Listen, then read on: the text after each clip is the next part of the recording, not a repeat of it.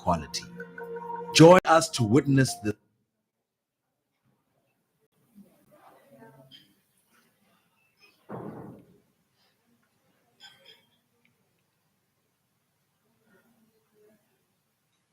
All right, good morning, everyone. I hope you all rested well after our marathon yesterday. I know we went over time, but I think that the discussions we had, the presentations that were given were all, I think, worthwhile. So while we went over time yesterday, today we will be very strict with time. Number one, I think a lot of the speakers and guests are flying back to Cape Town. And number two, Sundowns is playing Pirates. So we have to make it to that game. All right, so today's program is much shorter than yesterday. You will be receiving copies. Nini and Lerato are coming around with them shortly. Yesterday, we went through pre-colonial era, colonial era, and apartheid. We had some very good and thorough discussions, some very painful discussions which were necessary. Today, we'll be looking at resistance and liberation, which is linked to the apartheid era. And then we'll be looking at support by African nations to the liberation movement, and we'll finally end on the democratic era. So first and foremost, I'd like to bring back to the stage Ntate Joe Sorokwane to do the opening and welcome for today. Please give him a round of applause.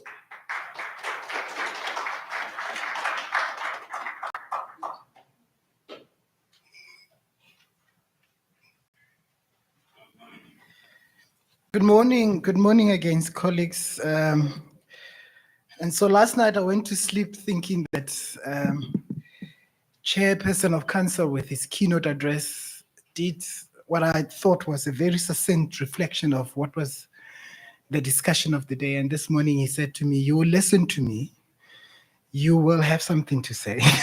So I am having something to say as part of just the opening of today's session. So I'm not going to repeat his reflection of yesterday's. I want us to perhaps just, as we start today's conversations, as we start today's reflection, somehow saturate this notion of liberation and what it means in a post-conflict society. And I want us to challenge us at what I call an emancipatory claim.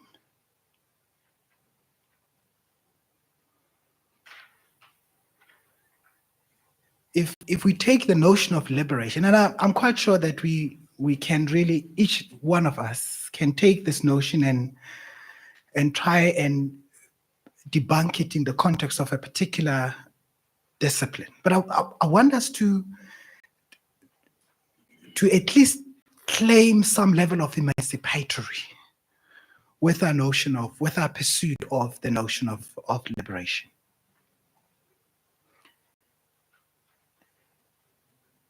This morning when I couldn't sleep, my question was, what is the role of science? What was the role of science in some of the production of the kind of narrative that we're reflecting on yesterday? How was science used? Science at institutions of higher learning. How was it used to rationalize all of the things that we're talking about? And it didn't come through in those particular conversations that the institutionalizations of practices that speak to systems and structures that have become very difficult to dismantle. I actually rested on institutions that speaks with legitimacy. Now, if somebody says to you, the scientific approach, the scientific research silences everything else that has already been actually discredited as science. Your indigenous knowledge system, for example. When we know the depth of that has to an extent actually contributed to the fact that we still have South Africa today. So that did not come through. So institutions of higher learning, church, religion as an ideology, politics as an institution. So there's many institutions that that have been used to somehow rationalize and they are complicit in the reproduction of the social injustices. But there's also you and me. There's also me that have somehow accumulated this knowledge and internalized it without questioning. And in our pursuit of the so-called science, we are reproducing the same systemic and structural problem. In our pursuit of science,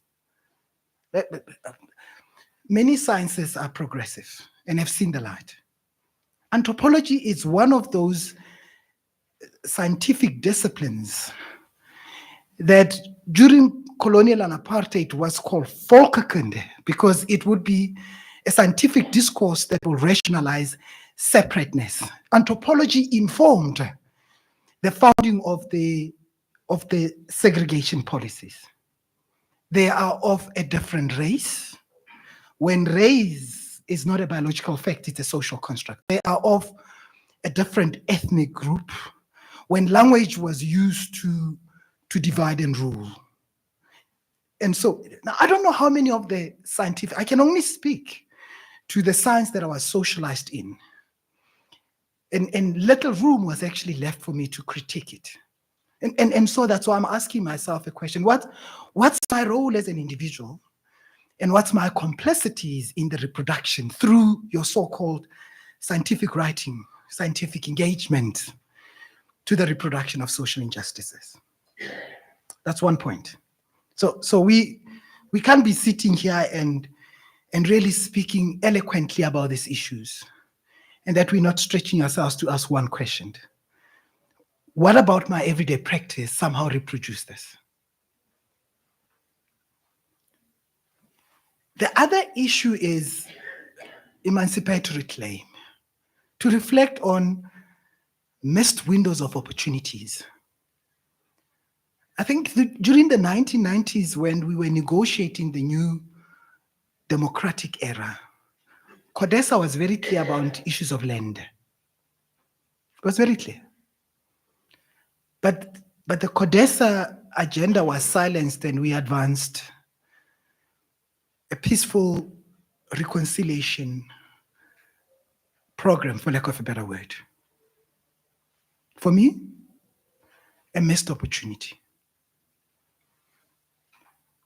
Another missed opportunity was when we had to repeal the National Monuments Act to replace it with the National Heritage Resources Agency.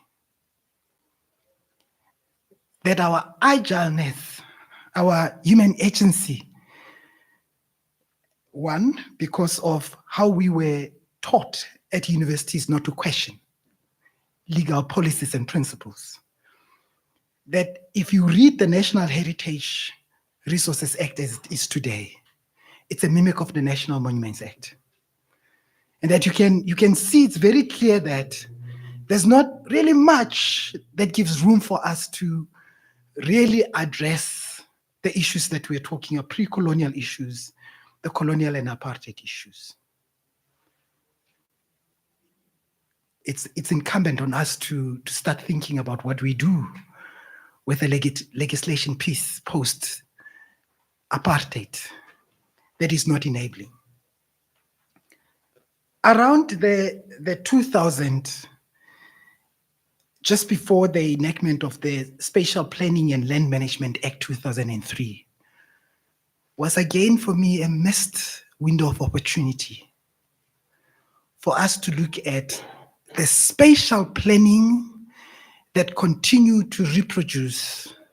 I almost want to call it, and I'm using this loosely, the neighborhood that advances the white ideals. And when I say white ideals, I'm not talking about a person. I'm talking about an ideology that has been a supremacist ideology as far as that underlines the land planning management, reimagination of land spaces, neighborhood, etc. I mean, when you are in Bloemfontein, there's a Mangaung black, there is Heidedal colored, and I'm quite sure it's still the same. And somehow this boundaries kept on re-emerging. They reassert themselves differently. Maybe it's not along the lines of race, but it takes different forms. And we are reluctant to start challenging those particular different forms. And the Land Management Act, I usually don't want to claim to know this thing. It's quite clear about the social justice agenda. It's very clear about it. It's very clear about the social justice agenda. But when you drive in our neighborhoods, you can tell that I'm entering into a space, and how that space is defined suggests particular kind of notions are not necessarily, I guess, applicable to other townships, other neighborhoods. A missed window of opportunity.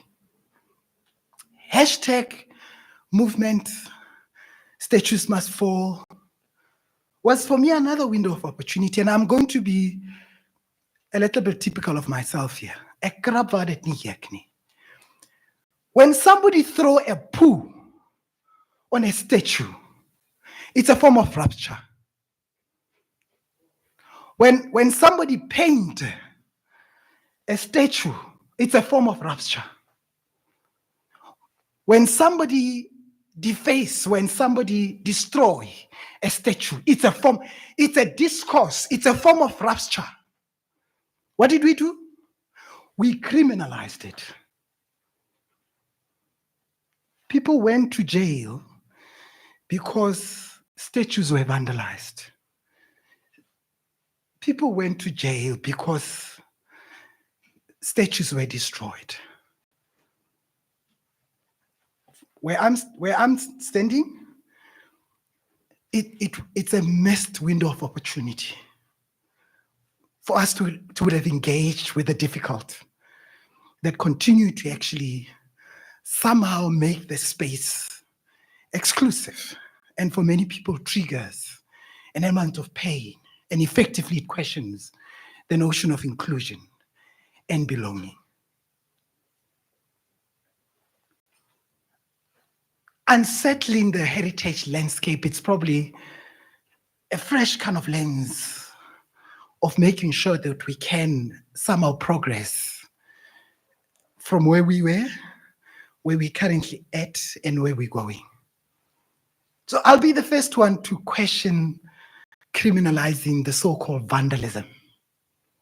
I'll be the first one to question that. I'll be the first one to question.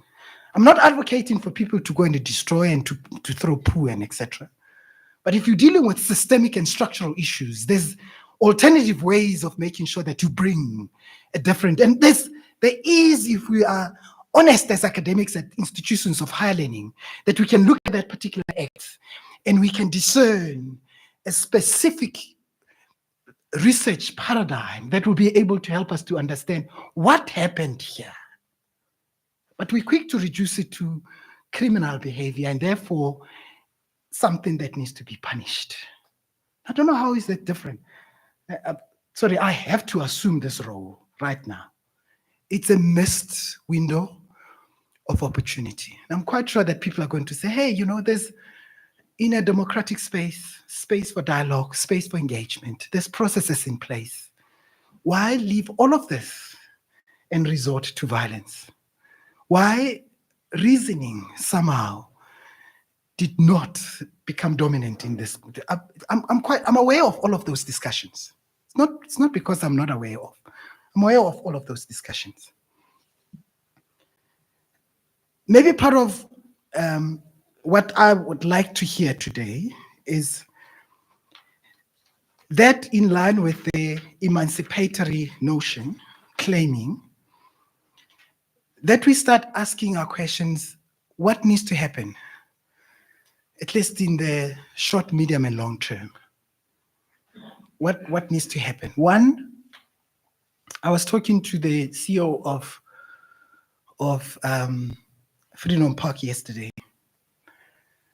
All these institutions could be Cultural Museums Act, could be all the act that speaks to what I call heritage.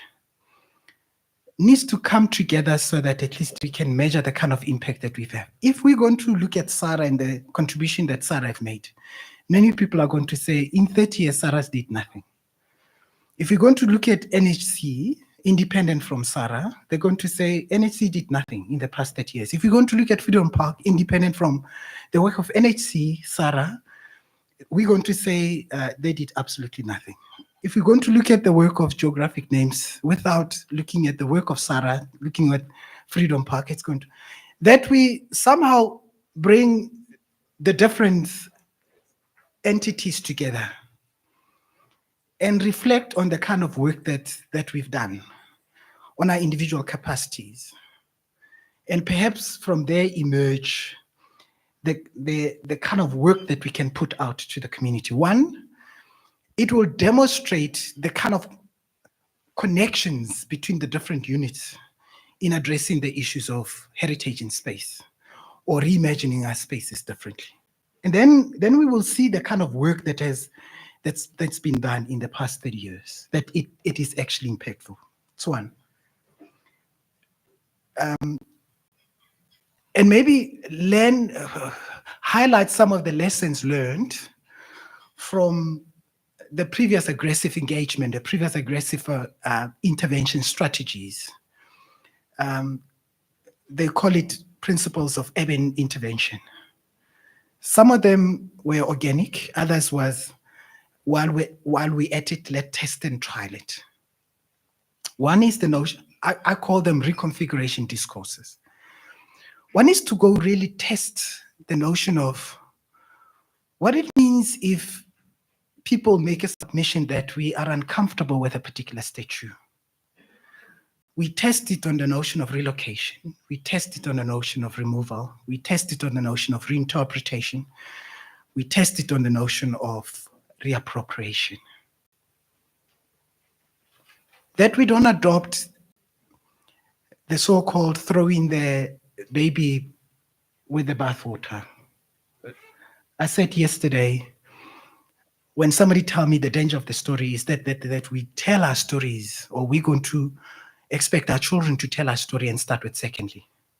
Somehow our story needs to still, or at least our heritage landscape needs to still be reflecting the pre-colonial, colonial, and apartheid, and including South Africa. So there must be a way that we're able to transform our heritage landscape without necessarily adopting a clean the space and make space for the new. Program director, I'm going to leave it at that. And this is my way of challenging every speaker that's going to be here, because I'm expected to take notes, Dr. Tozam. I'm expected to take notes, and I'm expected to report back to my council members on what happened during this 1.5 days. Thank you.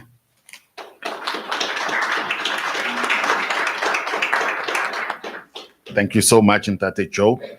We're going to go straight into our main session, and I'd like to invite Ntate Motuka, who will be the moderator for this session. And if Dr. Houston, Dr. Matuma, Professor van der Walt, and Ms. Fari, if you could please come to the front and take your seats.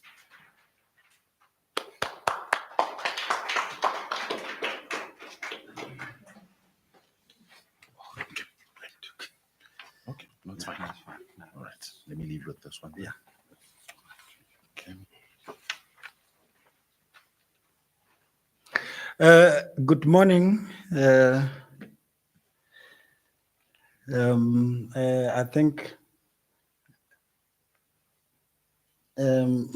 already my name is out there, and I'm very happy that that they said today we must run, because I must declare I have interest in Orlando Pirates winning. Well, thank you very much, and really, we from what we have been listening to yesterday until today, we can all agree indeed that, which is the issue that I was talking to yesterday, that throughout the time, there has always been resistance. Throughout the time when, colonization started, there has always been some sort of, resistance. And essentially, my issue yesterday was that even if we are aware of that, the narrative has always not picked up in terms of our history, in terms of how we write, that there has been, such resistance that will go with everything else that was going on.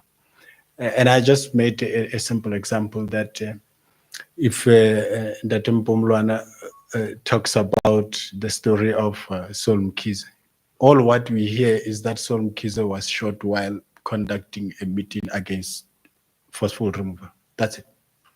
But we never talk about the gay as part of the narrative.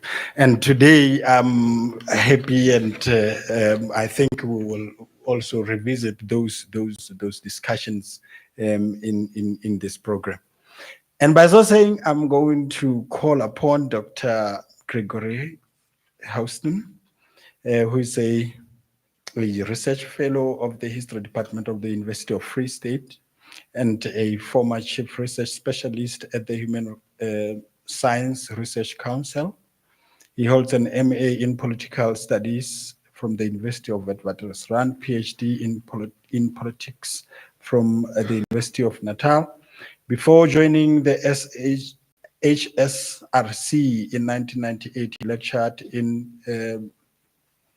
the Department of Political Studies at the University of Transkei, now known as Walter Sisulu University, for 12 years. Soon after joining the HSRC, he was seconded to the South African Democracy Education Trust, SADET, in 2000 until he returned to the HSRC in January of 2010, initially serving as project coordinator and then as executive director from the late 2004.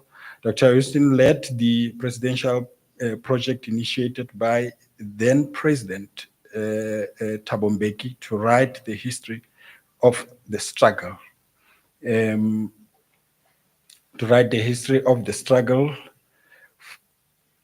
Where am I? Struggle liberation in South Africa until his return to the HSRC. He has over 100 publications, including 14 numerous technical reports and conference and seminar papers. His forthcoming publication is a co-edited book titled A Social History from Below, Life Stories from Wentworth, South Africa. He retired from the HSRC in December 2023. Let's give a round of applause for Dr. Houston. Thank you. Thank you. Good morning, everybody. I just realized that about a month ago, on Saturday, the 4th of May, at almost the same time, I was presenting a paper in another Democracy at 30 seminar. CEO, there's no overtime pay.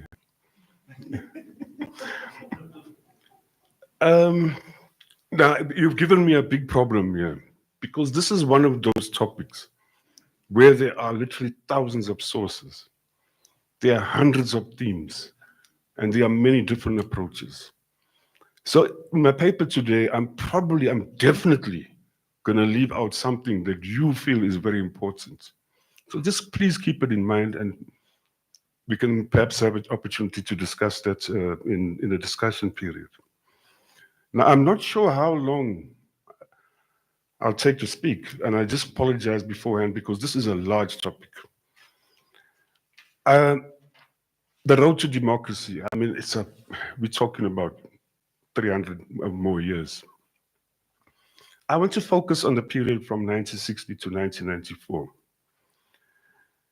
Most studies of the history of the liberation struggle will start with the various clashes that preceded 1652, the arrival, that clashes with the passing sailors.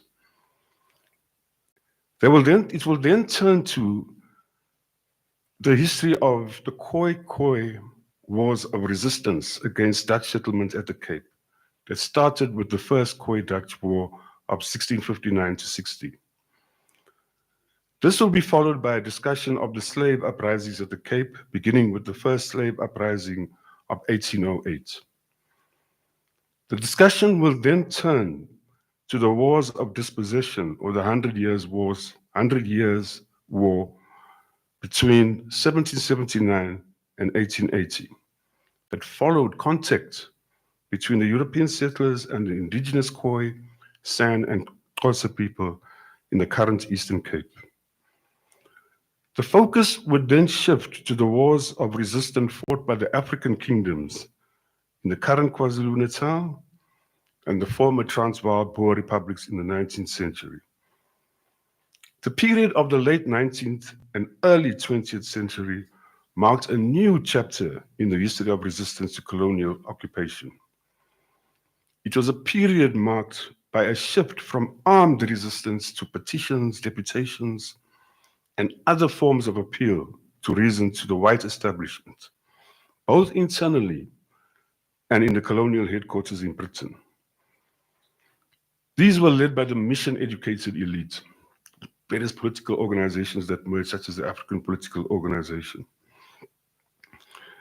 This ended with the Act of Union in 2010, when it became clear that the missionary promises were quite empty, and the polite tactics that were employed by the mission-educated elite were failing. The years from 1910 to the end of the 1950s represent the consolidation of white power and the escalation of resistance to minority rule. The focus will shift to the rise of the formation of South African Native National Congress, later renamed the ANC, the formation of the South African Communist Party, or Communist Party of South Africa rather, the All Africa Convention, the trade union movement, the rise of the trade union movement, SACTU, and so on, and culminates with the formation of the PAC, to deal with the various campaigns, such as the Hertzog Bulls campaign, the Defiance campaign, the Freedom Charter campaign. It would deal with the various revolts, such as the Zeres revolt and the Sekhukhune revolt. The focus of this period, of this paper, is a period from 1960. At the beginning of the 1960s, the Communist Party of South Africa had been banned, and the Pan-Africanist Congress was a few months old. The Congress alliance that brought together the African National Congress with other organizations, including the South African Congress of Trade Unions, the South African Colored People's Congress, the Congress of Democrats, and the South African Indian Congress, had been established. The most prominent leaders of the Congress alliance were facing treason charges at the treason trial, and a vast array of legislation had been enacted, including the Suppression of Communism Act, to contain Black resistance.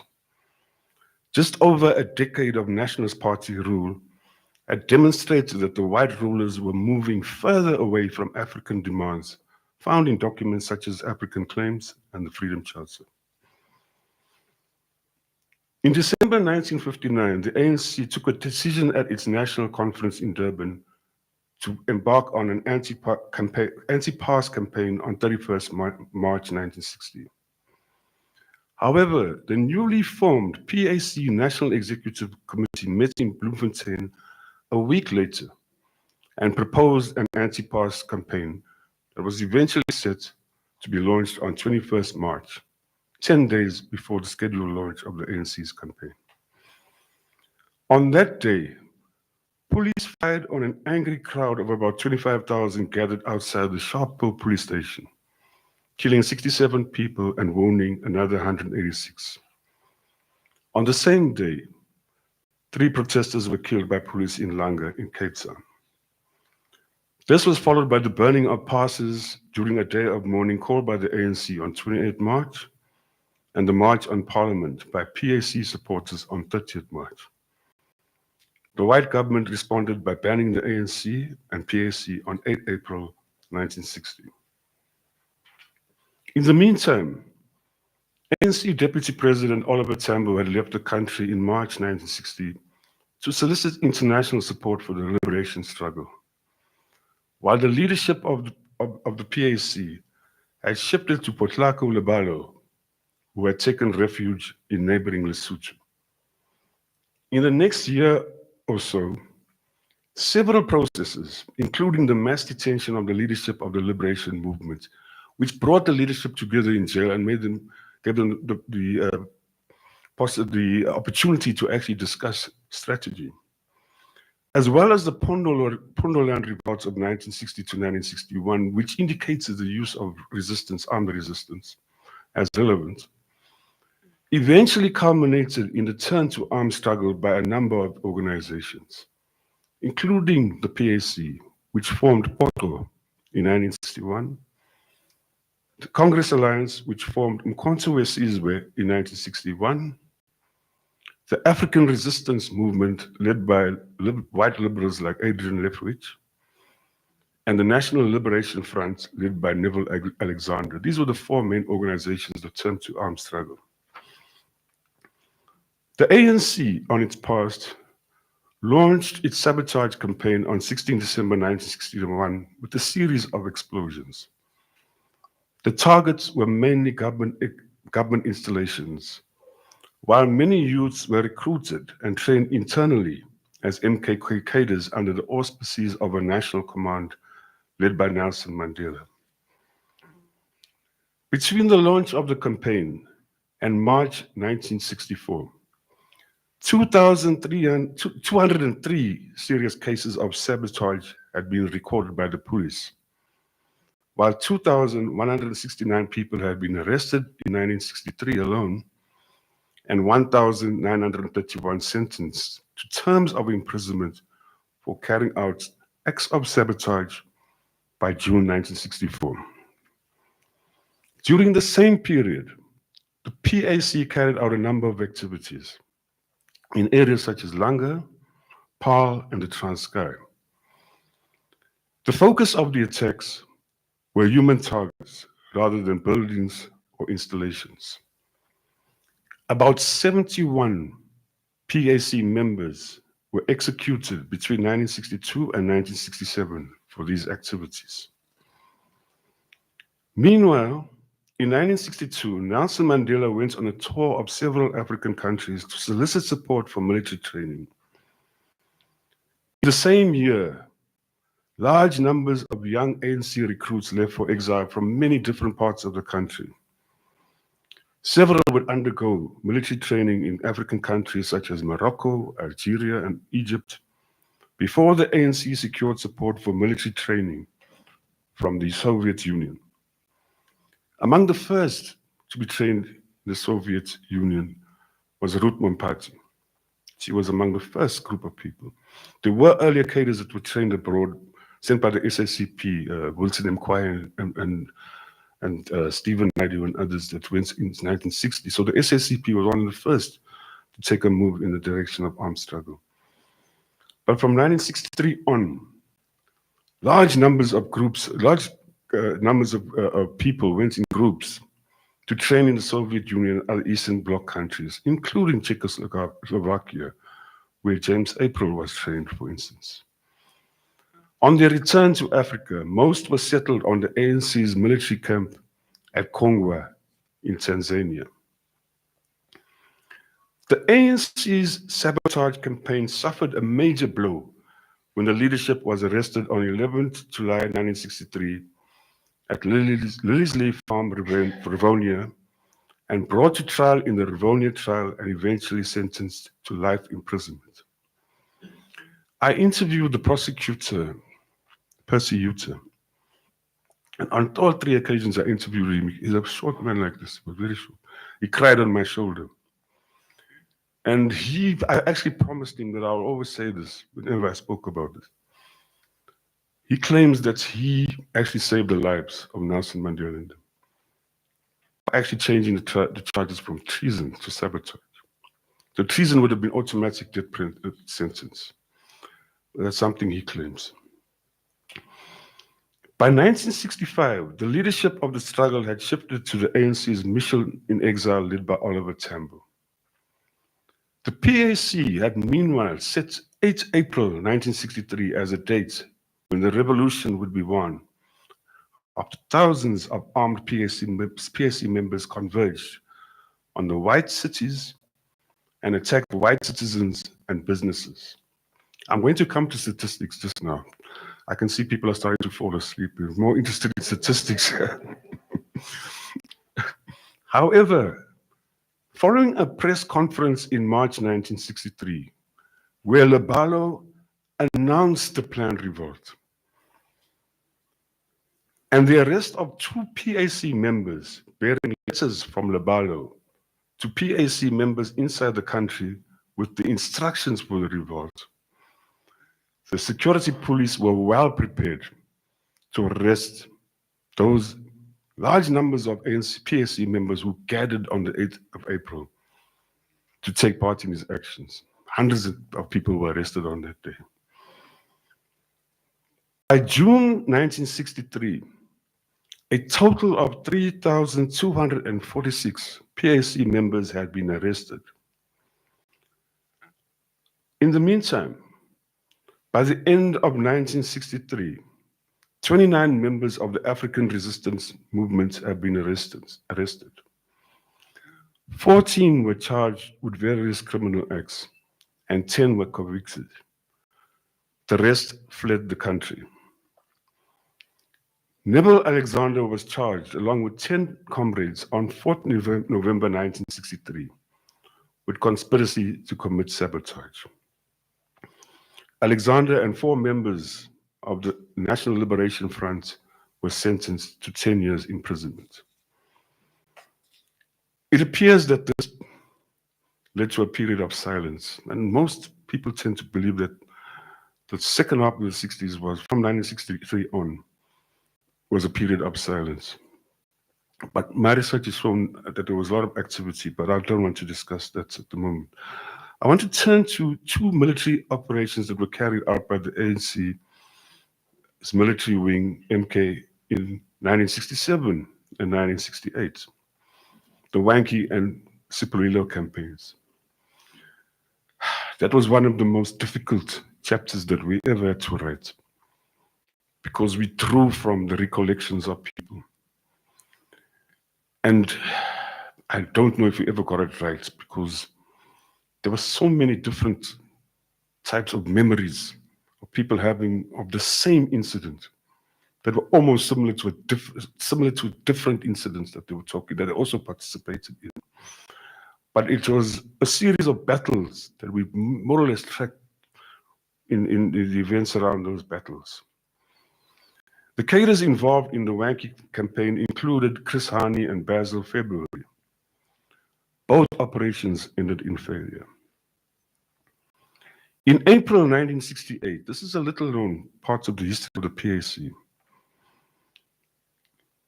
which also, after changing the name of its military wing to the Azanian People's Liberation Army in 1967, embarked on a campaign to infiltrate cadres through Mozambique. The Villa-Piri operation was not intended to be a combat operation, but to establish a trail through that country as a basis for future infiltration. However, as the unit was passing through Villa-Piri on the Beira railway line, they came under heavy attack. Only 3 managed to escape. Now, one of the brothers of one of the former SARA councillors, Professor Gume, his brother, what ever happened to him, nobody knows what happened to him. He was participated in this campaign. Up to today, nobody knows what happened to him. In the same year, dissatisfaction with the white-led National Union of South African Students, NUSAS, erupted among black students such as Steve Biko following events at a conference in Stadtheim. The disaffected students then formed an organization to represent the interests of African, Indian, and colored students, known as the South African Students Organization. Just an anecdotal aspect of the name. This name was decided on, apparently, according to Omar Bacha, when he was sitting next to a toilet somewhere in the Alan Taylor residence in Durban. And they came up with this name, two of them, South African Students Organization. Biko emerged as the leader of the organization and the key proponent of the Black consciousness philosophy that would take root in the country in the 1970s. The 1960s ended with the 1969 ANC Morogoro Conference that gave rise to the Revolutionary Council that was charged with taking leadership for the conduct of the struggle, and also brought in colored and Indian leadership for the first term. And the expulsion of the ANC and PAC from Tanzania following a failed coup attempt in 1969. Both liberation movements were forced to establish bases in other parts of the country. That's the first of 3 parts. How am I doing with time?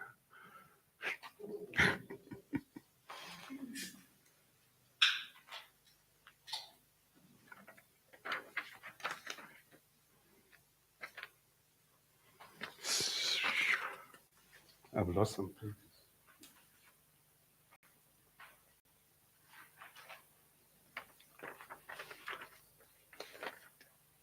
In the early 1970s, the student leadership of SASO moved rapidly to reach a wider and adult audience by forming the Black People's Convention in December 1972. The BPC aimed to unite all South African Blacks into a political movement which would seek liberation and emancipation of Black people from both psychological and physical oppression.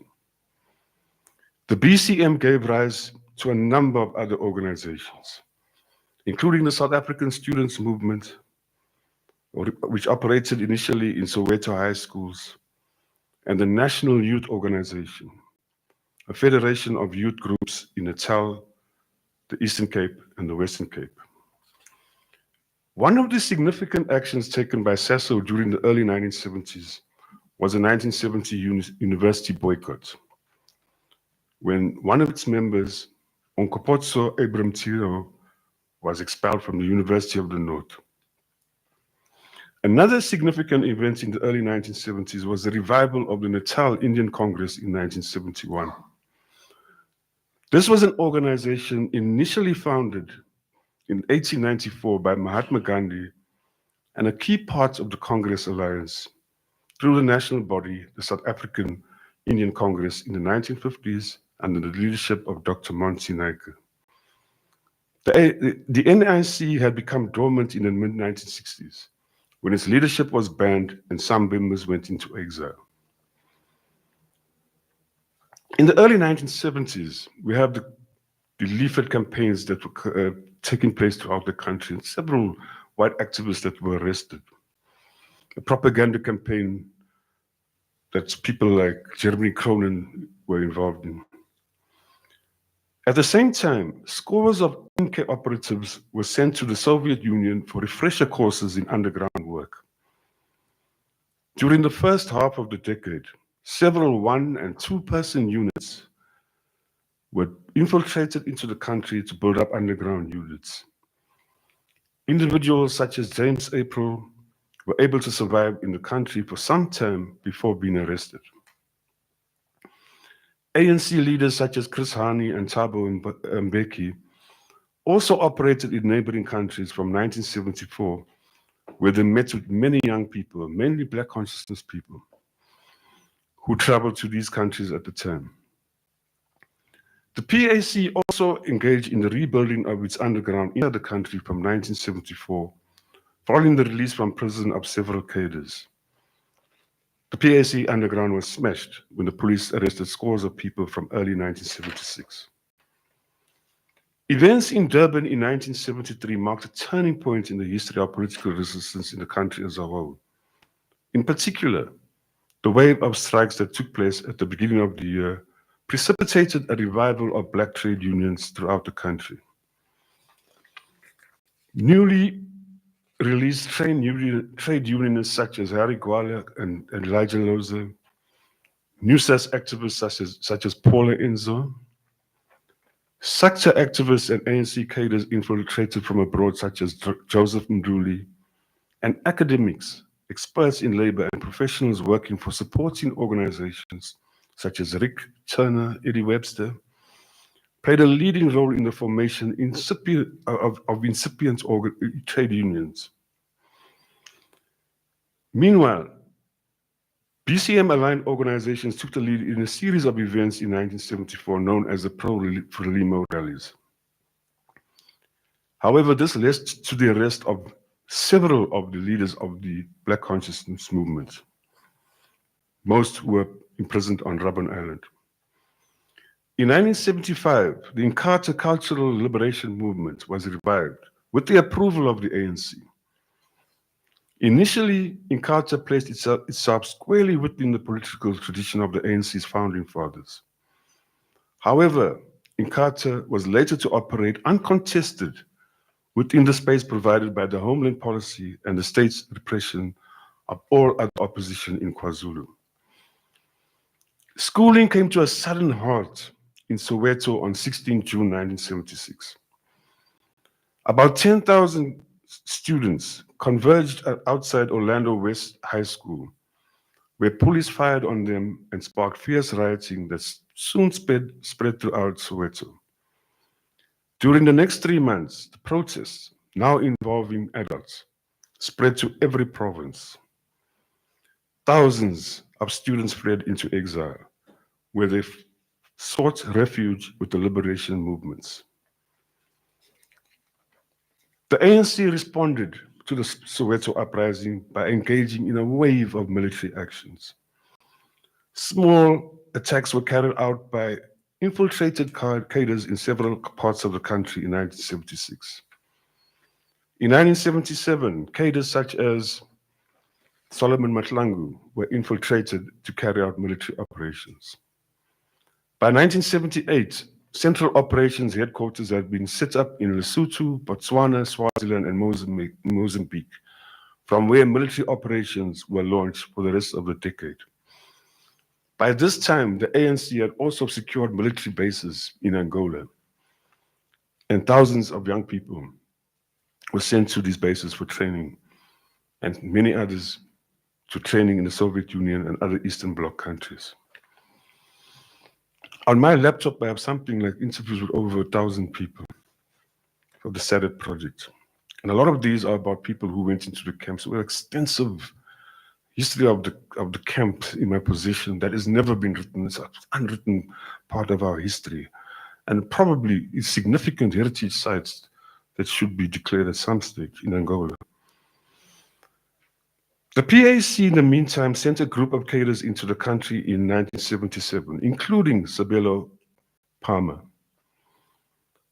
This group managed to stay in the country for about 20 months before they were arrested.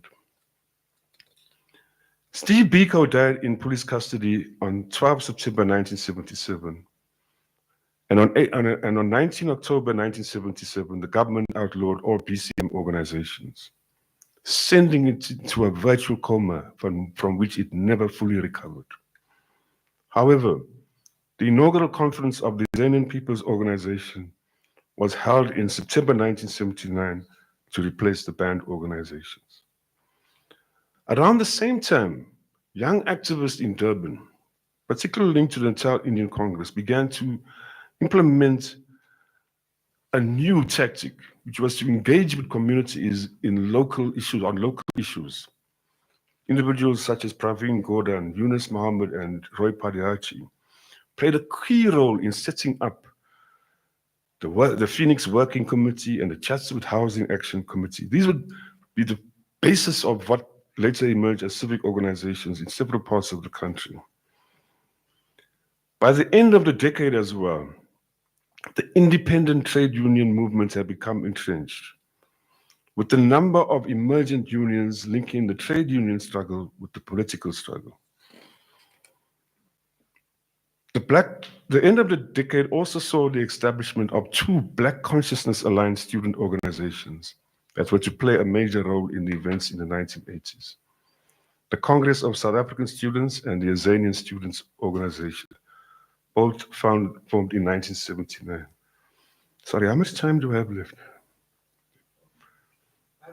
5 minutes. To talk about the 80s in 5 minutes. The South African liberation struggle literally exploded during the 1980s, reaching levels of activity never seen before. This was accompanied by an equally unprecedented level of state repression and counter-revolutionary mobilization. The first feature of this explosion in revolutionary activity was the proliferation of civic, student, youth, trade union, women, political, and other organizations, which culminated in the formation of the United Democratic Front, National Forum, and Congress of South African Trade Unions in the first half of the decade. I'm going to just skip through this part because I talk about the formation of the Soweto Civic Association, the Port Elizabeth Black Civic Organization. I talk about the formation of youth congresses in various parts of the country. I talk about the formation of COSATU, which would more likely be better covered in the next paper. The 1980s also saw an unprecedented level of political participation in political activities, as the growing number of organizations engaged in numerous campaigns. Just to mention a few here, the 1980 school boycotts, the Fatties and Monies and Wilson Roundtree strikes, the Freedom Charter campaign, the Release Mandela campaign, the Anti-South African Indian Council campaign, and the Anti-Community Councils campaign.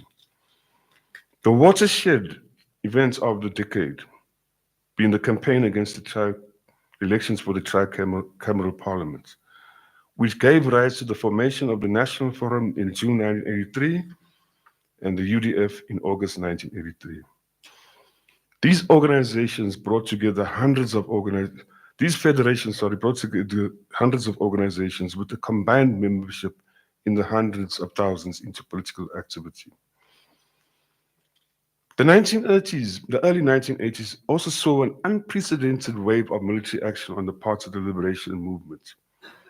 For instance, the ANC Special Operations Unit carried out a number of high-impact attacks on strategically placed military and economic targets that supported the apartheid regime. The attacks on Sasol 1, Netref, and Sasol 2 in 1980. The attack on Sasol 3 in 1981. The 1981 attack on the South African Defence Force military headquarters at Fort Trekohoogte. The 1982 attack on the Koeberg nuclear plant, and the 1983 attack on the headquarters of the SAAF in Pretoria, amongst others. I then turned to the countrywide revolt that was provoked by the events in the Vaal Triangle in 1984. And we have this call by the ANC to make the country ungovernable at the same time. By June 1985, only 2 African townships in the country still had functioning local government structures. We also have the emergence of tactics such as consumer boycotts during this period. In the meantime, unity talks led to the formation of COSATU. In the same year, the partial state of emergency declared in mid-1985 led to the banning of COSAS and a clampdown on individuals and members of the ANC, of the UDF. This was followed by a countrywide state of emergency in 1986. And an estimated 87% of the 32,000 people in detention in August 1987 were UDF members. In the meantime, during the mid-1980s, delegations of prominent white South Africans went outside the country to meet with the ANC. I discussed several of these delegations. At the same time, overtures were being made to Nelson Mandela to engage in negotiations while he was still in prison. Nevertheless, the period from 1985 to 1989 was marked by numerous military actions carried out by MK cadres in virtually every part of the country. There's a lot of talk about the armed struggle having no impact, but just to give you an idea, I want to come to the statistics now. For instance, MK carried out about 228 attacks in 1986, 242 in 1987, about 300 in 1988, and 216 in 1989. And these were small attacks and sometimes large attacks, some huge units.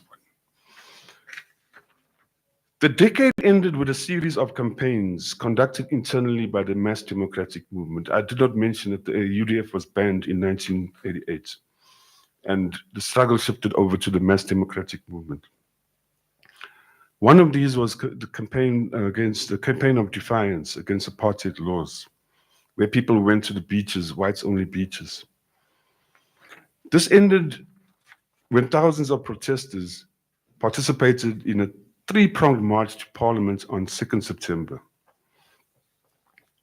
On 2nd February 1990, FW de Klerk unbanned the ANC, PSC, and other organizations. In conclusion, this history has served as a source for many of the liberation sites, the heritage sites that we have today. And I think I saw Kwesi somewhere around here, but it's disappeared. Some developments happening with the World Heritage Site claim efforts that the NHC is engaging in. I'd like to end there, and I'm sorry for taking so much of your time. Thank you.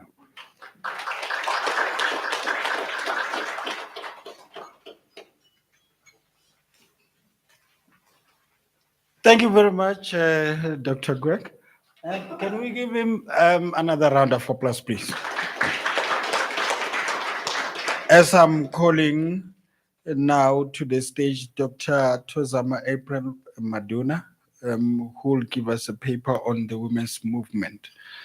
Dr. Tozama is a historian and senior curator at the National Heritage and Cultural Studies Center at the University of Fort Hare. She holds a PhD in history from the University of the Western Cape in Cape Town. She's also co-author of Chapter 4 of SADET, Volume 1, The 10 to Armed Struggle. Her chapter, Charlotte McKeck, a celebrated and neglected figure in history, also appears in Lisoni et al. 100 Years of the ANC, Debating Liberation Histories Today, in 2012. Her research covers contemporary themes in African history, women and gender studies, public and visual history, Black aesthetic production, as well as themes in liberation struggles. Can we give a round of applause for Dr. Tozama?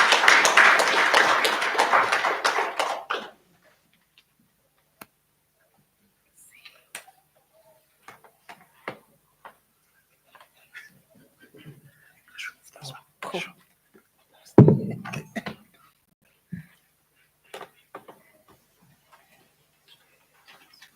Thank you, Program Director.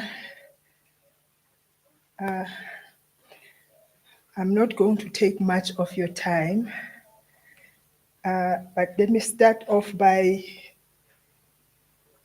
acknowledging the leadership of the South African Heritage Resources Agency, partners who have made it possible for us to converge here today.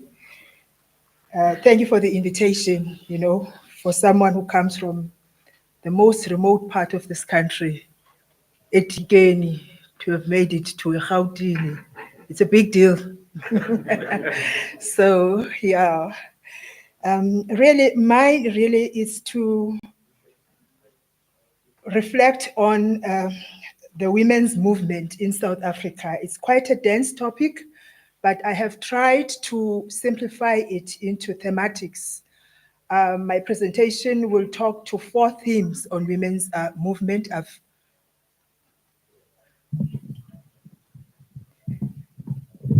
So I have limited my presentation to those 4 thematics. I'll look at the roles of women, for I believe women play multiple roles in society. So in reflecting on that, I will be having a look at women in pre-colonial times, just a quick reflection on that, colonial and in struggles against apartheid, as well as women's movement in the post-apartheid era. By way of reflection, I also take this opportunity to reflect on the 30 years of democracy just briefly as to what it means, possible reflections on the 30 years of democracy and what it means.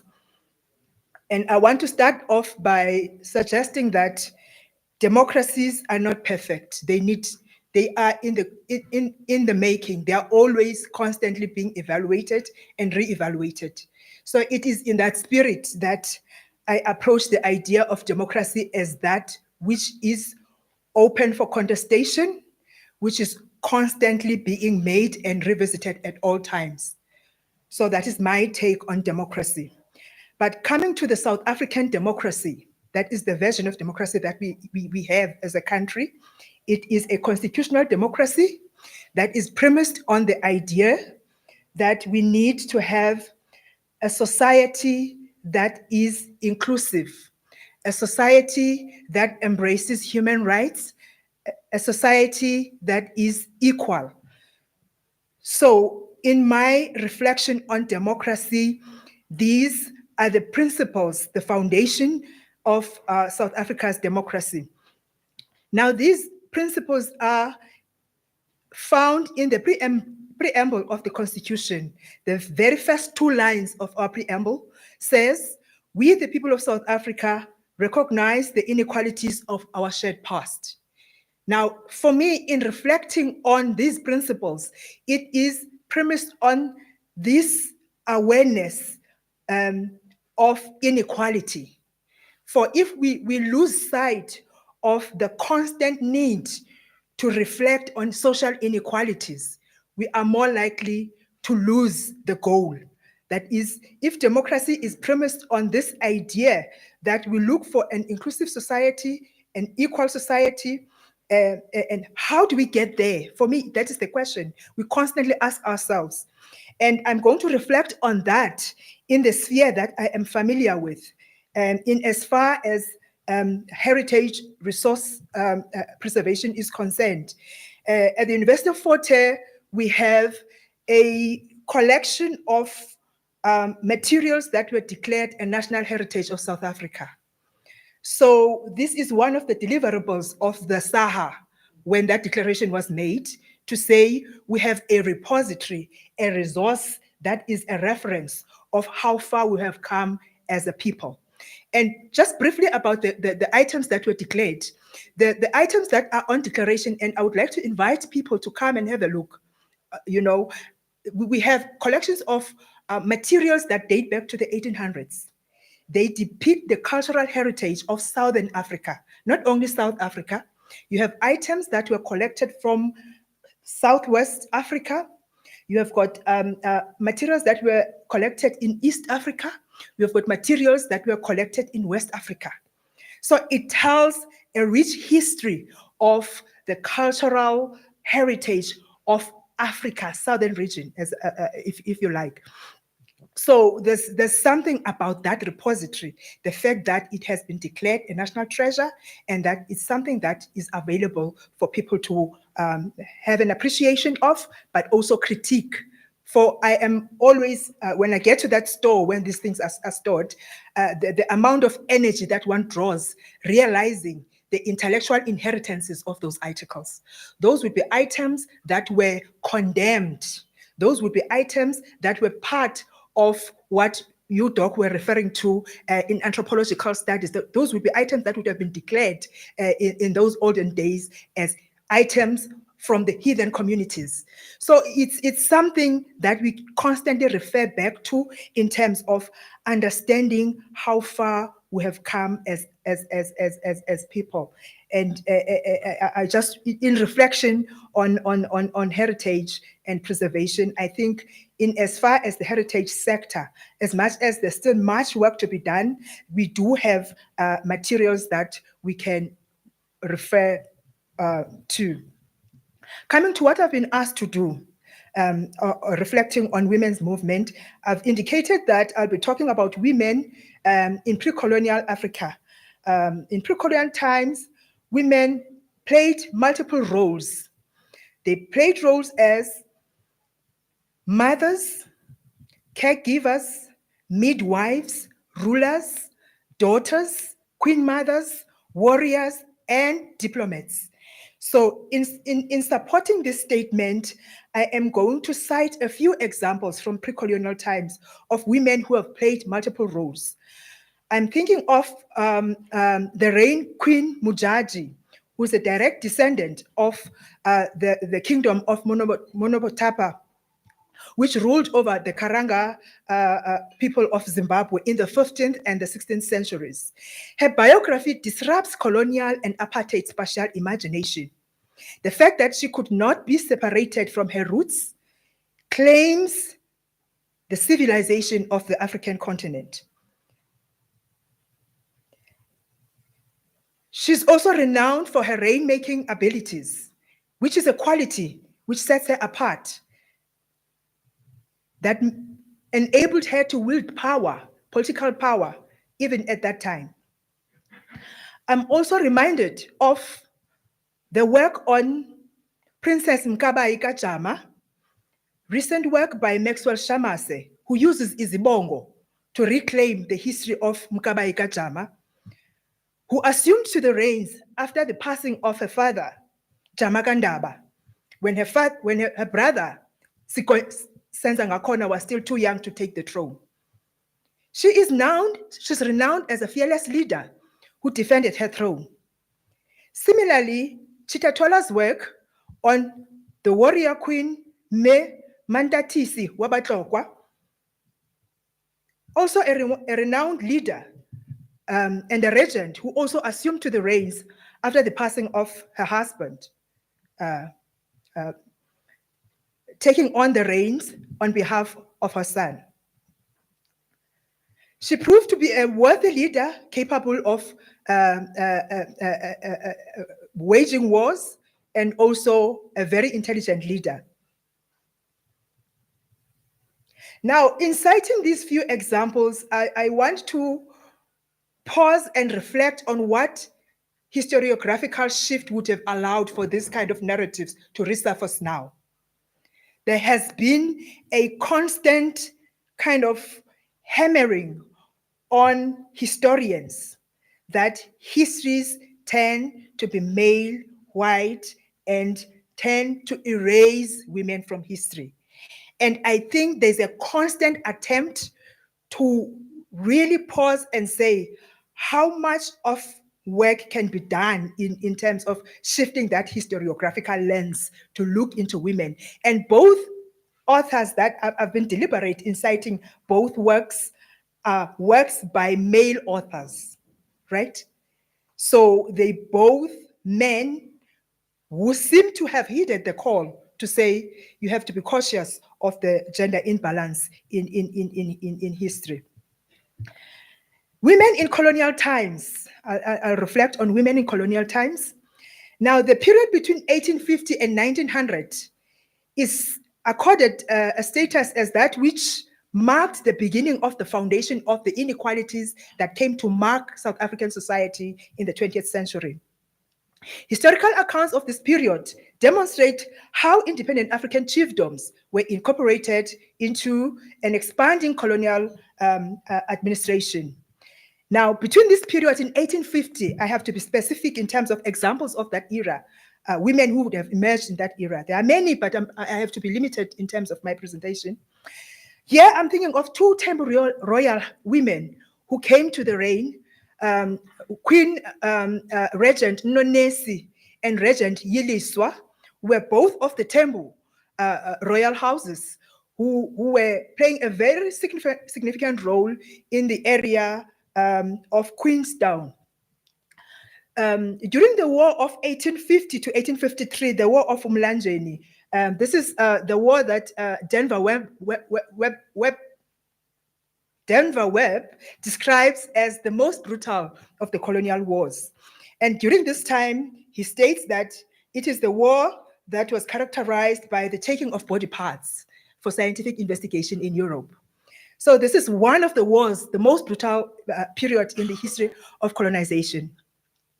And during this period, the Chachu and the Ndungwane chiefs, Chief Kwesha and Chief Mapasa, joined the war against the British on the side of the Ngqika and the Khoi in the area of Fort Beaufort.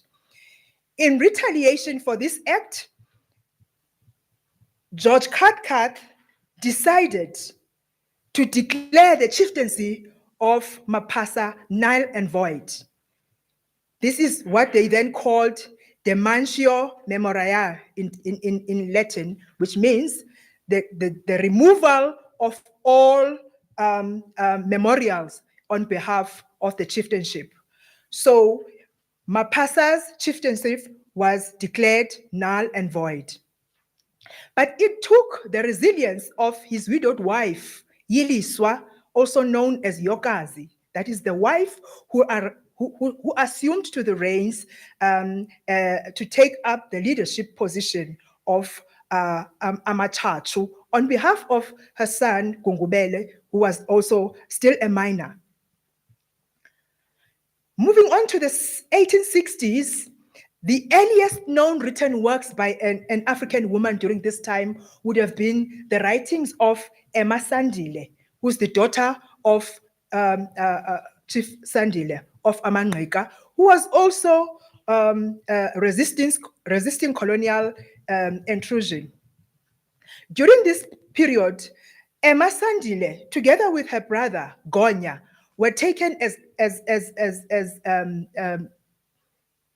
prisoners of war, and then they were forced to go and study at Zonneblom in Cape Town. While there, Emma Sandile writes to the then head of the school, George Gray, demanding to be reunited with her family. So she produced some of the earliest known written text by a woman. A series of her correspondence has been studied by many scholars to get a sense of what were these women thinking, what were they were reflecting on, using the pen to express themselves as early as that period. Also in the 1800s, we have Olive Schreiner's novel, The Story of the South African Farm, right? But what is interesting about Olive Schreiner's book is the fact that for her to have the book published, she had to pose as a male author. The book was published under a pseudonym by a name of Ralph Ion. So she could not publish as a woman, right? So all these give us a sense of how far the women have come. Also born in the mid-70s, Charlotte Maxeke, whom we've recently witnessed a lot of hype around her iconic status. But I want to locate Charlotte Maxeke in her time, right? What would it have meant for her to have risen in that context? Born in Fort Beaufort, Blankwater area, which is about 10 km from Fort Beaufort, in a farming community. She's a daughter of farm labor tenants, right? Born in that period. But the interesting thing scholars of that period talk about, especially in as far as the education of young women, African women during that time, Deborah Gates states that a lot of these women would have been educated in Victorian kind of customs. They would have been taught to be the best version of a Victorian kind of culture. So Matlake went through that indoctrination, if you like. But guess what? Out of her own kind of initiative, Matlake would learn that that kind of education was not sufficient. It was not the kind of education that enabled an African child claim her own in the world. So born into that, indoctrinated in that, Matlake's turning point for me appears when she is I see her as someone whose intellectual formation was in the diaspora, right? When she interacts with the likes of Nina Goma, who later became Du Bois' wife, Du Bois, and the whole movement of women in the AME church within the circles of the African Americans. So there's something there that would have been a trigger for Matlake's public kind of political persona that we came to see in the 20s when she was really doing a lot of work in South Africa. I'm going to leave it at that. Now let's get to the women's movement that begins to form around this period, that is mid 1800s, 1889. Now the first known kind of organization that was formed was a temperance movement, right? It was a movement by women, right, within the missionary establishments. Those would be women who were upholding the values of purity, right? They were upholding the struggle against the abuse of amajwala, against the abuse of liquor. So here you have the early women's movement forming around these kind of issues at the time, emerging from the circles of the missionary society. Of course, they are also tainted with that Victorian ethic. I mean, they are still very much, because at that time, the missionary establishments in Britain took a resolute decision to say, we need the best of our own to go and teach in the colonies. So this is the kind of missionary education that these early educated African women would have been taught and inducted in. So that is the first women's movement. But within a few years of the establishment of that women's movement, they established a women's enfranchisement organization. A quick sum up,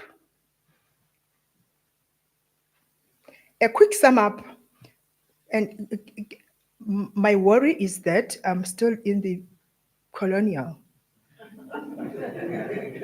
I'm going to sum up. I'm going to sum up.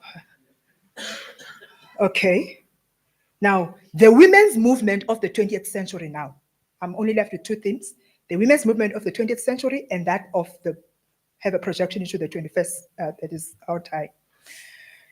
Women organized as women. They organized as mothers, right?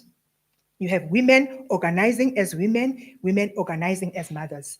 You had women in the 40s organizing against an international movement of women were organizing against the war effort, Women for Peace, right?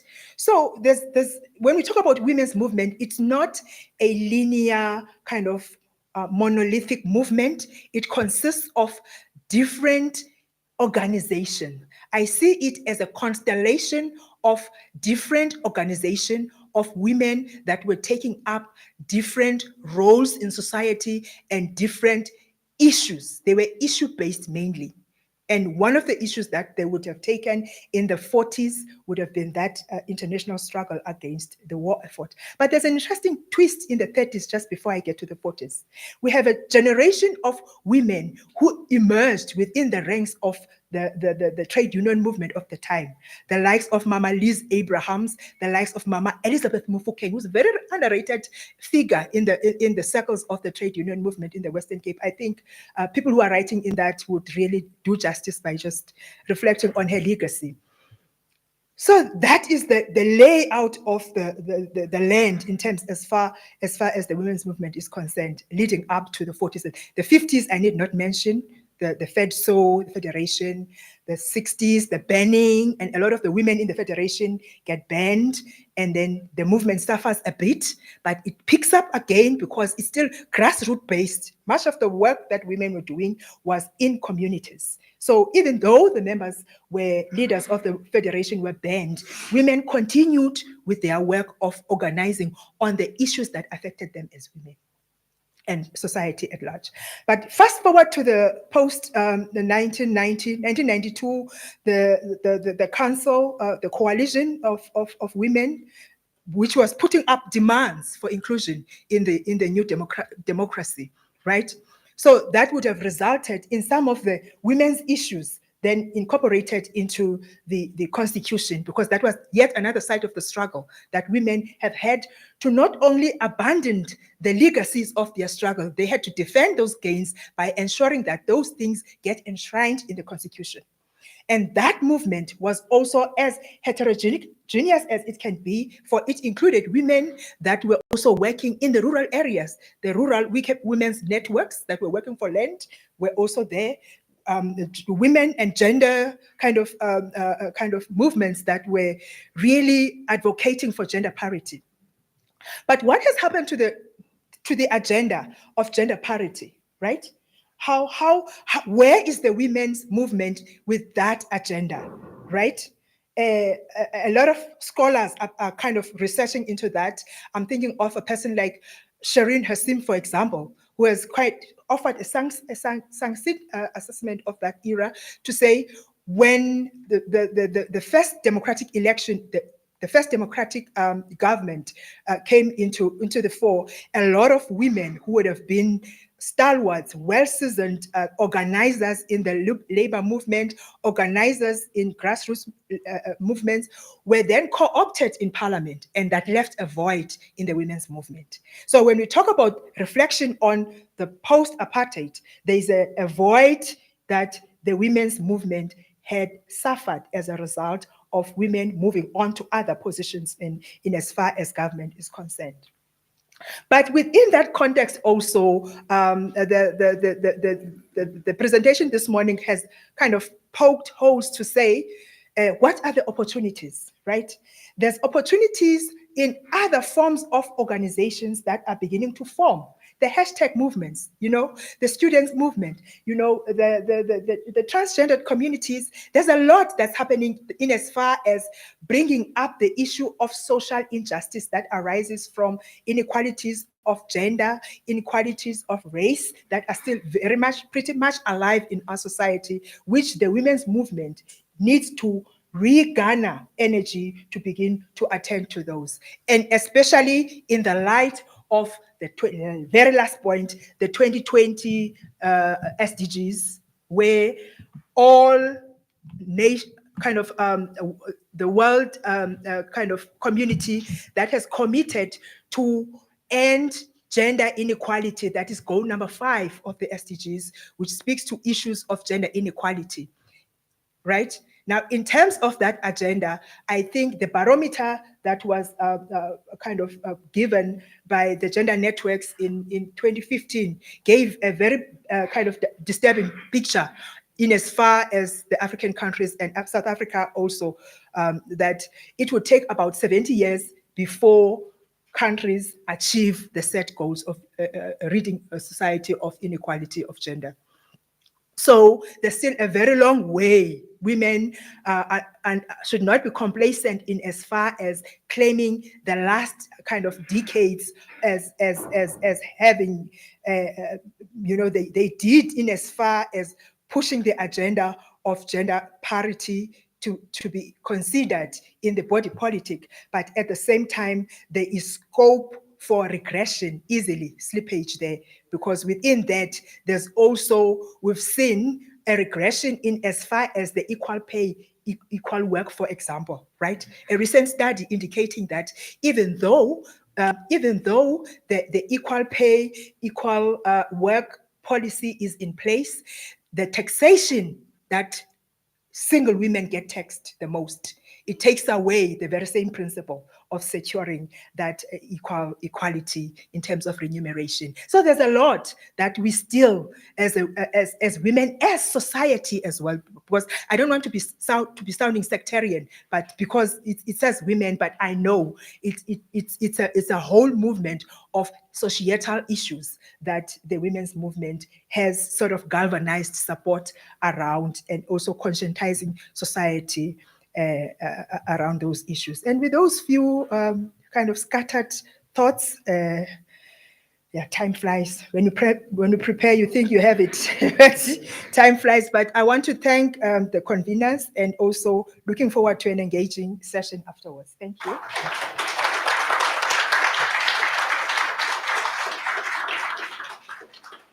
Thank you very much, Dr. Tozam. I was happy that you said you will save me some minutes, but you ate 5 more of my minutes. And as a result, we are exactly 30 minutes behind time. With that said, let me call through Professor Lucien van der Walt, who's going to talk to us today about the labor unions. And Dr. van der Walt is a director at the Neil Agate Labor Studies Unit, NELSU, at Rhodes University, and a labor educator. His book include Anarchism and Syndicalism in the Colonial and Post-Colonial World, 1880 to 1940, 2010.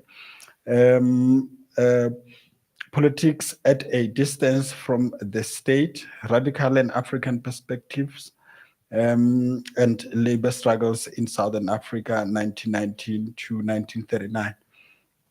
And New Perspectives on the Industrial and Commercial Workers Union, ICU, HSRC 2023, with David Johnson and others. He has also published widely, was Southern African editor for the International Encyclopedia of Protest and Revolution in 2009, and a winner of both the Labor History and the Codes Rea PhD Prize. Please welcome Dr. Professor Lucien van der Walt. And Prof, you have 20 minutes. Okay, so it's always difficult to follow these other presentations. I do have slides, but slides, if we get them up and running, are mostly going to be pictures. I'm not going to read through slides. I'm not going to do a load of things like that.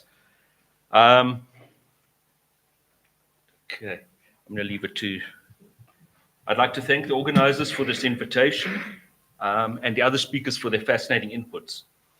Now, as noted, I'm looking at the role of labor movements in South Africa's road to democracy. I'm going to focus on a few key elements rather than provide a detailed chronology of all significant events. And there are several reasons why I need to use this approach. I think the first is we need to think about what we mean by labor movements. The second issue we need to think about is what we actually mean by the road to democracy and the meaning of democracy in that itself. And third, there are issues about how we understand the past that are raised. So this will become clearer as I go in the presentation, but we are going to, sorry, what's the control on this? Is it page down? Okay. It's an arrow. Yes. Okay. Yes. All right. Now let's do the issue of labor movements. If we look at Southern Africa or South Africa, workers have organized together and gone on strike for centuries. In fact, the first recorded strike in what is now South Africa was in Cape Town in 1752, and it was by German artisans who worked at the forge of the Dutch East India Company. They were prosecuted, the leaders were deported. Another example, in 1797, sailors in the British Royal Navy at Simonstown, what's now Simonstown, Table Bay, refused to work, part of an international strike across the British Empire. Now, the term strike itself actually comes from the Navy. It's about pulling down the sails, and raising the red flag is also coming out of the Navy. So if we think about these groups like sailors as workers, it complicates the story. In the 1850s, there was a wave of strikes by harbor workers in Cape Town, Port Alfred, what was then Port Elizabeth.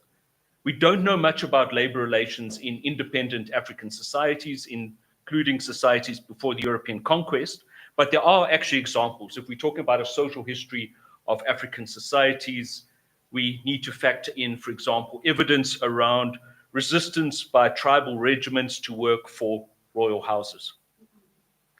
There are also a wide range of types of organizations that have been set up by and for workers around the world and in South Africa. These include workers' cooperatives, newspapers, choirs, mutual aid funds, services for workers like clinics. So in the 1970s, the first significant workers' organization set up in Durban is the General Factory Workers Benefit Fund. It's not a trade union, it's a mutual aid society that provides education services and legal services.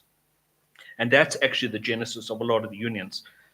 So to keep it simple, I'm going to focus on unions while bearing in mind that workers' movements and unions are a type of workers' movement, but there are other types.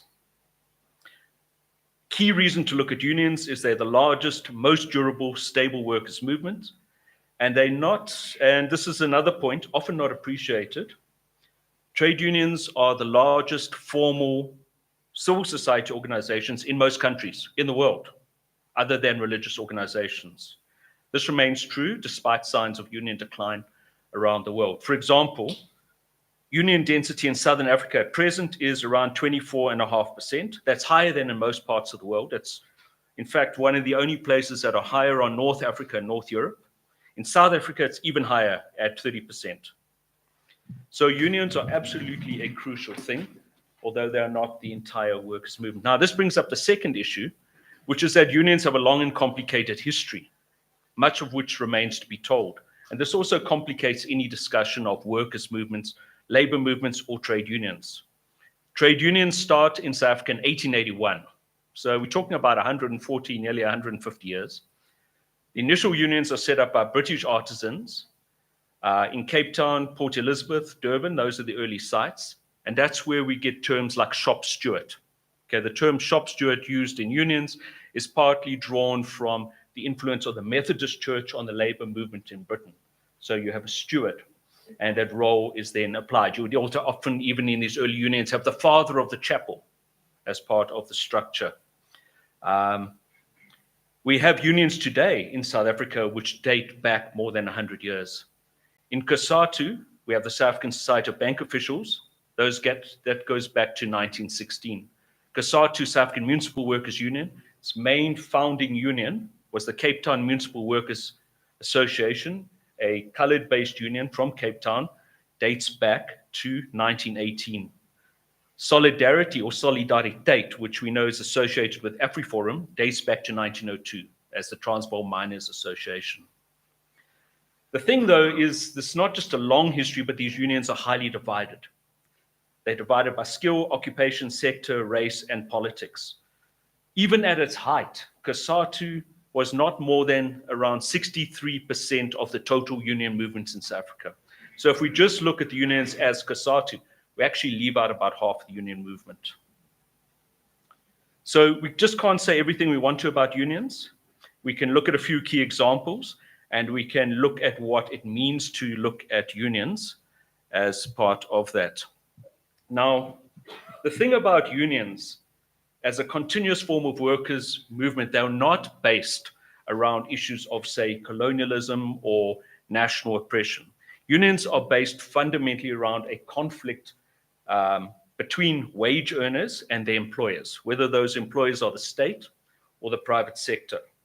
They arise, in other words, from a class division over wealth and power, which is not reducible to race.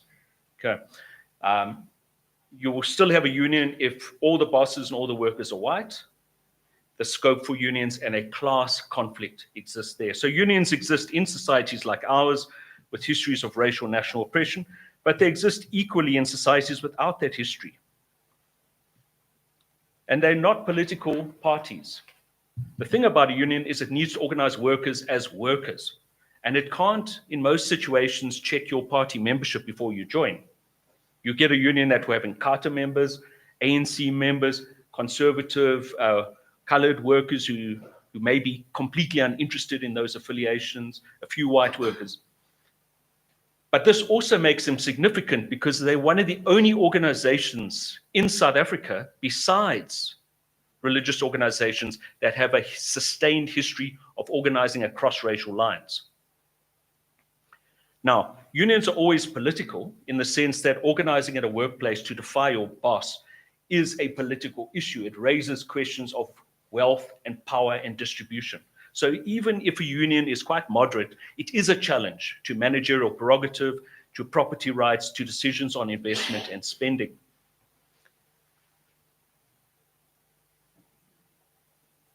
Now, I'm going to, just in mindful of time, I just want to say here that we can't understand this role of unions unless we understand the role of class.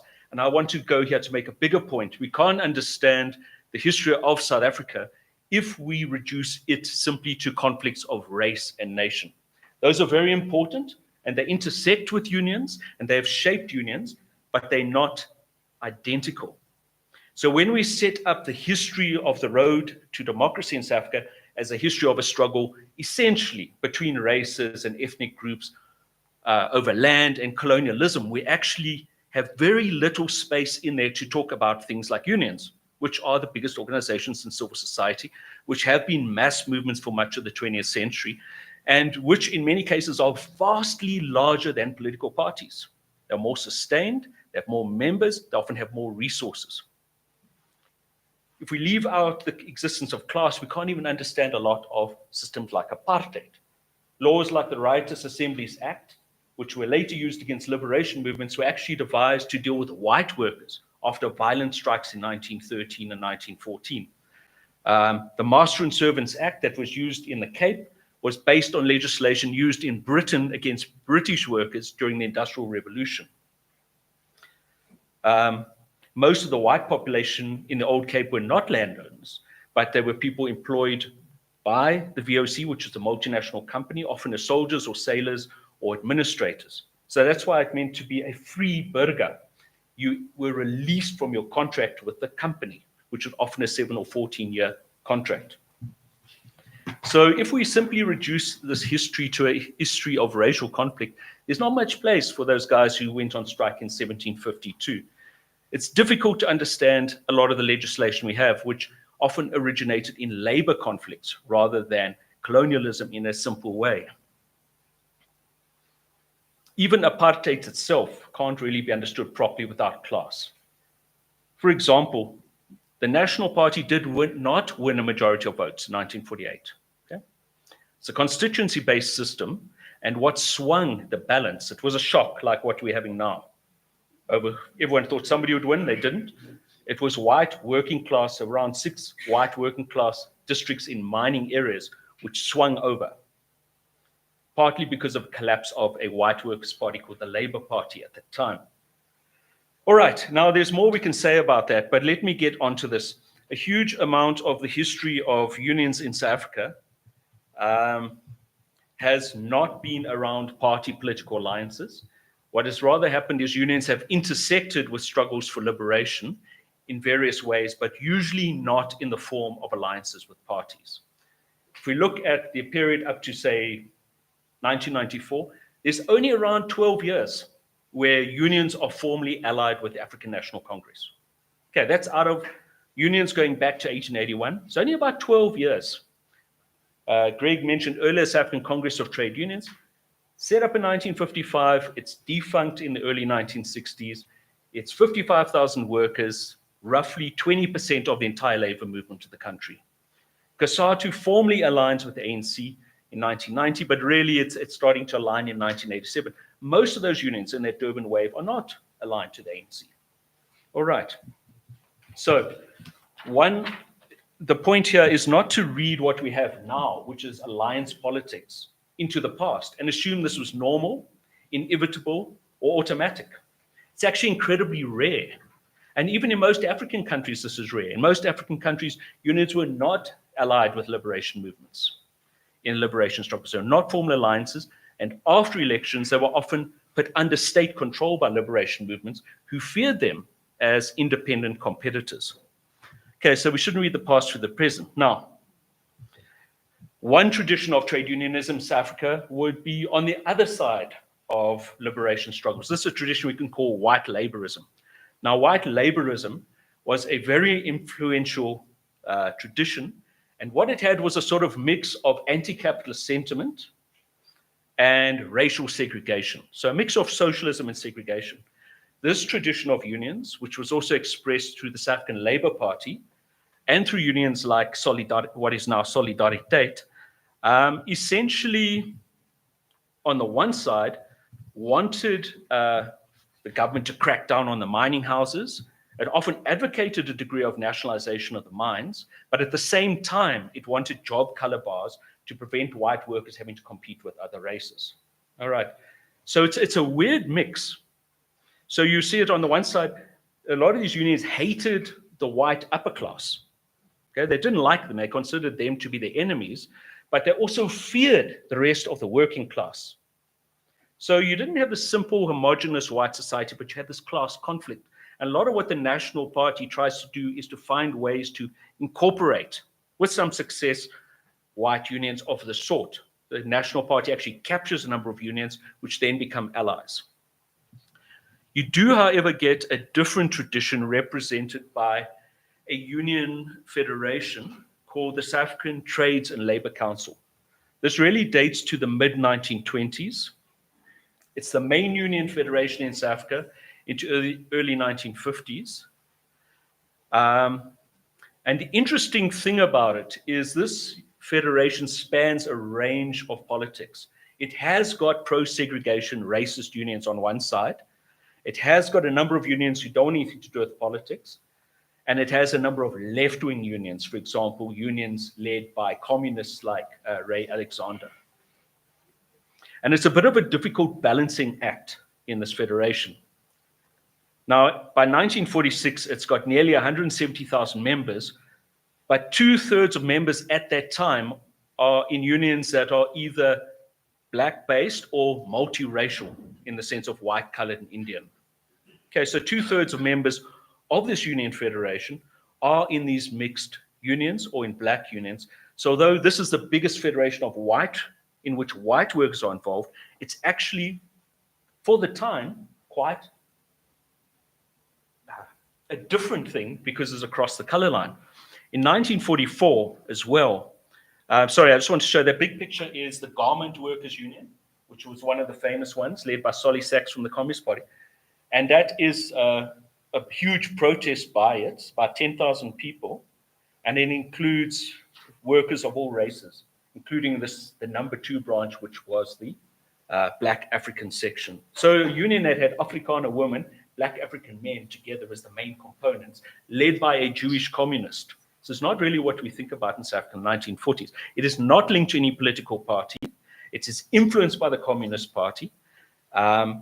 And in 1944, it issues a workers' charter. This describes as putting out the working class view on key issues.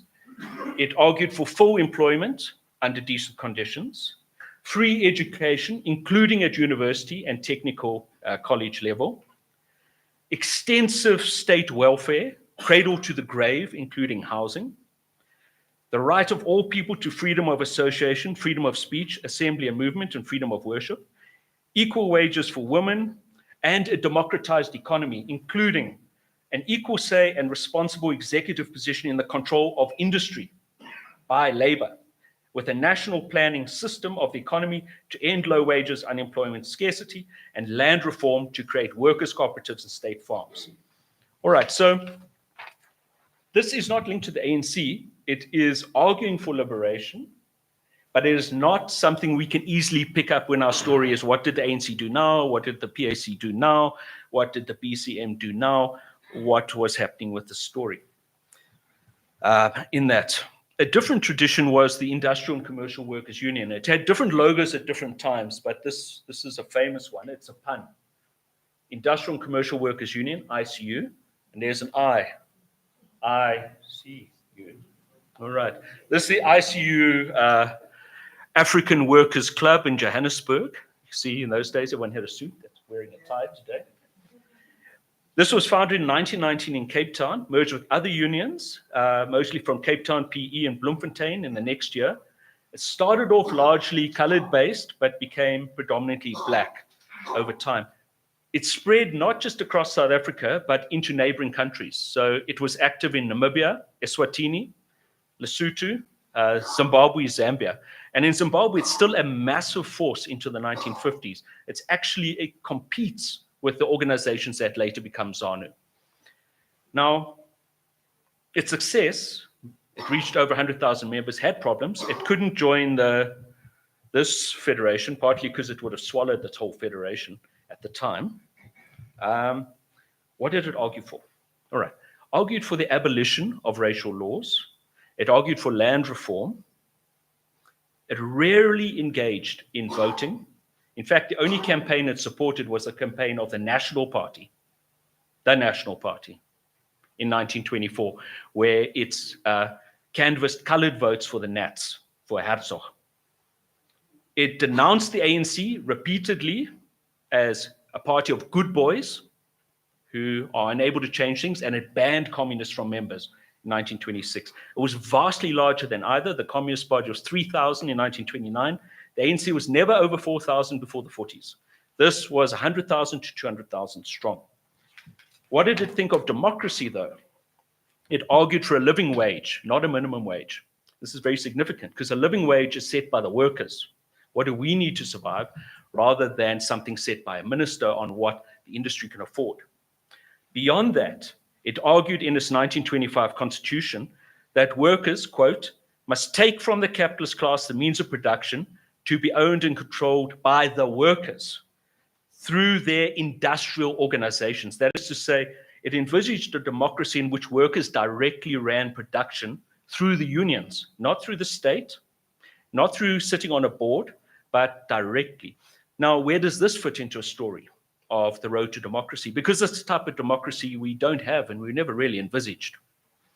It spoke in 1926 of taking over the minds of South Africa from the gangs of human vampires to run them for the good of the people of this country, black and white. So this is something similar to what we get in the Federation of South African Trade Unions in the late 70s, early 80s. They had something parallel. The FOSATU, the Federation of South African Trade Unions, didn't trust the ANC, didn't trust the Communist Party, and had a program. It had incoherence in it, but essentially had a program of expanding workers' control from the ground of factory-based democratic unions into the larger society. All right. Now, it's really only, so these are major union traditions, which I want to emphasize, raise questions about what we mean by democracy, raise questions about types of democracy that we didn't actually pursue. For example, economic democracy or direct workers' control, and raise questions about a liberation story that has no real place for a lot of this history. Now, obviously, with SAC2 and the Congress Alliance, South African Congress of Trade Unions, we do have something which is more recognizable from the usual framework of the road to liberation story, the road to freedom. South African Congress of Trade Unions, you can see in that logo, which is not coincidentally a gear. ANC in the middle, SAC2, Indian Congress, Congress of Democrats, Colored People's Organization. Here's the founding. You can see it's non-racial. It was founded as one of the unions that emerged as a splinter. That old South African Trades and Labor Council collapsed in the 1950s, and SAC2 was one of the unions that came out of it. It was highly political. It was closely linked to the ANC and the illegal Communist Party. There was a huge overlap, and it collapses in the 60s. So it's got about 7 functioning years as a union federation. That includes a pound-a-day struggle, Nats must go, general strike. It's a key force in mobilizing people in the defiance campaign. And many of its leaders are tied up in the treason trial of 56. And in fact, if you're an ANC member in the workplace, as an ordinary worker, you had to join SAC2 and be involved. Collapse in the early 60s, SAC2 people tend to blame repression, but SAC2 is never banned. It is affected by repression, but a deeper thing is going on. With the turn to the armed struggle, the African National Congress essentially downgrades the importance of trade unions. And SAC2 becomes more and more a conduit for MK and a source of MK leadership. So you have senior people in SACTU like Vuyisile Limini, who is executed by the apartheid state later, who is the East Cape commander of Umkhonto weSizwe. So SACTU really ends up as an exile operation.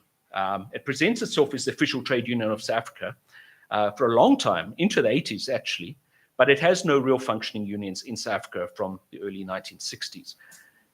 SACTU people, as Greg mentioned, play a role in the unions of the 70s. They also set up some small pro-ANC unions like the South African Allied Workers Union, but the big trade union movements of the early 1980s are not ANC aligned. The biggest single one is this one I mentioned earlier, FOSATU. This is a strike in Pinetown, which is skeptical of the ANC and is trying to develop an alternative. But as the union unity process initiated to a large extent by FOSATU, but bringing in unions like SAWU, the Allied Workers Union, the NUM, the National Union of Mine Workers under Cyril Ramaphosa, which came from black consciousness. People often say black consciousness never did unions. They did unions. They lost them for the most part. COSATU, when it's founded, retained some of the skepticism towards party politics. The founding of COSATU, people often create a bit of a myth about this. Obviously, there was an ANC influence, the Congress of South African Trade Unions, obviously. But it resolved in 1985 not to be aligned to any particular party, to be involved in politics in its own right, and on a case-by-case basis to involve itself in larger struggles. But the ANC is rising in there as it's rising elsewhere in South Africa. And from 1987, COSATU becomes formally aligned with the ANC. In 1990, this is formalized in the alliance. Now, I want to make one last point about COSATU, then I'll make a short conclusion.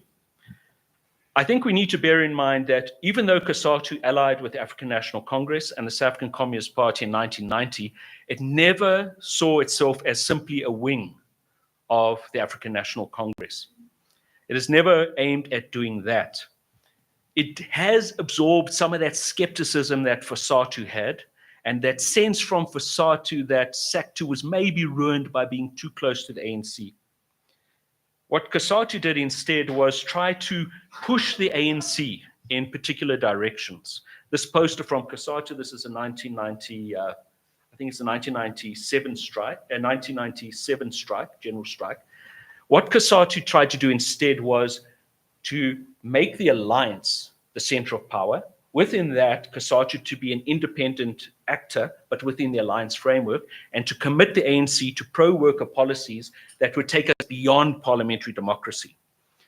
One of the key examples was the RDP, the famous Reconstruction Development Program. It comes from COSATU, and if you read it, it has extensive proposals, workers to be represented on boards of directors, investments to be directed by workers on pro-community projects, labor-intensive growth, a democratization of the workplace itself at the local level, consultation with workers over all issues, growing worker shares in companies, not as investments, but as levers of power. All right, now, bringing this together, and I note I've got a minute left there. We need to be very, very clear. Labor movements historically have had a wide range of views on democracy itself. And as some of the largest mass movements of the 20th century in South Africa, I find it a problem I find with the way we often construct the road to democracy narrative is this story and these visions of democracy are actually not very central. Unions that were often vastly larger than political parties like the ICU are actually treated as only important where they intersect with major political parties. The late Martin Legasek made this point in an article on the collection From Protest to Challenge, a documentary history of South African struggle. He said 95% of the material is not from unions, just political parties, some of which had 500 members. You had unions of 100,000 not represented in this story. All right. Second thing is unions, not always, but generally, viewed democracy as much more than elections, a good constitution, and good policies. They usually had some sort of framework that would take us beyond better wages and working conditions into a far-reaching democratization of the economy. There was a strong tendency among many unions not to outsource politics to parties, but in some cases to substitute unions 4 parties. Okay, the second thing in this conclusion is the model we have today has deep roots, but it was not inevitable, it was not automatic. It's actually very, very unusual in the African continent and in South African history itself, for that matter, in Namibia, which we must remember was de facto part of South Africa for a long time. Its alliance of SWAPO, NUNW, and the COSATU ANC alliance are some of the only examples of that type of alliance ever in Southern Africa and Sub-Saharan African history. Third, the official version that we have of history does not take class seriously. It reduces a lot of the struggle to race. We've spent many times in this thing talking about we mustn't reduce things to race, to nation, to ethnicity, how problematic the concepts are, but our framing categories are those. People talk about wars of liberation, which are between monolithic white and black or Khoi or whatever groups, as if there are no contradictions within those societies.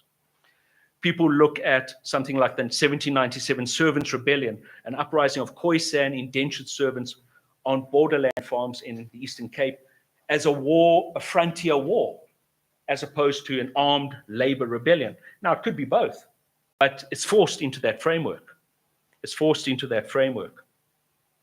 And this is because I think generally the way we've constructed the story of the road to liberation South Africa doesn't take into account capitalism as a major feature of what happened. It's simply treated as some sort of colonial process that has some sort of unclear reason except being colonial, in a bit of a circular argument. It doesn't link these two developments like the VOC. I think Patrick raised it. It was a corporation.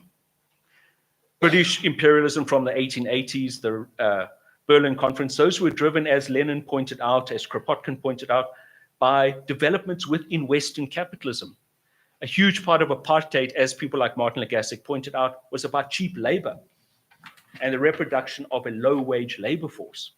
So a lot of this is missing in our story, and perhaps it's because of the transition, where everything had to become around rights rather than deeper fundamental structures of society. So I'll leave it there. Thanks very much. I hope that made sense.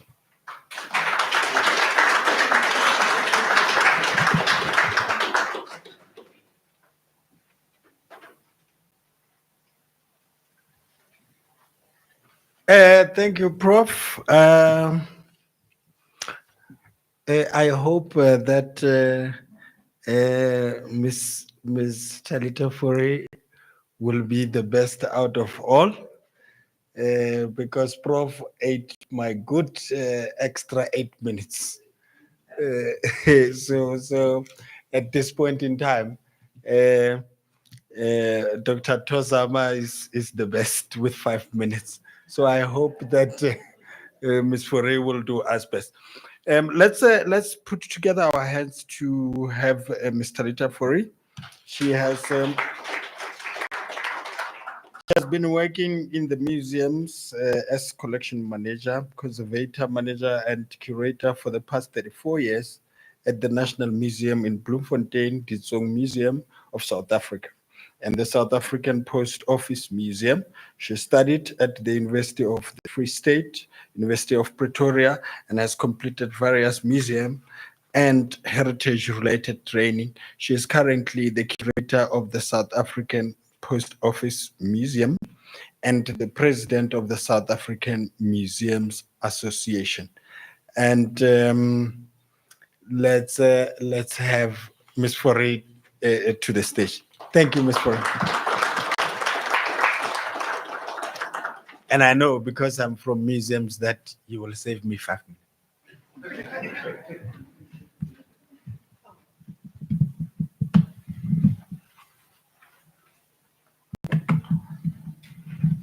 Museum people speak a lot, so 40 minutes, here we come.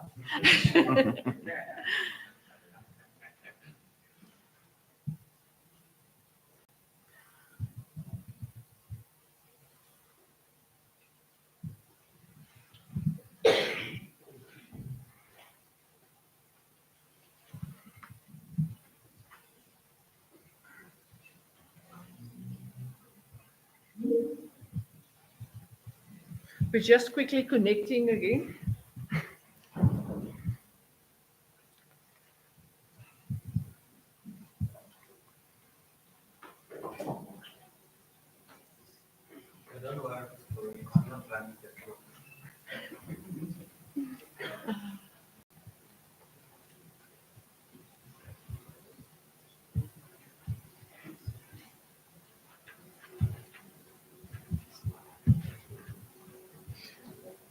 Since I've been,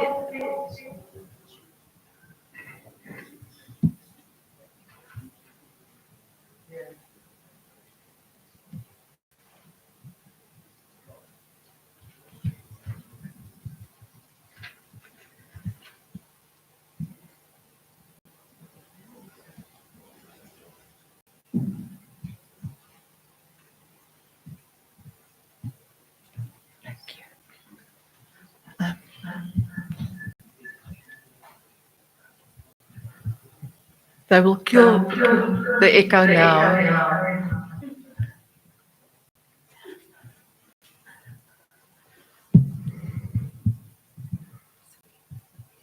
No, it's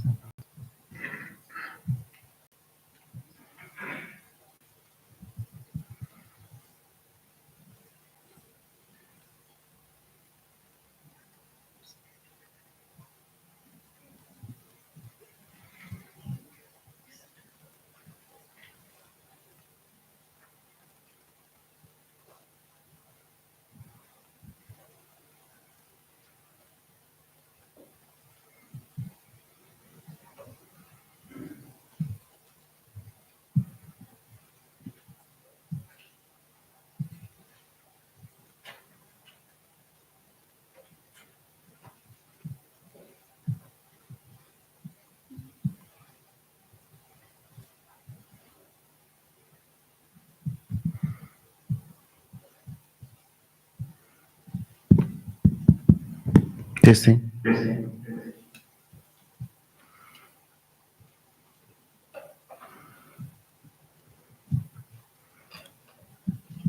Let me.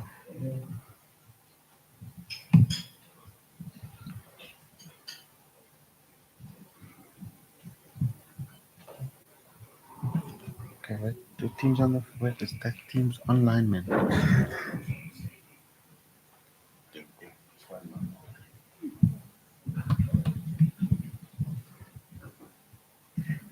Our future's in good hands.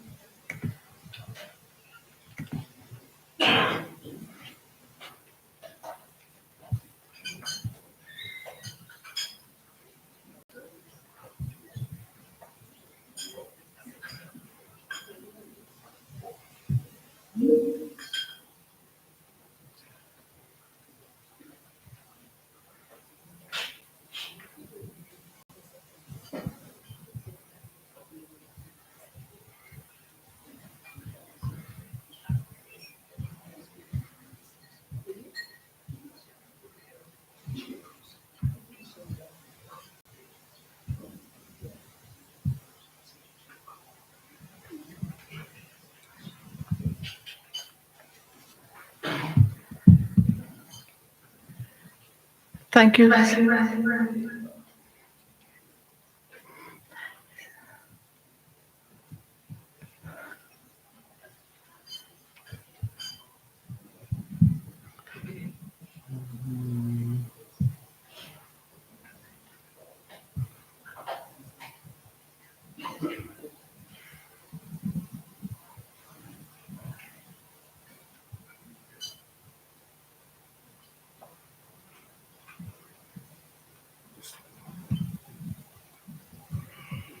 This.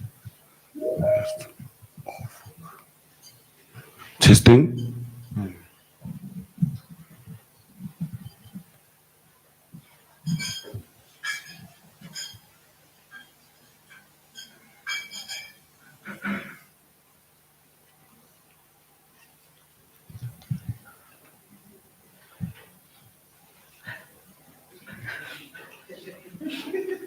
Now you all know I'm older than 30. Apologies.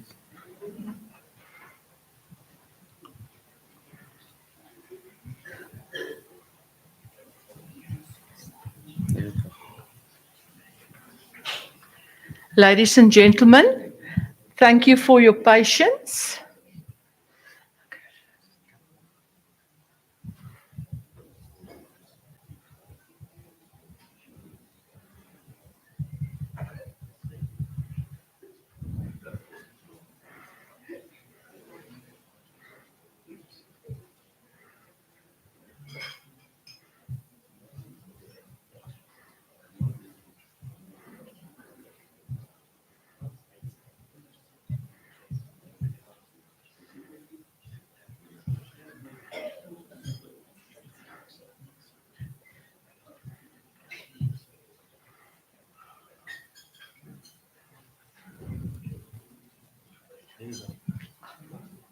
Thank you very much. You can have a seat now. We're starting again. Thank you very much for this opportunity to talk to you about museums. I was very happy yesterday hearing all the papers, and most people made reference to various museums and so forth. So my paper is just see it in context of all other papers that's been presented. So that makes my life easier. I also just want to mention that I'm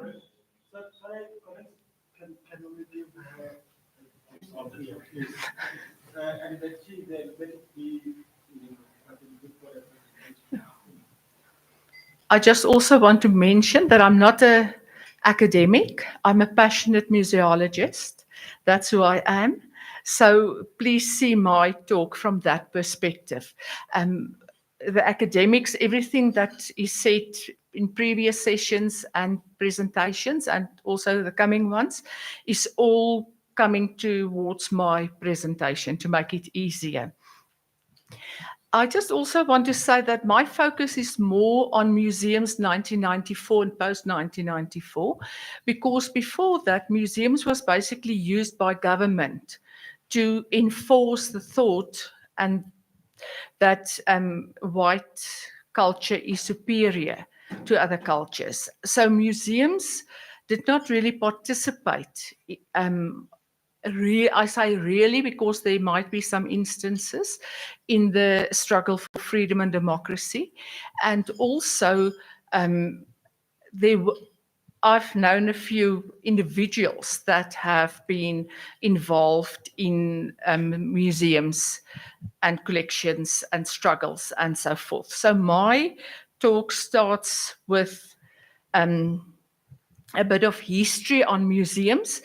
We all love to collect trinkets. If we go on tours overseas in our country, you always buy something to take back as a memory.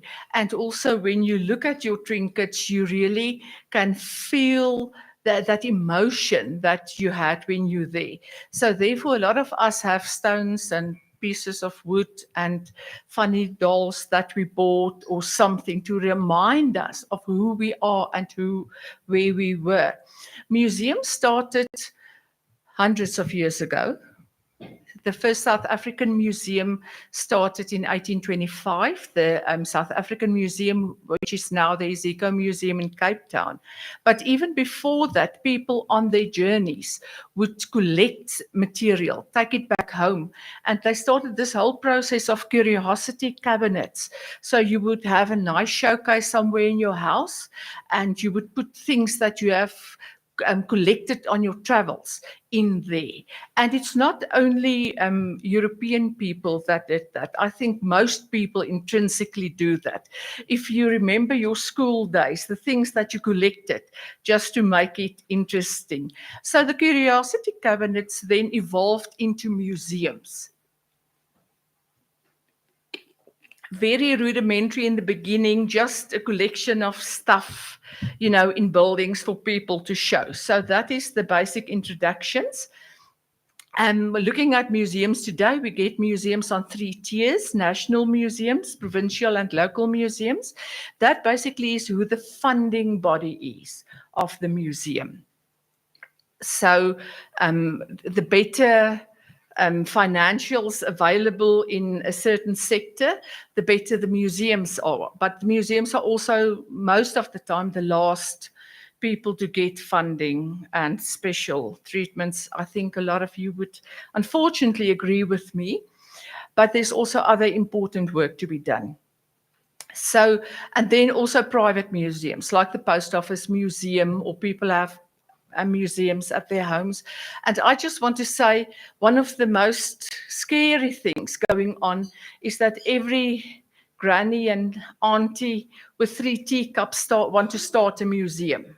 So the good news is the Museums Association is busy developing an accreditation system for museums, and that would keep the tannies and grannies from having teacup museums. But you're still allowed to have your museum. It won't just be an accredited museum, but you can still collect your teacups. Then looking at museums, what's very important is that this government is a reality, because as I said, this keeps the old tannies from collecting. So there's very good legislation in place. But sometimes we just slip up in implementing the legislation.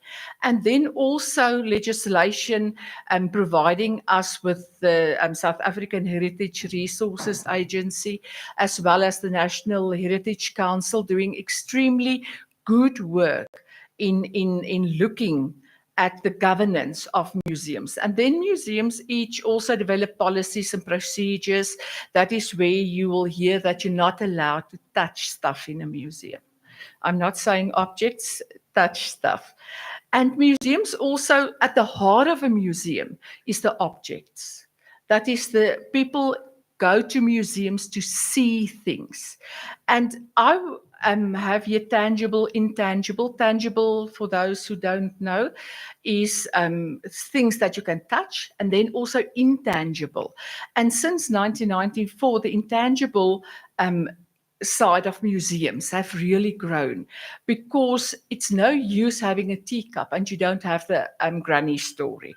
So that is very, very important. And then to continue, museums also interpret what they have in their collections, because I always say any object, anything in a museum is only 50%. You can touch this water bottle, but it's only 50%. The moment you add the information, you add the life to the object. And in that sense, did I go forward? Let's just stand there. Yeah. So it's very important that we as museums do not only collect the material, but also the information, because the information says who you are, where you come from. And then museum collections needs to be interpreted. And no museologist have all the information. We're going to talk about the community later, and then I will elaborate on that. So every object needs to be interpreted and preserved, and then it's no use we have the storerooms and storerooms full of beautiful stuff and stories and information, and nobody knows about it. Because, to tell you a secret, 25% of a museum's objects goes on exhibition. The storeroom still holds 75%. And that's a lot. That's a lot. So exhibitions are very important, because that's a way that museums communicate their collection and the information with the people. And I just want to say that museums must also look at how they exhibit, what they exhibit. Pre-1994, it was mainly white culture as superior and so forth.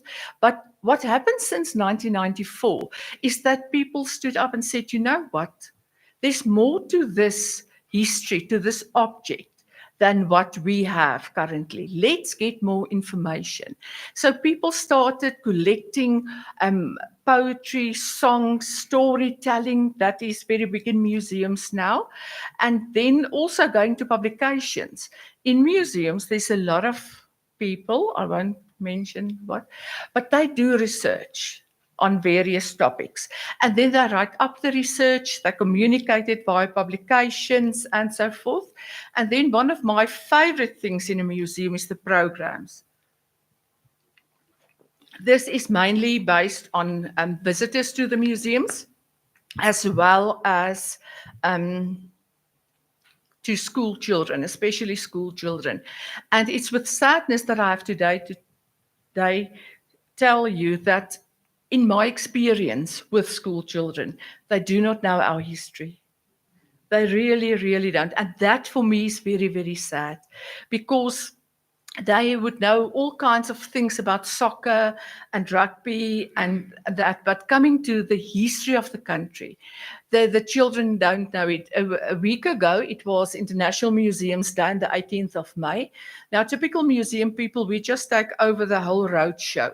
And then I want to say party for a week, but we have special exhibitions and things for a whole week. So we had a special exhibition. We've got at the Post Office Museum, we've got exhibition, stamp exhibition on commemorating 30 years of democracy, asking the children who Winnie Mandela is and why she's important. Everybody, they all said, no, Winnie Madikizela Mandela was the wife of Nelson Mandela. And then I would say, no, she was much more than that. She was a woman who actively fought for freedom for the people. If anybody was in need, she was the first one there to assist them and help them. Children don't know that. They only know what they hear on the radio and TV, so they have really marginalized this woman just to one person. And that is a very important role that museums can play in teaching our children and even our youngsters about our history. Oh, I don't have a lot of time. Okay. What happened since 1994? I've given you the background of the museum and more or less what museums do, because it's funny people working in museums. What happened, I call it rework museums. But the Department of Sports, Arts and Culture in the 1990s thought that, you know what, it will be a good idea to cluster museums together. And that really worked very well. So we have the Tsong National Museums of South Africa, consisting of the Tsong National Museum of Natural History, Cultural History, and Military History, 3 different large museums, and then also smaller museums. And they are based in Tshwane and Joburg, so they're Gauteng-based museums. And then we have Izika National Museums of South Africa. You can see there's my Esther Mhlangu. She just, there's a beautiful exhibition of her art now on at Izika. So people from Cape Town, please visit it and support the museum. And Izika consists also of the natural history, or the South African Museum, the Cultural History, the Art Gallery, basically 11 museums. The Tsong comprises 8 museums, Izika comprises 11 museums, and I was part of the whole, the Tsong they started off as flagships, the Northern flagship and the Southern flagship.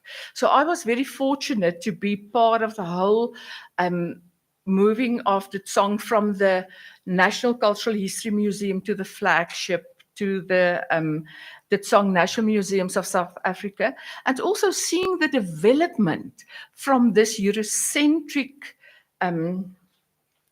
establishment into a wider museum with a wider audience, because suddenly you had new colleagues that had different views and opinions about things. And that was one of the best things that could have happened to museums, to transform. Unfortunately, at first, museums transformed staff. They just added black faces. But as time went by, they realized that we cannot just change. We must change our collection, the way we interpret it, the way we communicate it, the way we display it to people.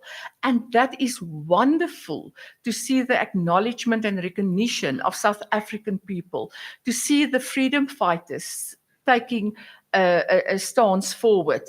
And everybody that I've spoken this morning and yesterday as well, that is the information we need in our museums. So from SAMA's side, I really want to ask you, get involved with your local museum, especially on the platteland, the rural areas where there's a retired school teacher looking after 3 teacups in a house. Get involved, because every community, every town has got a rich history that nobody knows about. So please get involved. Then I just have to mention Museum Africa. They are situated in Joburg. They used to be the Africana Museum, and now they are Museum Africa. And what a joy. Looking at the exhibitions, they are doing groundbreaking work. Last year, I was part of a panel that discussion on basically African history. They have a whole exhibition on African history. Tariq, you would enjoy that. So it was a huge learning curve for me, learning, and also emphasizing information and knowledge that we already have. So this year, they moved to a artificial intelligence exhibition. So that is magnificent, but not all museums have this, I don't want to say ability, but resources to do this. So this is the rework museums. And then new museums were established. And new museums were established, fast forward. Anyway, and these museums addressed real heritage and historical matters in a new and positive and upbuilding way. Just think Constitution Hill Precinct, the emotion, the people that have been on the tour, yesterday, that's going on the tour today. What's important is that museums are not just places where they keep objects anymore.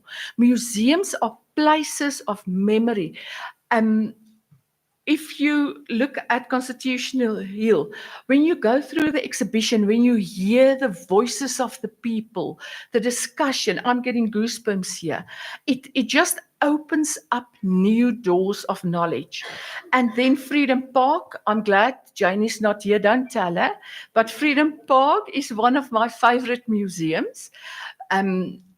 And not only, and people are always emphasizing the terrain and all the beautiful features and the meaning and so forth.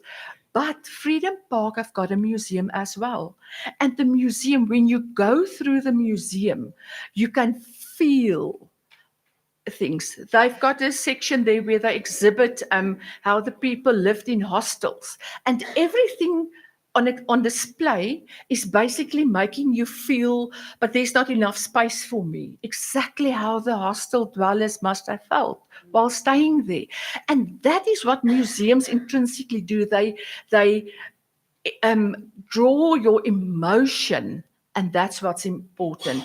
Then the Nkome Museum in KZN, we're not talking about the election now, but on the one side of the river, you have the Bloedrivier, the Wagon Lager, and on the other side, the Nkome Museum, to tell both histories. And that is wonderful, that we must also open our history, not only look at one section, but also what happened in the whole environment. And then the Apartheid Museum, people who have been there, when you're driving to Apartheid Museum, you see the architecture, you get that feeling of, I don't know, but I can't describe it, that you are suffocating. And then when you get there and you go through the museum, the whole architecture and structure is in such a way that you really feel, as I've said, emotional. Then Robben Island Museum, perhaps we should change the name sometime. And then a lot of community museums have sprung up. For instance, the Global Village Museum in Mangaung in the Free State, and so forth. Accessibility of museums. Physically, it was only possible for certain segments of the nation to visit museums, but luckily the good news is since 1994, museums are open to everybody. And my call is, please visit your museums, get involved. When you visit a town, visit the museum, give them some feedback, exception, and so forth. So to physically go into a museum is open to everybody. And it's our responsibility to participate and visit museums. Conceptual, that what is displayed is more representative of people. The languages that's used, it's not only Afrikaans anymore or English, but we also see isiZulu, isiXhosa used in museums. And then South African and international tourists can visit museums. Opportunities, transformation. Museums, I know it's an old word, everybody's kind of tired of it, but it's very, very important. Museums are vehicles for transformation, not only displaying certain segments of our community, but the community as a whole. We preserve the heritage and where people come to learn and study. We support nation building, complementary activities and services. That is, museums have restaurants, curio shops. You can have a wedding at a museum. Museums, if not yet, should become more involved with activities. Museums should be the meeting place of the people and the community. And then it's also an opportunity for young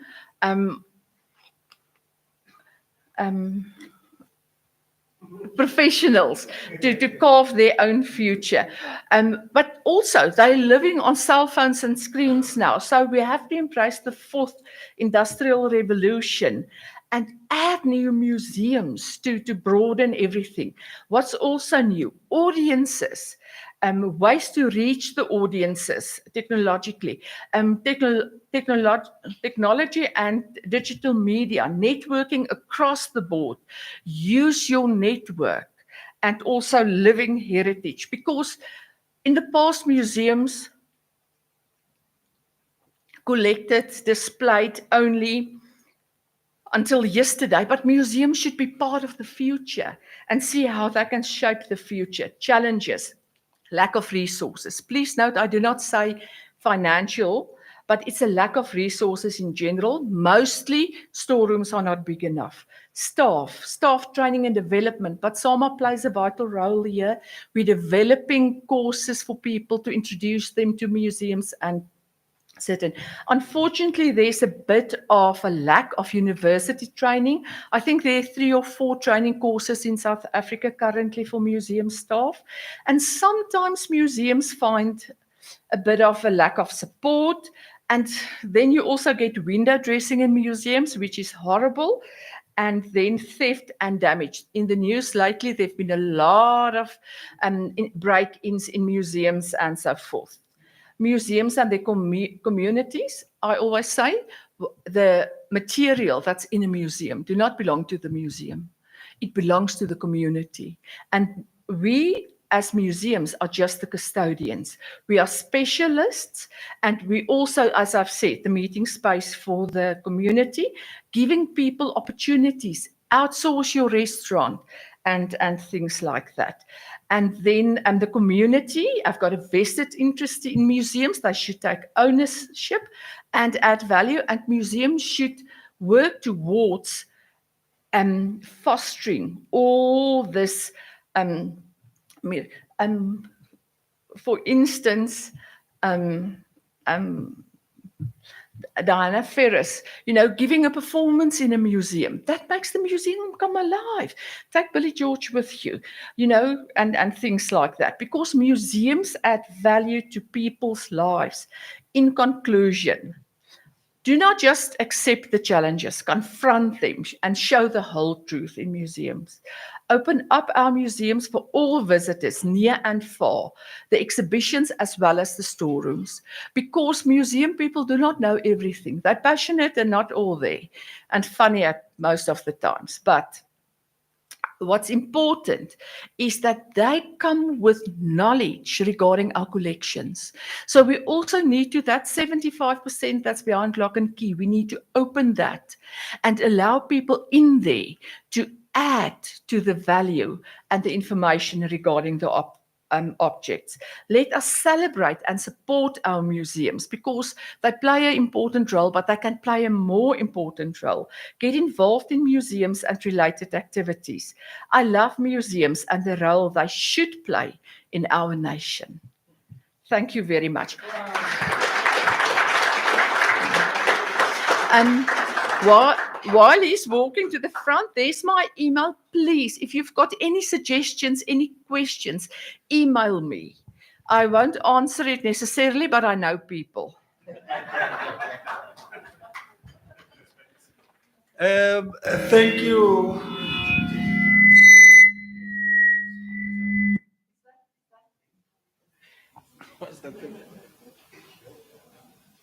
Thank you very much, Ms. Furry. Okay, you did not do bad. So, 4 minutes, 6 seconds. Yeah, so you are the best. Let's give everyone a round of applause, please. I'm sure we have put together questions for our speakers today. Dr. Greg, Dr. Tozama, Prof. Lucien, and Mr. Rita Fori. And okay, we are going to adopt the style of our now REC. Please ask a question. Don't start with a preamble. So we are going to have the first round and the second round. This is really due to the fact that we do not have enough time. We still have 2.5 sessions to go. So let's just ask our questions and straight to anyone we want to talk to. I'll start number 1 there at the corner, and then I go to Tatem Pumluana. Ms. Parker. Yes, I'm starting this way.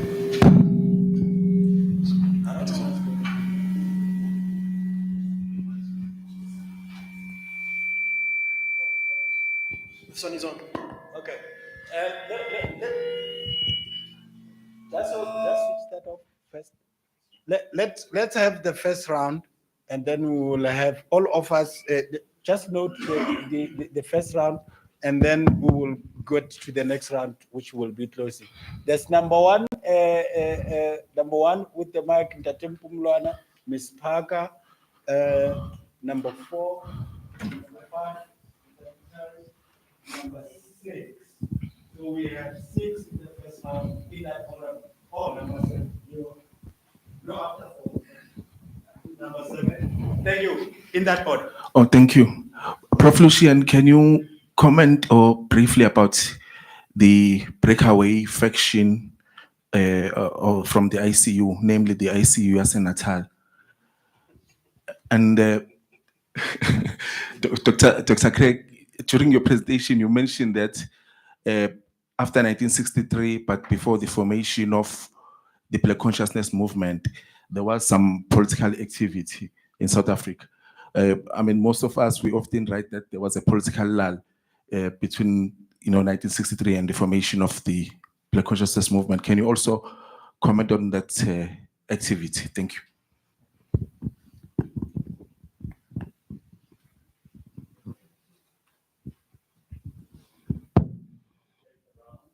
Yeah, let's take all of them. And Ntatem Ndadimutuka, I don't know how you and the CEO got to do this thing in this way, because each of these papers warrants a session on its own. Yeah. So I don't know what you're gonna do with the preamble. So I'll try not to use it, but as you know, I have a close interest to all of the papers that were done.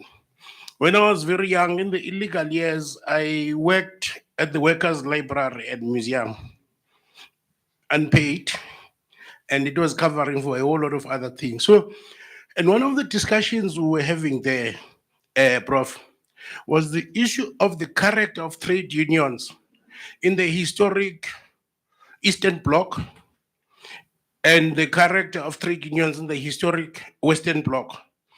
And then you raised the very important thing about trade unions ensuring that they are represented in the councils of decision making and in investment.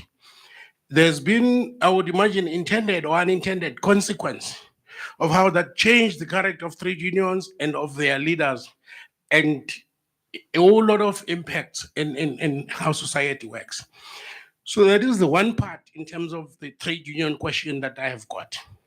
Now, the second one, I thought as you were introducing the issue of trade unions and correctly characterizing them as civil society bodies, for the purposes of us who work in heritage, I think then the issue, we borrow this from natural scientists, the taxonomy of understanding civil society bodies and then their relevant heritage. And then you superimpose that on the work that Sarah and NHC does, because at the moment we are framed as national, provincial, local, whereas there is that other taxonomic way to do it. And now, because I have to be briefed, I would want to go to Prof. Houston. Thank you very much for the wonderful work you contributed to help us have the first encyclopedia of the 400 liberation sites. I'm sure we've got 4,000 more, but we've not identified it. The taxonomy problem appears again. I liked when you started talking about the work that was done at SADET, where you seem to work by periodization. You also seemed to work by sector that contributes. But more recently, in the context of the World Heritage work I'm doing, the international bodies are asking, how do we know the completeness of what you are presenting? How do you know what is excluded? And this connects with the work that my colleague on my right, at Sarah, did on the thematic framework. And I won't say the thematic framework is right or the periodization framework is right. What are your recommendations, Professor Houston, on how we should frame how we should categorize the story of resistance and liberation so that the next generation of researchers and heritage people can be able to know they're specializing on this or that and the other. And I think this can be asked in the same way to my distinguished colleague, Dr. April, because also in the story of, or the heritage of the women's movement, you ran out of time, but I think you need to help us to understand the categorizations that could help us see almost a map of this. And why this map is important to me is again linked to the problem of the women's movement in the global south, the heritage of the women's movement in the former Eastern Bloc, the heritage of the women's movement in the former colonizing countries, and then of the diaspora. Now, I would like you, in the short time that's available, to connect it with this thing. I think there was the work that was done by Mama Phyllis Ndandala and a number of other people talking about the triple oppression issue and the way in which colonialism framed the African family as an anachronism. And this seems to have matured later on to say the African family is a patriarchal problem, whereas other families don't seem to be a patriarchal problem. And with a whole lot of consequences after that. And you find that, so I think in that discussion, it's this problem of how do we make sure the multiplicity of gender voices and women voices so that the global north, it does not appear to be agenda setting. I'm asking this taking into consideration the expressions used by a lot of women's organizations, especially in North America and in the diaspora, where they reassert the place of women and of family in the face of all the things that are what you call. And on the other side, you find that a lot of conservative and right-wing elements appear to be the champions of family with all the negative things that they carry, and they contaminate as a result the ways in which you will say a lot of what the African value system, especially characterizing the areas you are writing about. So maybe I should stop there.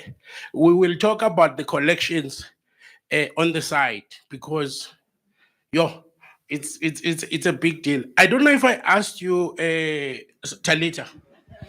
It's the last one. You'll come in Our museums, the way we talk about museums, all of us, we talk about national, provincial, local. But there's a new trend now where every struggle family, I'm sure that Dimpaka will at some point say, you know what? And Laura did so much work. We need a national museum to her. And it's very warranted. And then there's a number of others elsewhere. But we don't have a decent guideline, I think, from SAMA and elsewhere, how we should deal with the museums and memory places that are not in government and that are not in national or provincial. Because local government, notwithstanding the work that Malawi is doing of restructuring the legislation, local governments still say, look, we have no mandate to do cultural heritage work. And we have to start through discussions like this to solve that. Thank you very much. Thank you, Daten Pumla.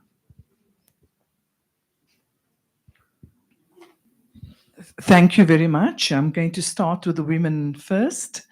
To Talita Furi, I like the way the museum's concept has changed in terms of transformation and using that same object to tell both sides of the story. My question is related to youth. In your experience, are we attracting more youth? And I'm not talking that youth that come to the museums from schools, where schools bus them in. Are we attracting youth who come and visit museums voluntarily? And secondly, because I regard that as very important, purely because you mentioned artificial intelligence.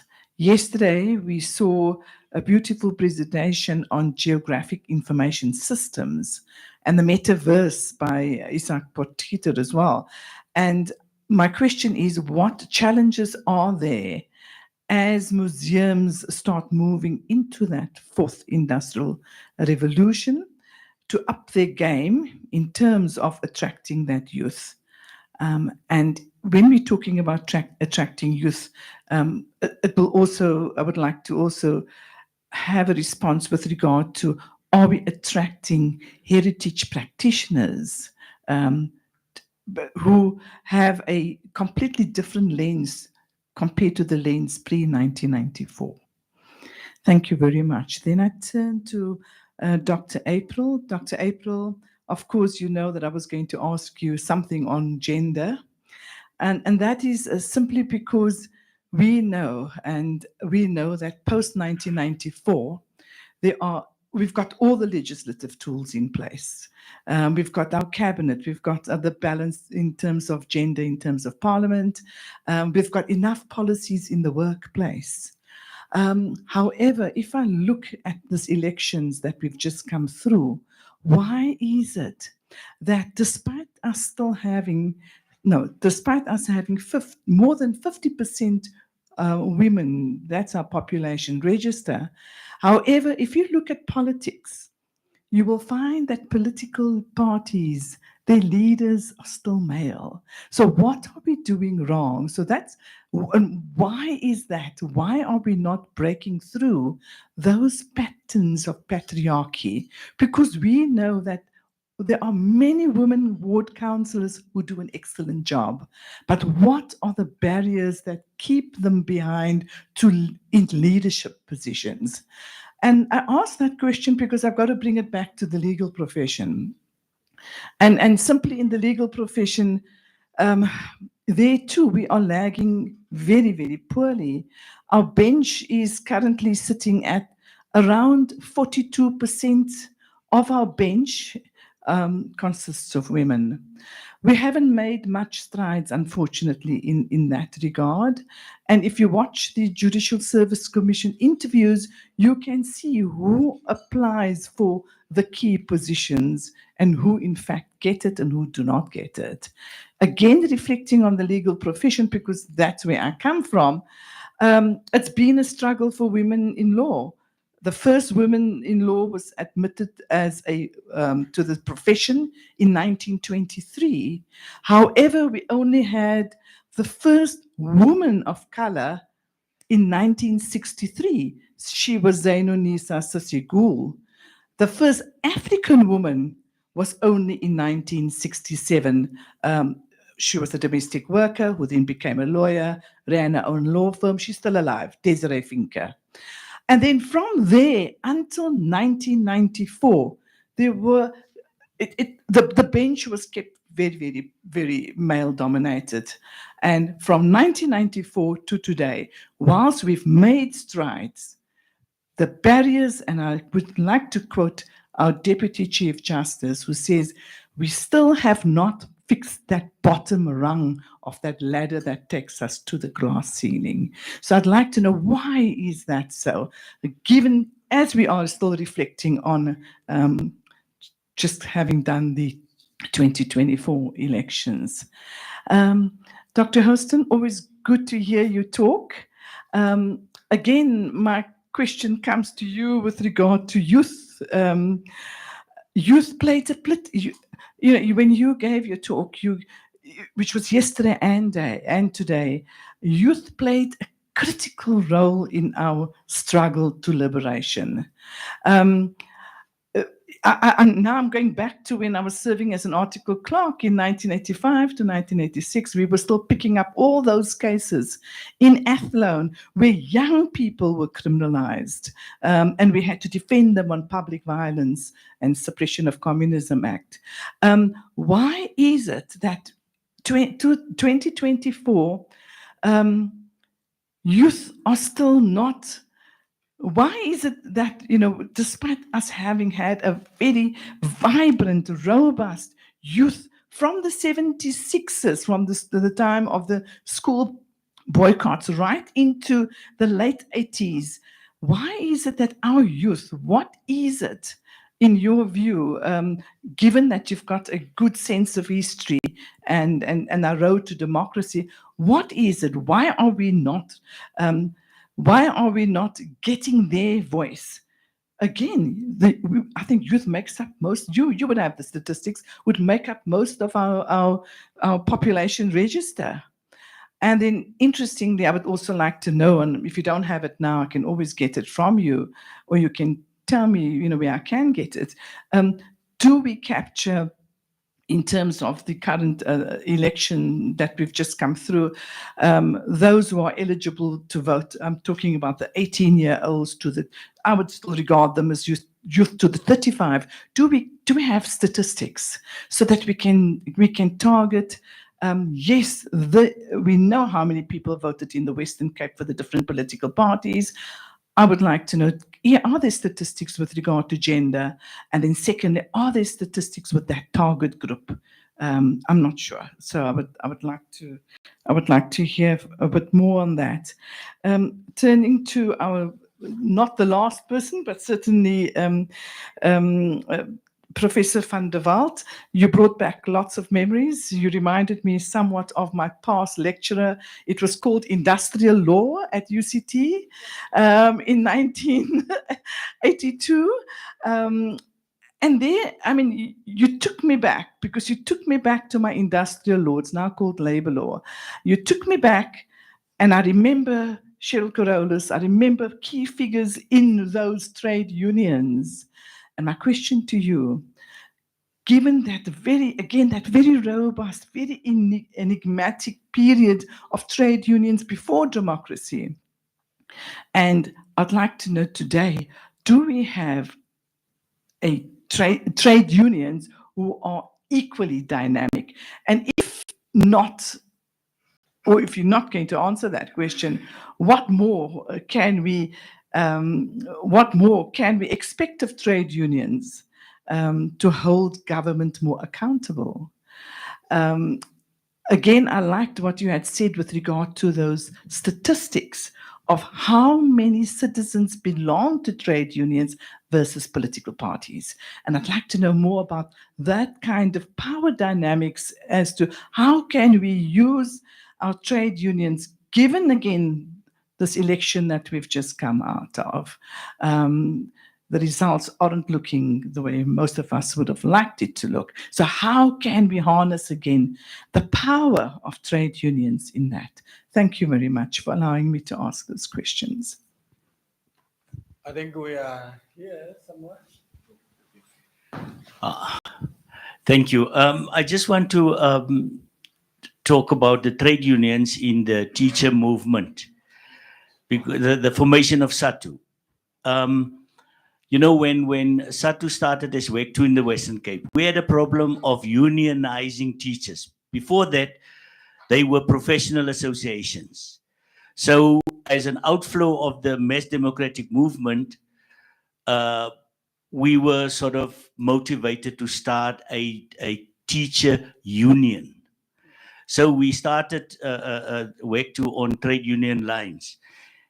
And the union guys, COSATU guys, came to us and said, but you as teachers are so stupid. You know, you don't know how to unite. You don't know how to be part of the struggle. So we formed SATU, DAY2, which later became, obviously with ELP2 and EC2 and NATU, all those unions in the provinces, SATU. But when we came here at the launch, we were addressed by WOCATOP, the World Council of Teaching Professions, which was a professional. They focused on they didn't focus on like unionizing people to fight for better conditions in the teaching profession and you know, the improvement of teachers' conditions at the workplace.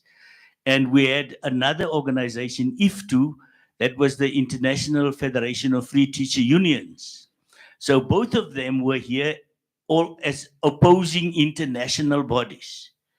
So when, at the end of it, when Membatisi Mdladlane, you know, ended his speech, one of the guys of WOCATOP said, but you know, we should take the example of IFTU and really concentrate on the improvement of teachers' working conditions and all that.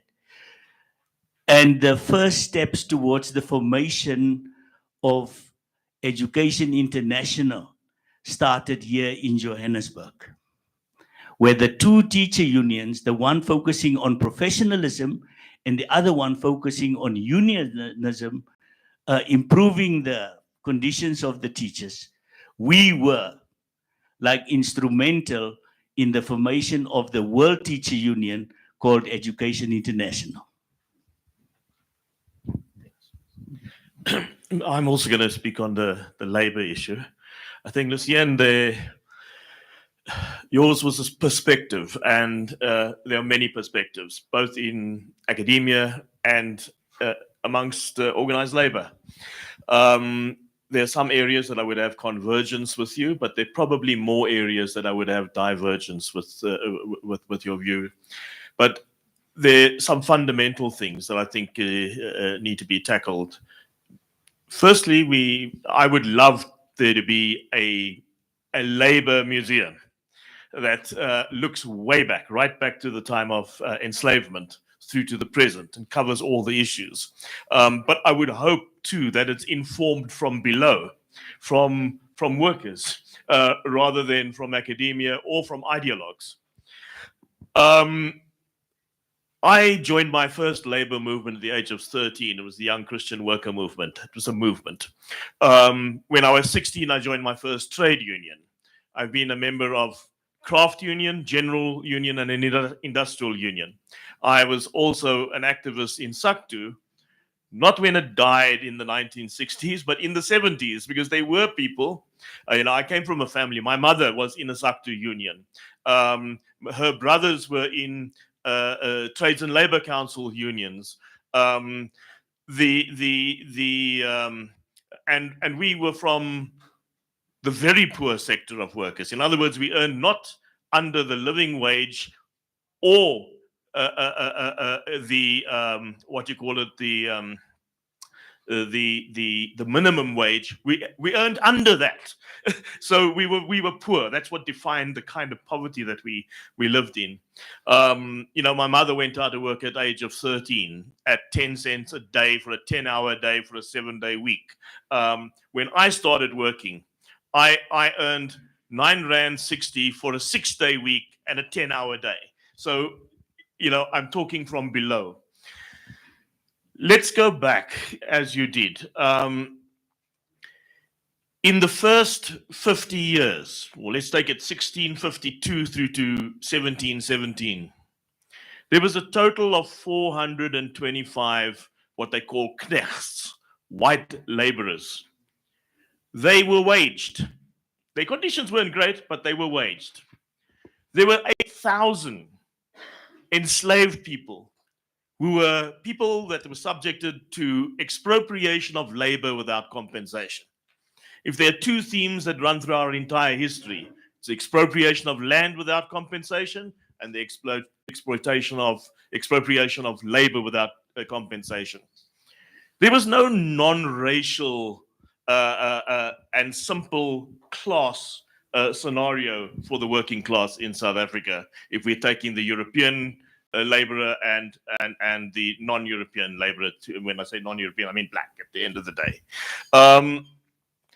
You have a scenario that from the beginning, there was a co-relationship of class and color. You cannot take class on its own, and you cannot take color on its own. It's the combination of the two. And so if we go then into the modern era of, if we leave the craft era of unionism aside, and by the way, of that 425 European laborers, knechts, less than 2% were artisans. Of the 8,000 enslaved, 25% were artisans. So when the time came into the 1800s, often the enslaved were apprenticing white young people to teach them artisan trades. It's all part of our history. But if we come into now the 20th century, the formation of the Industrial and Commercial Workers Union, it wasn't an industrial union. It was a syndicalist union. It was a general union. It was started by a Malawian and in partnership with a Liberal Party man, a European man. So, it was political from the beginning. It had a 25-year life of rise and fall. So at its peak, it was 100,000. When we then start to look at the rest of the labor movement, from the early formations of the South African Trades and Labor Council, there was a divide, and it was a racial divide, which ultimately landed up being taxa and SACTU. So to say that the SACTU history is a 12-year period is inaccurate. It actually has a longer history than the ICU, Industrial Commercial Workers Union, in that it was a continuum, it was a progression. And also to say that the South African trade union movement was not really political, it was one of those highly politicized labor movements in the world from the time of the ICU was started. The Industrial Commercial Workers Union did have communists in it, and it did have African National Congress people, and it did have APO. It had lots of politically aligned people in it, to the extent that when it threatened the leadership, they were then expelled. And then when we look at this whole issue of alliance, and I share some of the criticism about this, but the tradition that came out of the trade union movement wasn't the word alliance, it was united fronts. And united fronts are differently defined to the rigidity of alliance. The rigidity of the alliance emerged in the period 1955 through to the 60s. In other words, when the struggle started to change from a rights-based struggle to a armed liberation struggle. And I do have a problem with that rigidity of alliance, and we have seen it destroy the trade union movement in South Africa post 1994. We have what would we call it, a castrated trade union movement that is existing today in comparison. And when we look at the people and the ideas of people like John Gomas and Alex Laguma and so on, and their role, you know, the ANC adopted the term national liberation in the late 40s. The original National Liberation League, it was trade unionists that actually, you know, formed that and put that concept. And when they talked about national liberation, it wasn't nationalism. It was anti-colonial and anti-imperialist. So when we tell the story of the trade union movement, we've got to be very clear not to beat a particular drum, and also not to take our history and always be comparing it to where the ANC is or the ANC itself. There is a labor movement history, and it was very political. And there are issues of class and color that run through it, and there are issues of national liberation. In other words, anti-colonial, anti-imperialist, a liberation from colonialism and imperialism, not nationalism. And what's happened is there's always been a tension, a fight that was within the ANC between nationalists and people that have national liberationism. Two totally different creatures. And what we're seeing in the election results today is some indication of that differences between narrow nationalism, or what one can even call ethno-nationalism, and the anti-colonial, anti-imperialist. And it's a toss of the coin who's going to win. And at the moment, the ascendancy is of the ethno-nationalists. Thank you. Mayor Fourie, this is for you. And I'll speak from the youth perspective. I'm one love of art, and my questions are there any collaborative efforts done by the Museum Association of South Africa or the South African Museum Association with local galleries, just so that the work carries through? For example, I'll speak on the Johannesburg Art Gallery, which also has quite a number of artworks, but the condition of the gallery is not as good. But I do think that because museums are limited to showing a particular number of work, the conversation could be carried through to the gallery to say, if you only see this work, more of it, please visit this gallery. And the gallery has more space to do curatorship. So I wanted to know if there's any collaborative efforts with that. Another one is with museums, how long does it take before a body of work is moved out into a new one? For example, I'll also speak on the Apartheid Museum. I haven't been there in 5 years, but I do believe from the conversations that I've heard, I do believe if I were to go back, what was there 5 years ago is still there now. And there's so much information that has come up, so much research that has come up that is in correlation with apartheid. How do we also add to the existing information that we have? Because I'd like to believe when the Apartheid Museum was made or established, little information was available, readily available, and now there's far more information that is readily available. And then another thing I wanted to say is we can truly, I do believe we can make museums fashionable, but fashionable in a sense where it has impact on the youth and knowledge is given to the youth. We have in Joburg what we call the Johannesburg Art Fair. The next one is happening in August. And this year we're celebrating 30 years of our democracy. That could be the theme. The celebration shouldn't stop now because the elections are done. It should carry through the year. So for the art fair, we could maybe also consider knowing what the curation of the art fair is and including museums there and working with other galleries to make sure that some works that are related to heritage of South Africa are included there. Thank you. Thank you. And then we come here.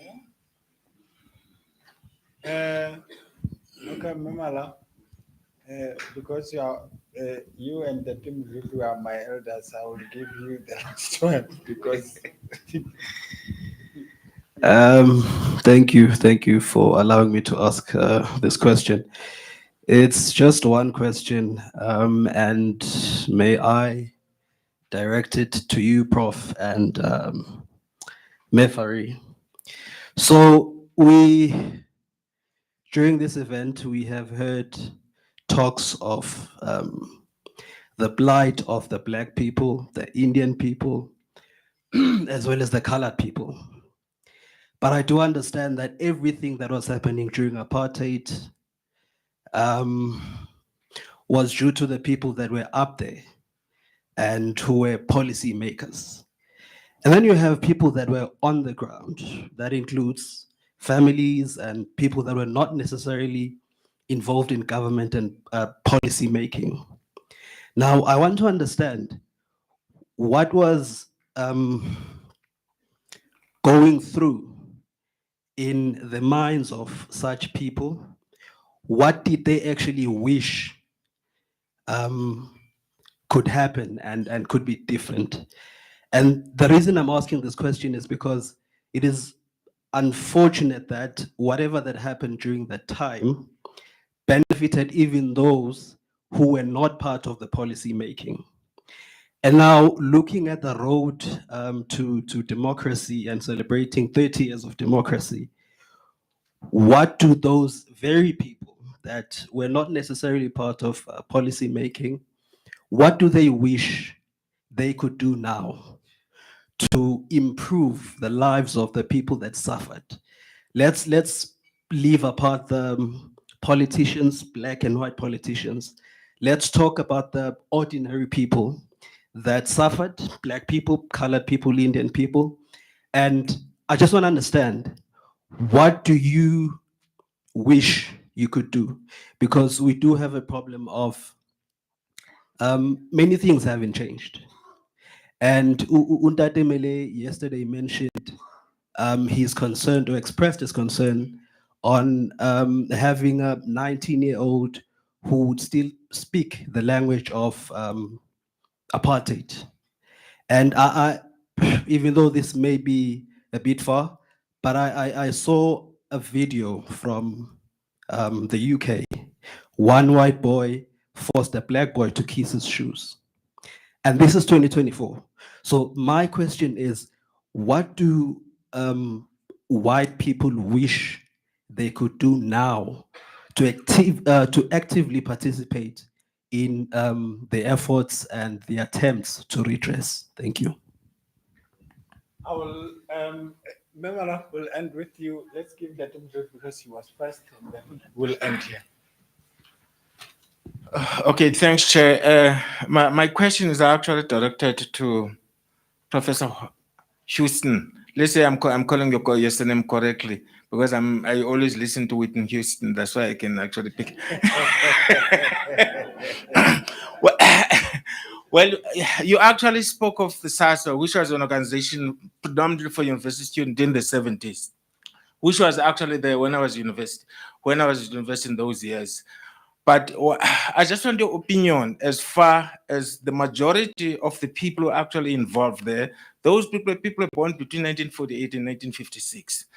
But currently, I haven't seen them playing any part, if you're having an opinion on that. When I'm talking of the people involved there, I'm talking of people such as, fortunately, I worked with him at some stage in Cape Town, Peter Jones. I think you might be known Peter Jones, but yeah, okay. And then the other one, I haven't seen even the other one, people such as Stanley Modley in Devon. What might be the reason why they didn't actually have a voice currently? They actually kept quiet. In fact, even the females were actually there. I haven't seen any females who actually participated, with the exception of Dr. Mampela Rampela, who at least got a position as a rector at University of Cape Town. If you can actually provide me with an opinion on that. Thanks.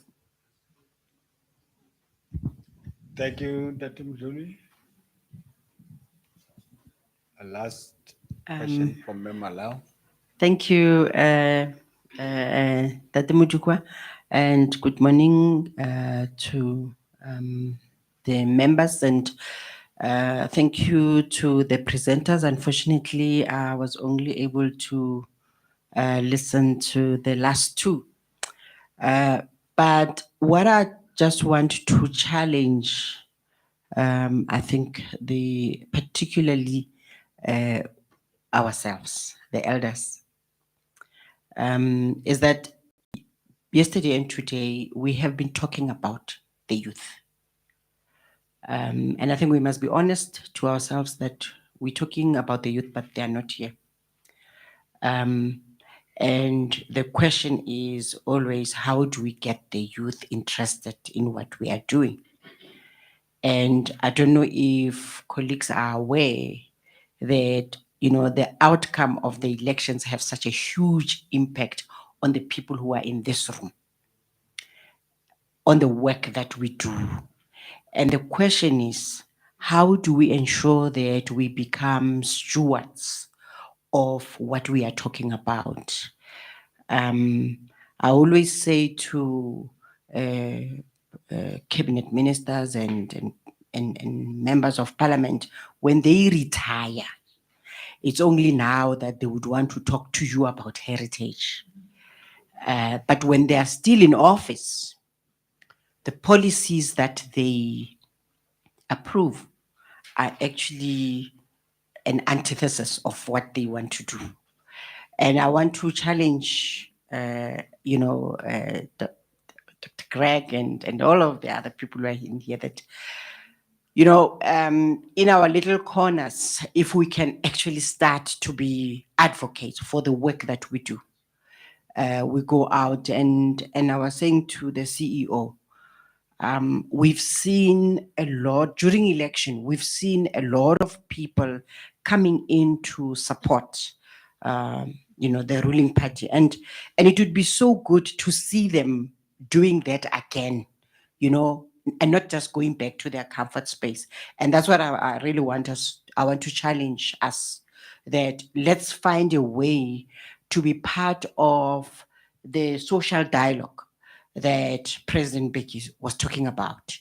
Let's try and find Heritage a platform, that Heritage actually has a platform there.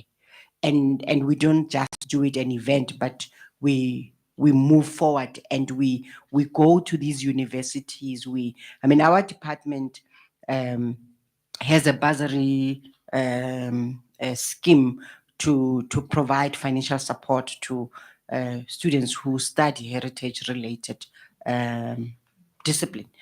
And I was just very disheartened that they are not here. And those are our readily available people that we can actually start to talk to and educate. The other matter that I wanted to talk about is the issue around museums and youth. And I want us to look at a very practical example. When you go to a rugby stadium, you find family. You find a dad and his children and his wife. When you go to a soccer stadium, you find the fathers alone. Now we want to come and say our children don't go to museums. So it goes back to I think maybe starting to re-educate and decolonize the importance of family, because it is very easy to catch them when they're young. And that is why a rugby stadium will never be empty, because the children are taken through the rugby games with the parents, and they know that this is a ritual that we do together as a family. But with us, when we talk of museums, and the question is, we may ask ourselves here, how many of us, except for the chair, yes, except for the chair, how many of us, except for me too, how many of us have ever taken our children to these museums that we're talking about? And if us who are talking about heritage do not do it, who do we want to take their children there? So it should start with us. If I take my children, I take my neighbor's children, I educate them about the importance of heritage.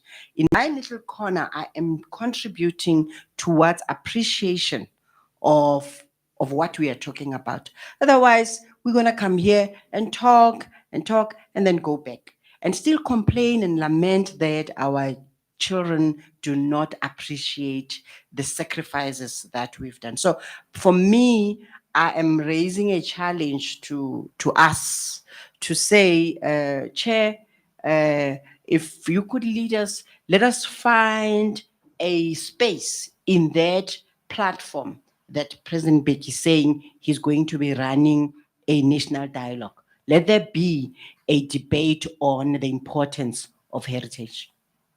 Thanks. Thank you.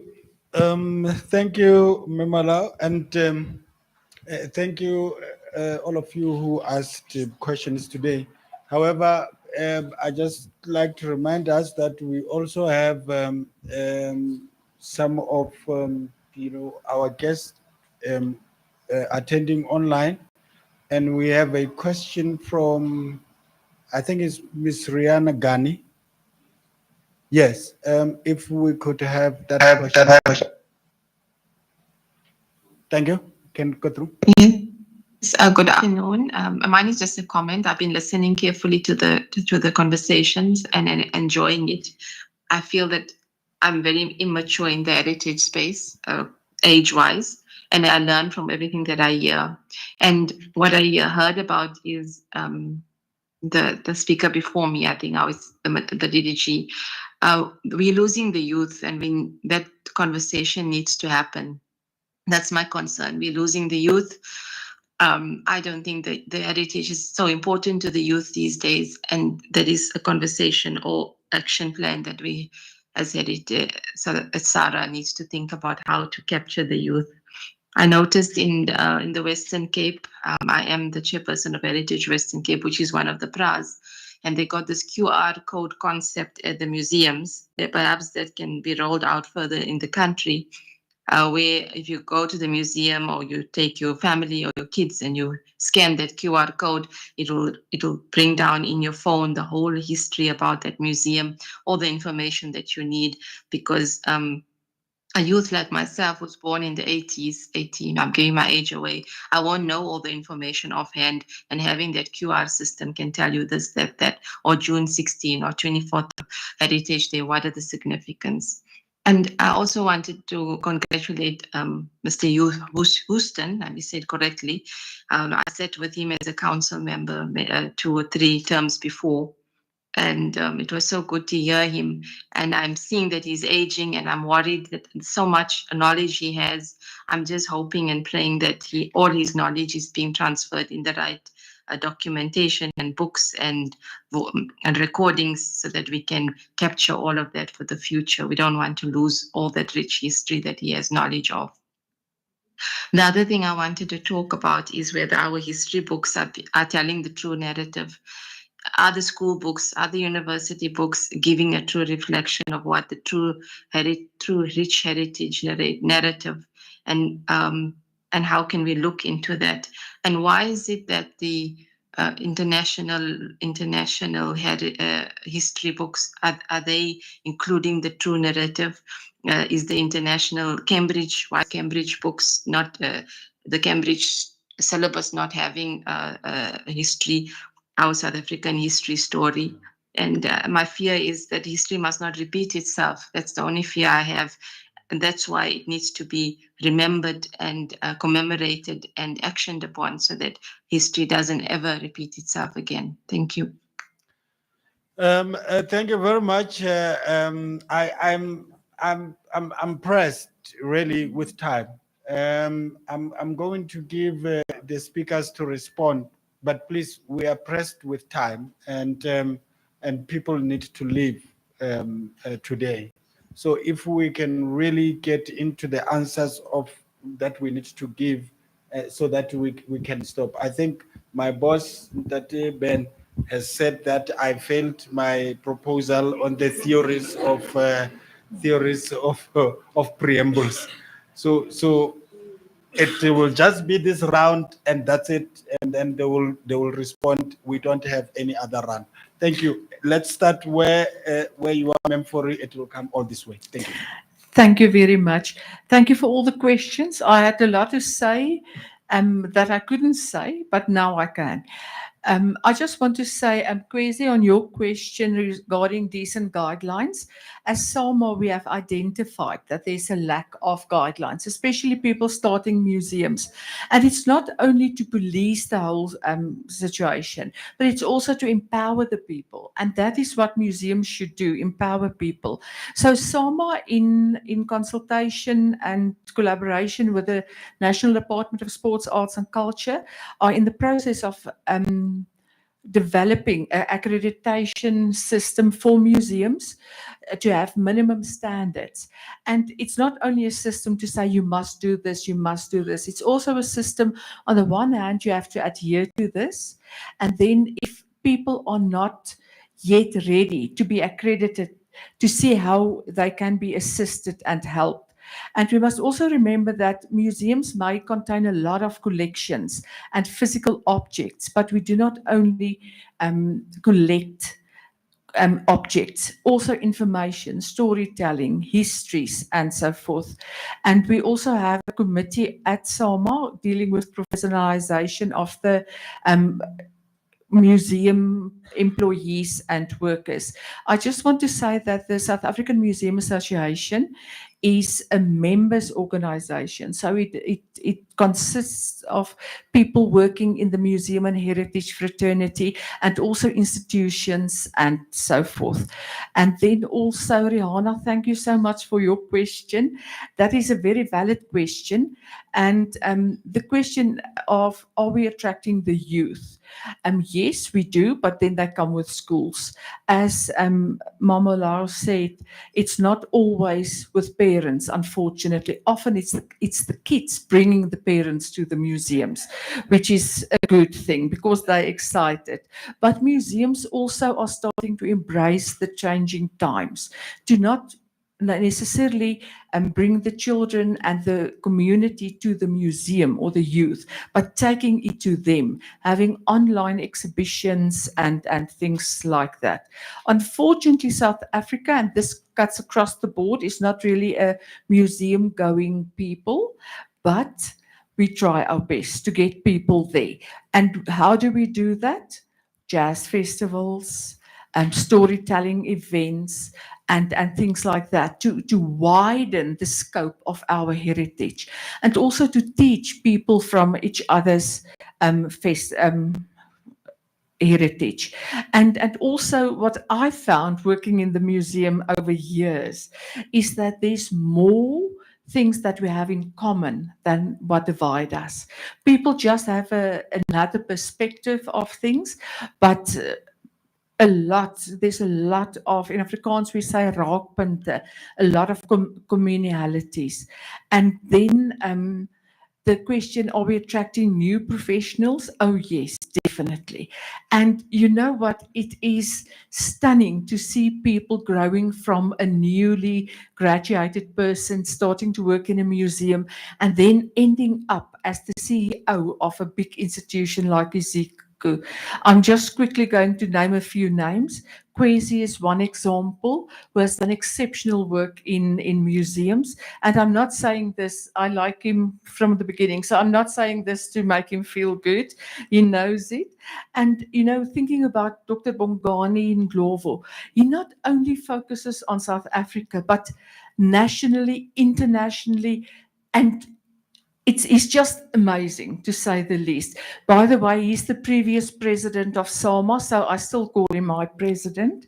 And then Ruxana Omar, who was also the, like Bongani now, the CEO of Ezekiel. Dr. Molebohang Mohapi, who's acting CEO of the Song Museums of South Africa. I can give you names and names of people. And then also young people, you know, going to a conference at break from the 3rd to the 5th, we have a SAMA National Conference on fourth industrial revolution in museum and heritage. You know, seeing the young people presenting their papers, their excitement. So the young professionals are coming in, not as many as we would like, but unfortunately we cannot assist all of them. Then looking at repatriation of objects, it wasn't a question, but I'm throwing it in. It's not only other countries having to repatriate South African or Southern African material to our country and museums. It's also South Africa that have to repatriate material in museums to the rightful owners. And in that it's the people of the community, sacred objects that was just taken by force, you know, and it's just displayed disrespectfully in museums. We really need to look at returning our objects to rightful owners that's supposed to go.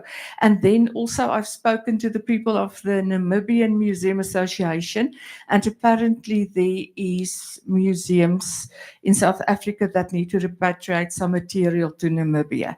Then a Labour Museum, that's a big yes. I hope somebody takes it up and just do it. And sorry. Then asking about collaborations. Where is he now? Oh, it's your answer now. Your answer will pass. No. As I said, SAMA is a members organization, so we don't really do collaborations and things like that. We more look after the industry and professionalization and training and things like that. But in our SAMA network, you can network with other museums that's members and non-members to put up exhibitions. How long does exhibitions stay? Oh my word. I promise you there's museums with exhibitions dating back to the 40s and the 50s, 1940 and 50. Unfortunately, your grandmother saw it in a school tour. Your mother saw it, and now you can't recognize what type of animal it is anymore because it's lost 2 ears and 3 eyes, but it's still on exhibition. So museums really, the ones that haven't changed or developed or kept up should do that. So my advice is contact me and I'll put you in contact with people in museums so that there can be a collaboration. And then the impact of the youth at the art museum, that is very important, and museums should also be involved and assisting, because museums should be community orientated. I've said museums are not there for their own benefit, they're there for the community, and they should embrace that.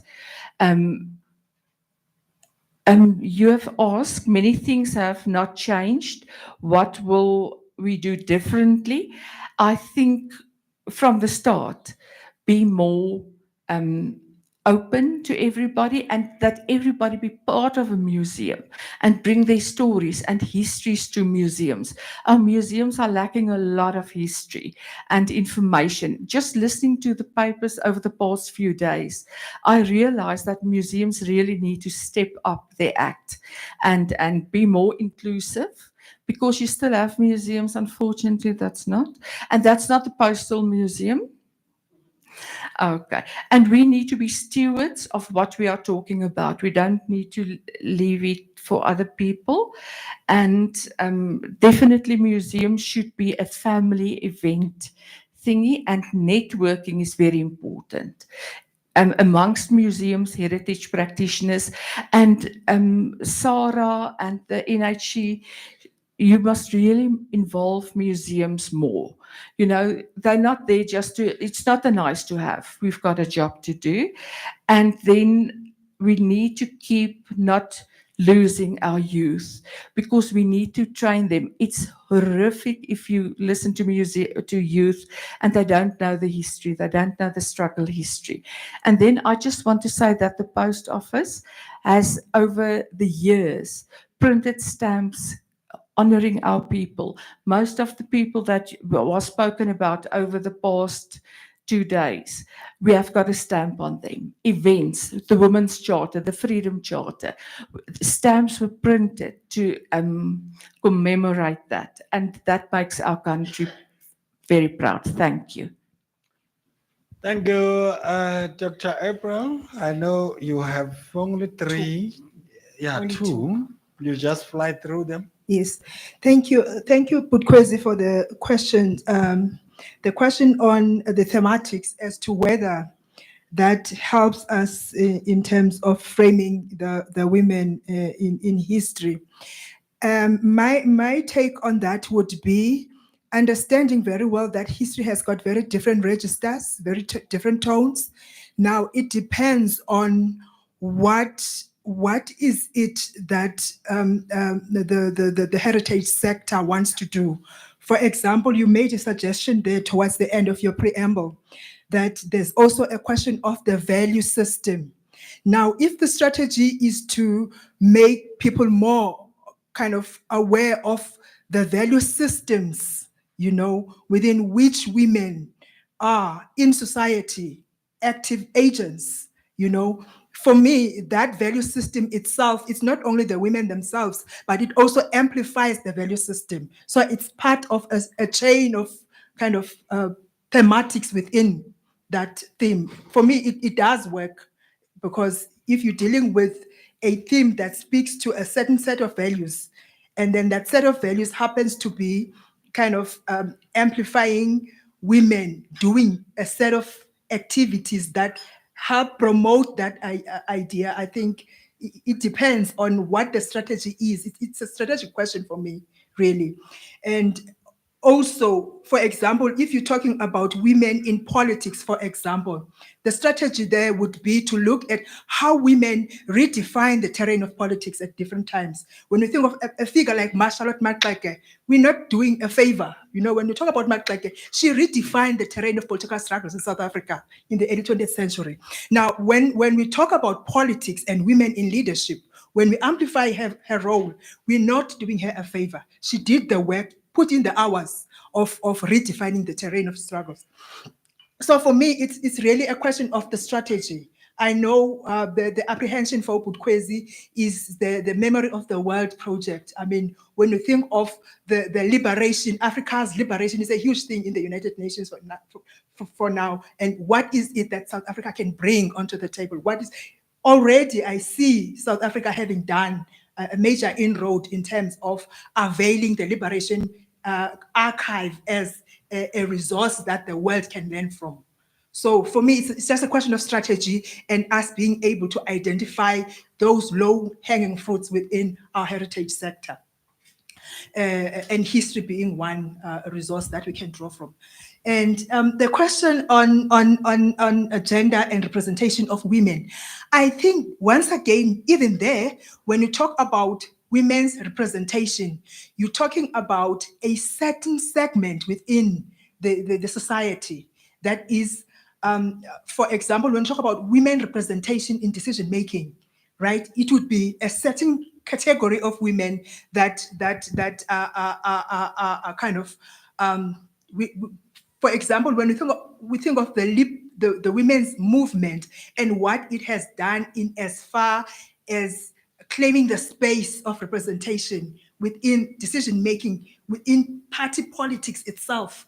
And I think now part of the problem would be, what is it within the women's movement itself that is within the liberation movement, that is those that are affiliated to liberation movement? What is it that hasn't given the necessary shift to have women beyond the 50-50 kind of representation? I know at some point women's politics were kind of centered around the 50-50 representation. What other kinds of imaginations were there? Like I think about the late Mama Hlengiwe Mkhize was pretty much vocal in terms of having a view of women taking up spaces beyond the 50-50 representation. What other spaces are there that women are converging on rather than party political affiliation, which is good because you are able to make those advances in terms of claiming the space within that,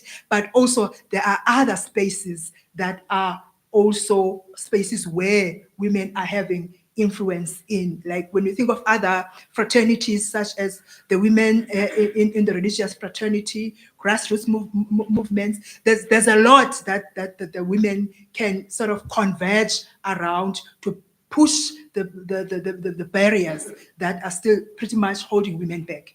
And I think for me, it's rethinking and reimagining the women's movement that would then be able to cater for, you know, a range, which has always been the case, but I think this is just one round of rethinking and reimagining going forward. Thank you, Dr. April. Dr. Houston, I know that we are still awake, so the statistics will still be fine. Thank you. Thank you. Yes, a lot of questions and some need lengthy answers. Events after arrests at Lily's Leaf in 1963. Yes, I mean, the popular view was that, you know, things just died down after that. But there was a second commander-in-chief, Wilson Mqwai, and there was a national secretariat, which was a sort of an understudy of the ANC leadership at the time, that then took over, but operated for about a year, until what we have, the arrest in 1964 and the Little Rivonia trial, which follows. And then you have the period when one person begins to play a prominent role. And wait, I can't remember his name. It's a white person, the head of the Communist Party at the time. Man, not Slovo. No, wait, I'll get his name. He gets arrested in 1965. He was called the Red Pimpernel. He goes underground for a period, but no, not Casserols. No, not Casserols. It's an old man. I had the name earlier on, but I got disturbed. But it was an old man. God, man. But he was wanted. He was operated until 1965. He was fisherman, Bram Fisher. So that, yeah, Bram Fisher, up until 1965, there were lots of things that were going on. He was connected all over the place, and especially women played a very important role in that period, that short period of a year when he was operating underground. Then we have the Winnie Madigazela, the Joyce Sikakane, Wally Serote, who form an underground network based originally in Soweto and with networks elsewhere. And they actually received cadres from outside, trained cadres from exile until 1969 when they were arrested. So there were these activities.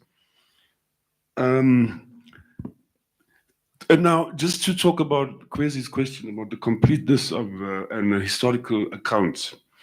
I think, you know, no historical account ever is complete. People will still be writing about Shaka 1,000 years from now. And I think all of us are sitting here will walk out of this with a completely different experience of the last 5 minutes. So, I mean, any historical account needs to be constantly reworked and challenged, and you know, and seen as a perspective. If we want to say that, you know, I don't know what is truth when it comes to a particular event. So it's something, Kwesi, unfortunately, we do not have the resources. I mean, I would love to be able to sit and just write and write and write. I have so much material, so much data, but I do not have the time to do that, and nor are there the resources for others to do it. You know, because people need to survive. So I'm hoping the Senate interviews, for instance, they have barely been used. I mean, interviews with significant people, that not even a word has been taken out of their interviews. And I'm not sure what's happening with them. Because I have the transcripts. I don't think they've ever been released. I think the audio files are at the National Archives in Pretoria, but it's a nightmare. I had them in a cupboard for a few years, and they were TDK files. So I'm not sure what they look like. I'm not sure if I got this question right. Youth and the struggle for liberation, and why are youth so docile today? Yes, I think apartheid evoked something in us. You know, it evokes. I mean, as a young person, I became a political scientist and as a political student of politics. You know, because I became conscious of apartheid.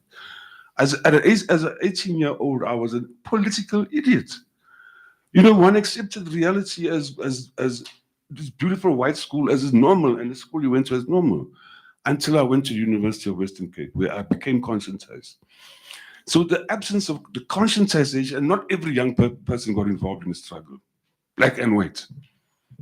And I'm including Black African. Not everybody got involved in the struggle, but the youth were active.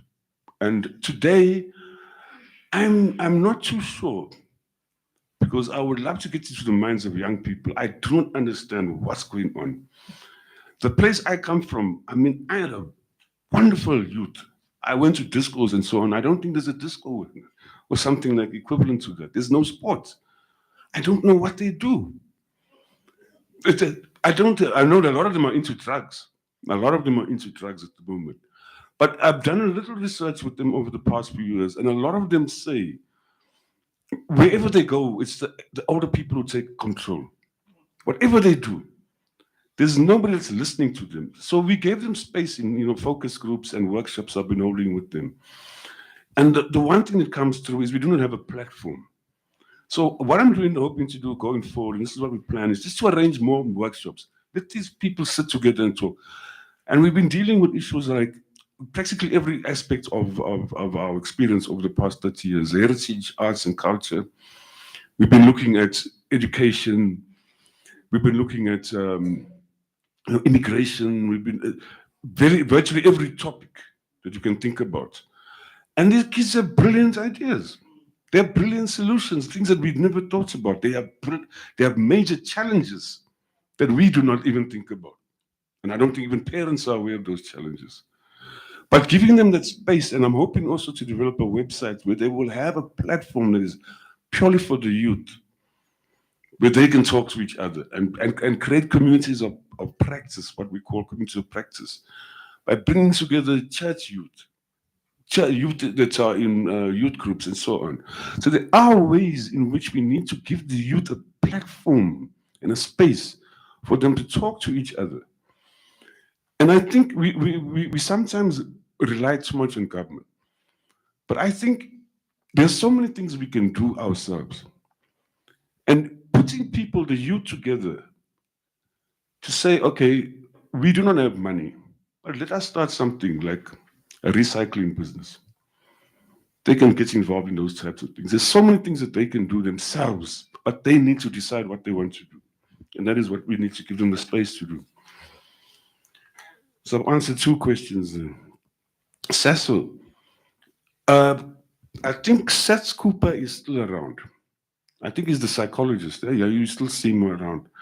Stringy Moodley apparently became an alcoholic.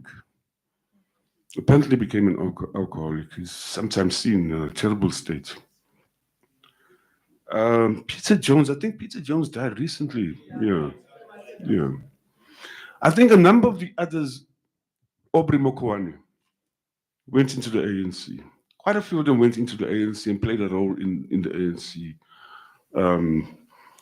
And the number of them that went into were arrested in 1975 were changed politically on the island. I think one of the, I can't remember names now. It's a bit of a challenge. But quite a few of them became prominent in the ANC. Wale Serote is one of them. Nkosazana, yes. And Barney, I don't think so. Barney, yeah, no, it took a long time. It was Barney actually led the BCMA in exile. Yeah. Now the question is, what about Steve Biko? So the question about his trip to Cape Town at the time was really in preparation for meeting with the ANC. So there's a sort of a question about where he was going towards, whether he would have stayed within that black consciousness paradigm, or whether we would have moved out, like what's his name, G,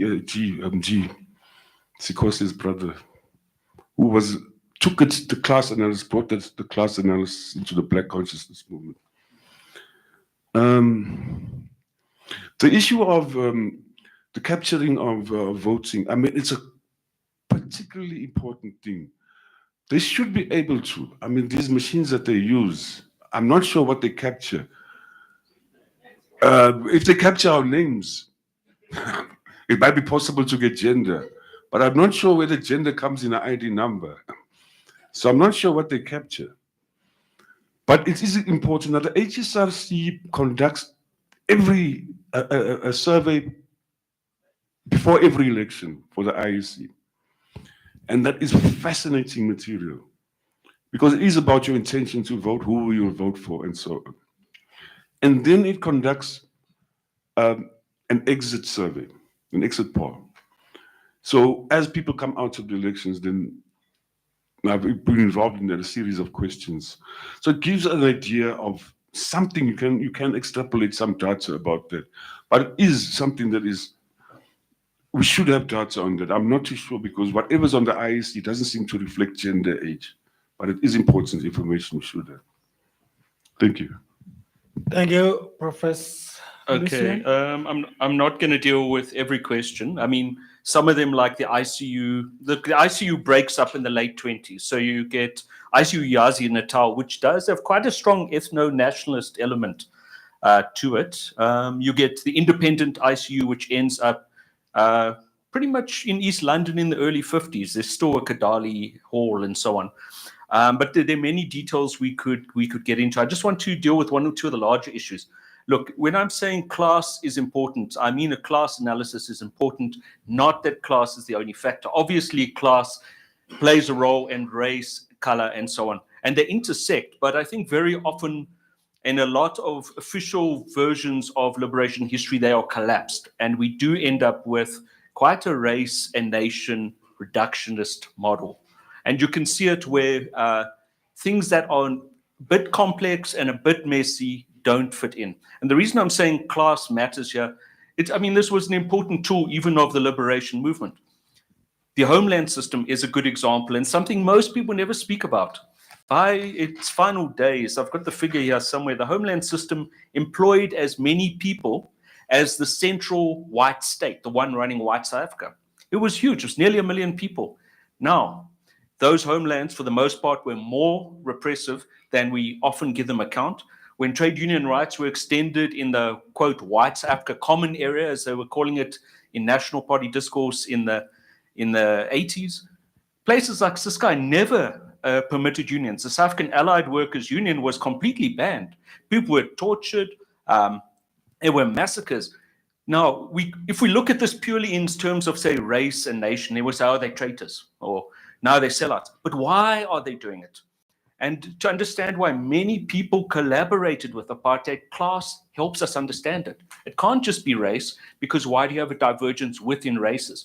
We could explain that ideologically people are conscious, or people are confused, or we could explain that people are sellouts. That's a moral explanation. Good people, bad people. But people got jobs. Somebody mentioned yesterday Kaiser Matanzima, who was running Transkei. People at the top of the homelands got a lot of money. Sun City with Lucas Mangope, Wild Coast Sun, these sort of things made money. And many of the seeds of the current corruption we have now are from the homelands. Because we must remember, most homeland staff was incorporated. That's part of the sunset clauses. They're incorporated into the new state. So those corrupt guys weren't necessarily a majority, but they came with that political culture. Now, how do we understand it? It's partly class. This was a space for a sort of bureaucratic bourgeoisie to emerge in the homelands within the apartheid structure. And this is why I'm saying class does matter, even in understanding race and splits between people. And the national liberation movements used to take, well, the later BCM around Azapo took class a lot more seriously, but certainly the Congress tradition took that seriously. Now, so I'm not saying that that's a separate thing. And there, I think Tariq or Patrick, we probably completely agree. Just in terms of specifics, look, a formal link between the unions and the African National Congress. The first clear example is 1955. There is no ANC trade union wing or closely affiliated thing before then. The big progressive unions like CANETU are often led by the Communist Party. And again, this is not a criticism of the ANC. It's not saying the ANC was anti-union. The ANC helped to initiate the conference in 1920 where the ICU absorbed other unions. But that ANC in those early 40, 50 years was not fundamentally a labor organization. Naturally, as a liberation movement, through it, different class forces expressed themselves. You get radical periods in the late 1910s, late 1920s. Somebody mentioned Laguma, Johnny Gomez. So you have these periods, but I'm just saying we mustn't read the present onto the past. That sort of formal alliance model is unusual in South Africa. And unions were very often political without being linked to parties. And there, I think we're agreeing on that point. Something like the ICU was seen by the authorities as an incredible threat. They weren't worried about the ANC in the late 20s. ICU legislation was passed specifically for it. There were people banned, efforts to deport Clemens Kadali. ICU was very good at courts. They were very good at courts. The head of the ICU in Natal, Alison Champion, he was kicked out of Natal. So look, there was a lot of repression around that. Now, I just want to make one or two last points. I know everyone's getting tired and that. Heritage and labor. The one thing is, look, I don't think the story of labor has been integrated. And I still think it's partly because we construct the liberation struggle primarily around the framework, colonial and apartheid, and we construct those primarily around the issue of land. Now, that's obviously crucial. And you mentioned unwaged people and so on. But the point is they're working for someone. The Dutch East India Company isn't just an enterprise that somebody thinks of. It's one of the largest capitalist companies in human history. It's about 300 times bigger in terms of its capitalization than Microsoft today. It was a company with its own armies. Holland itself never directly ruled South Africa except for a few years under the Batavian Republic. Cape Colony was literally run by a company with guns. Okay, and this is a very important factor. Now, unions themselves are not very good at this heritage. I do a lot of education with unions, and many trade unionists don't know anything about their own history. The ICU, many of them, really, what? Is that a medical procedure, an ICU? Many haven't even seen videos of their own history, and that also makes it hard for people to draw lessons.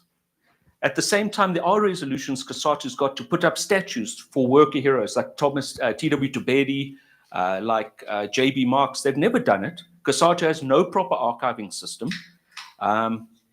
There's a lot being lost. I mean, I take the point, do we have complete records? Well, a lot depends on whether people bother to store and catalog as opposed to stick it in the back room. I was speaking to a comrade from Kenya. This will be really where I wrap up. She passed away about a month ago, but she wrote really the most important labor history of Kenya. It's called Unquiet, The Life and Times of Makan Singh. Makan Singh his family came from the Punjab in what was then India, it's now Pakistan. He was one of the founders of non-racial trade unionism in East Africa, not just Kenya. His union that he founded was also active in Tanzania, then Tanganyika, and had contacts in Uganda. It was like the ICU, a multi-country union. Now, what happened to those unions' records? Well, sometime in the 60s or 70s, somebody in the union thought, we need a bit of space. What are all these old boxes doing here? And they trashed it. So we have the Makan Singh papers. He was meticulous, and those have been recovered and digitized, and you can get them there at the University of Nairobi, but many things are lost. So it's difficult for people who do history to capture all of that. Humans are always creating so much stuff, and it's sad that the trade unions themselves are not playing a big role. Look, there are many other issues we could debate. Thank you very much for your patience here. I know we're over time. Thank you, Chair, for managing a lot of long-winded people. And with that, I'll stop. Thank you very much. And let's give everyone a huge round of applause. And I will, Dr. Ben, you will come through and you can take your chairs. But I'm told that we can somewhere go there and grab something, as we will not have a break right now. Thank you. Thank you. Please give a round of applause one more time. All right. I see a lot of people have already been grabbing food, which is fantastic. So we're not going to be breaking for tea to make up on time. Just a change to our program. Our two speakers, please quieten down. Our two speakers who were meant to speak on the on the support by African nations to the liberation movement are not available. So we're gonna go straight to Miss Madeline Fullard. So you'll be the next speaker. The other two are not present, so that'll save us a bit of time. Following that, we're gonna go into the democratic era. So, Mr. Troy Pili, are you ready to? I hear that you're gonna be a panelist, not moderating, and Zakele, could you come to the front, please?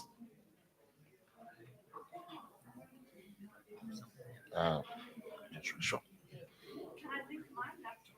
I've got your presentation ready. I think it'll be easier with mine. Is it? Yeah. I'm gonna bring it here. Like, let's take a seat. I'm gonna introduce you. Okay. The thing is, because you must still sign into Teams. But if you can put it on the flash, okay, then it's fine.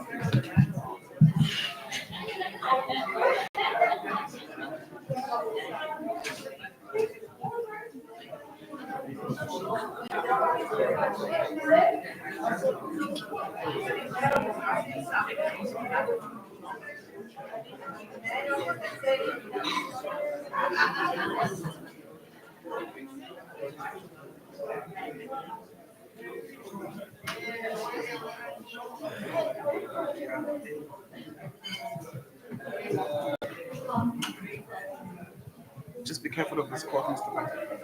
Okay.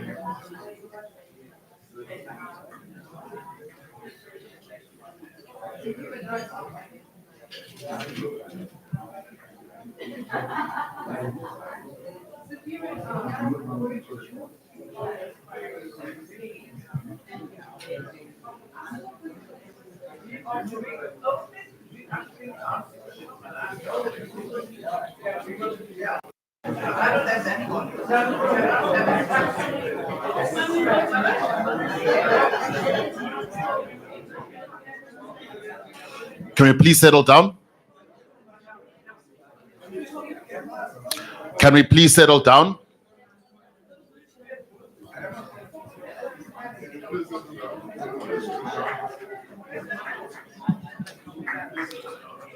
Can we please settle down? We're going to be starting now.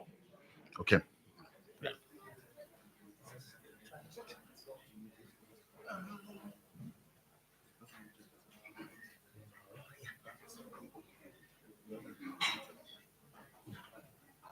Starting now.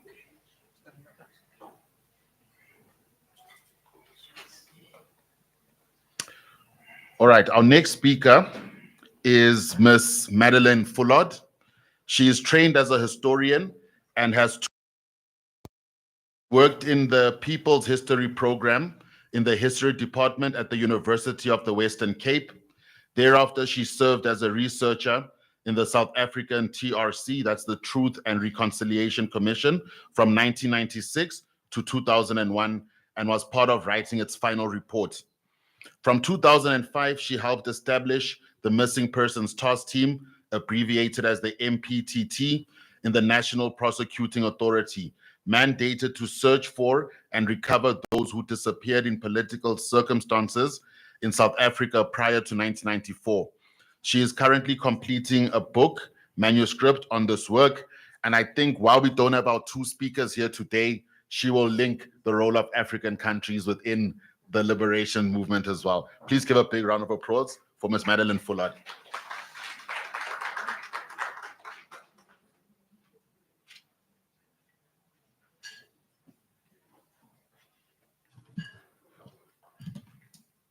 Thank you very much for the invitation. And it's been lovely to see a number of people here that I haven't seen for quite a while.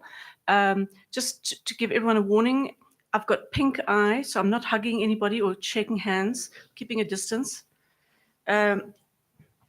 So I'm going to be talking about an element of the road to democracy, and that is those who died while in exile.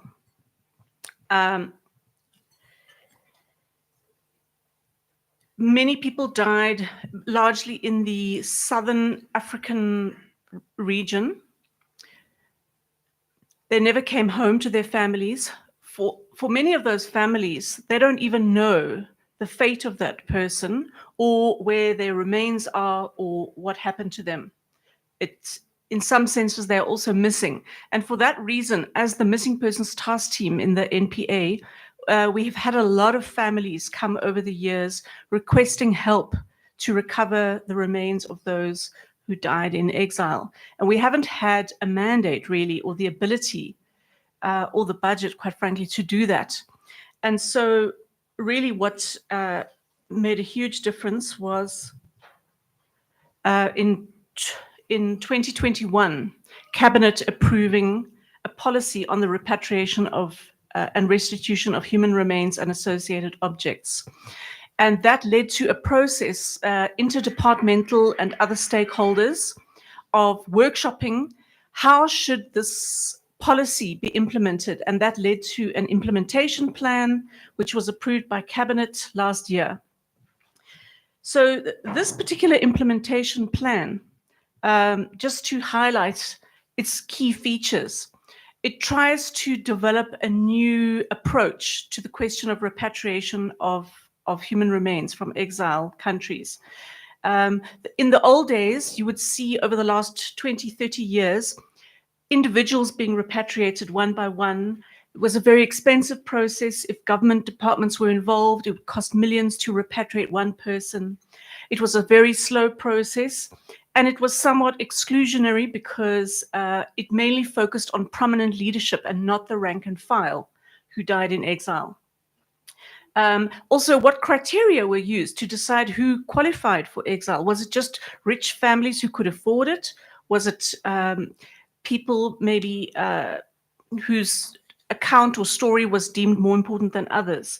So the new approach, which we call the country-to-country model, tries to have an integrated process which focuses on the identification and repatriation of the graves of all families who wish for that.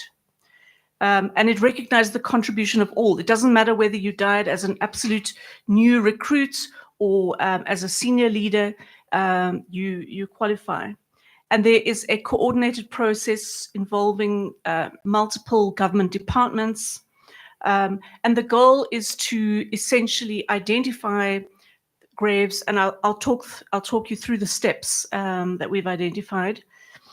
But the goal is then to use a Defence Force plane to repatriate large numbers at one time. So that's the kind of new model. And as I said, it's an interdepartmental process. There are many different departments that play a role. as well as the families, political organizations, and military veteran associations. So when we look at the countries, where did exiles die? And what kind of numbers are we talking about? So we definitely have the largest number in Angola, Tanzania, and Zambia. Those are the three countries which really constitute the bulk of where people died. We've got smaller numbers in Zimbabwe, Eswatini, Lesotho, Botswana, Uganda, Mozambique, and then scattered numbers throughout. And then, of course, there are people buried outside of Africa as well. So collectively, we estimate around 1,000 people. We have a list of about nearly 850 names that the ANC provided to the TRC of its members who died in exile in the different countries. And we have a list from the PAC, which is, it's just under 100. If, yeah, it's about, is it 40? I thought it was about 60. 60. Oh, okay. All right. But there are certainly gaps in it. And it's definitely not a conclusive list, but it's an estimate that we're working with. So the implementation plan that's proposed has got 6 phases. The first phase, and it's really a continuous phase, is the gathering of the names and tracing of the families. And we have to do that through local outreach, through organizations, through lists that exist, and develop a database of all those who died in exile. And we have actually got a provisional database for each of those countries at the moment. Yeah, although there's definitely duplicates and lots of problems with those lists. But phase 2 then involves the technical team, which is a team made up of us as Missing Persons Task Team and South African Heritage Resources Agency, the Repatriation Restitution Office, which I think my colleagues will talk about later. And that is to go and do the mapping. So the whole goal of this is to minimize the up and down, flying up and down and hotels and so on, and really to contain costs as much as possible.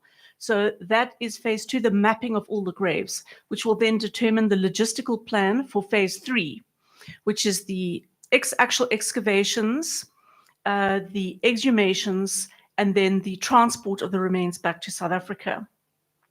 We have phase 4, which is the confirmation of identity of remains, because we have had challenges. We've had a number of incorrect exhumations done, where families go and there isn't always clear grave markings, or sometimes even the grave markings are incorrect, as happened with the December 1985 Lesotho raid, where the grave tombstones put on it were incorrect and led to families repatriating the wrong remains.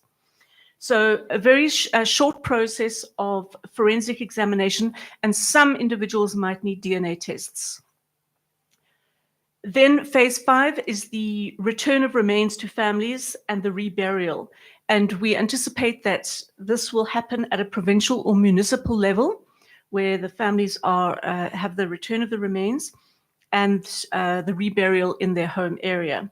And the last phase, which is really critically important as well, is memorialization, where we look at tombstones for those graves, we look at renamings. How are the people who died in exile to be remembered and commemorated, particularly in their local areas? Yeah, I'm just going to jump through that. Sorry. Okay, all right, so we as the Missing Persons Task Team, we have worked on recovering remains of those who disappeared inside the country to date. We've recovered 179 individuals inside the country. We work on a range of different recovery environments, cemeteries, organized and disorganized, clandestine burials. We've dealt with burnt remains, explosions, partial gunshot, car accidents, dismemberment, and we have used DNA tests in about 30% of our cases. So if we look now at what are the different countries and what are the prospects for recovering remains, and I just want to give you a little bit of an overview or a flavor of the different countries. So in a country like Tanzania, for example, you have some burial sites that were constructed and maintained by the ANC. And these are quite well organized. There are names on each. There are even some maps that exist for those cemeteries. But you also have a different situation in, for example, Kinondoni Cemetery in Dar es Salaam, where the bulk of the PAC members were buried, for example, where we are informed that the records are fragmented or non-existent. Many of these graves, you can read ANC or PAC, but no names. And even of these visible graves, I think there's about 15 or 16 that are visible. There should be many, many more, dozens more. So here, for example, you can see a grave that just says ANC, one that says PAC. Who are the people inside those graves? Similarly, in Zambia, while most people who died in Zambia were buried in Leopards Hill Cemetery in Lusaka, the cemetery is very overgrown. There's very poor grave visibility. There are some tombstone markers. Not all are readable. You can see there it says African National Congress. You cannot really read a name. And the cemetery has extremely poor records. There are some books that exist for the 1980s, but a great deal are also scraps of paper kept in sacks. There, for example, circled is the name of an ANC member who died, which we recovered on a little fragment of paper. And the problem is that the more time that goes by, the harder it becomes. For example, here in Livingston, there were 7, or was it 8? 7 MK members who drowned while crossing the Zambezi River in September 1988. A hippo hit their dinghy, it overturned, and they drowned. And they are buried in Livingston. And here is a photo taken more than 10 years ago by Comrade Patrick Blau Ricketts, if you know him, who sadly passed away earlier this year, with his friend Anthea. And there you can see the graves. They had little spears, rusted spears on them. But when we went there last year, there are no more spears. Those graves are not visible. So cemeteries are a perpetually deteriorating and changing environment. And people say, yes, yes, yes, I know where they're buried. I'll take you there. You know, they were last there 30 or 40 years ago. And we had this, the wife of an ANC member who was buried in Lesotho. She said, I know exactly where the grave is. It's got a metal cage on it and so on. We went there to the village. She couldn't even identify the section of the cemetery, let alone which grave or which cage. There's lots of cages there, impossible to determine even the section of the cemetery that might be relevant. So relying on human memory for burials is really a no-go. Here also, for example, in Eswatini, sorry, this photograph was taken before the name change. I haven't changed it. One of the cemeteries, this was actually a cemetery. You wouldn't think of it looking at it. It's just a field.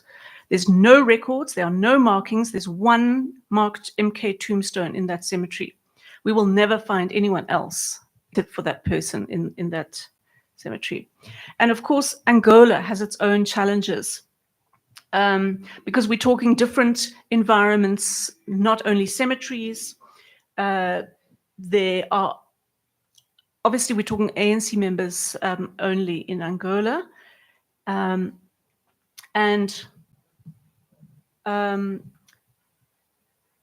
There were many burials done in the cemeteries in Luanda.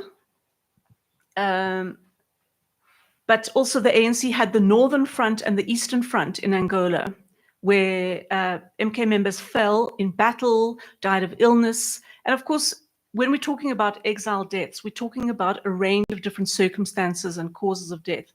You know, illness, car accidents, training accidents, combat skirmishes with UNITA, ambushes by UNITA, executions as well. There's a range of different environments in which people are killed. But we have essentially three large clusters in Angola. So the one is Luanda, the other is the Northern Front, and the other is the Eastern Front. So just to show you the cemeteries in Luanda, there were three of relevance. Santa Ana, Mulemba, and Alto das Cruces. Now, at the moment, we haven't been there yet, but the reports that we have from others who have been there is that only 25 graves were found, of which only 15 had names in those three cemeteries. But there should be probably more than 100 MK members buried in those cemeteries.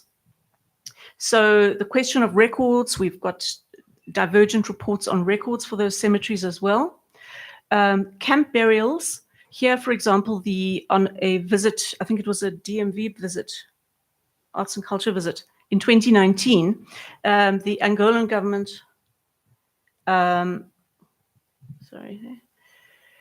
cut back the bush because this, you can see, it's just been freshly exposed. These are graves. The names are not visible. They may only, there is talk that many comrades were buried with their names in bottles, in sealed bottles. Don't know if that is the case in all, or there is talk of some people having maps. Some people are only prepared to sell the maps, apparently. One person that we spoke to in the Eastern Cape, many graves will not be marked at all. So in terms of the camp burials, there are significant challenges as well.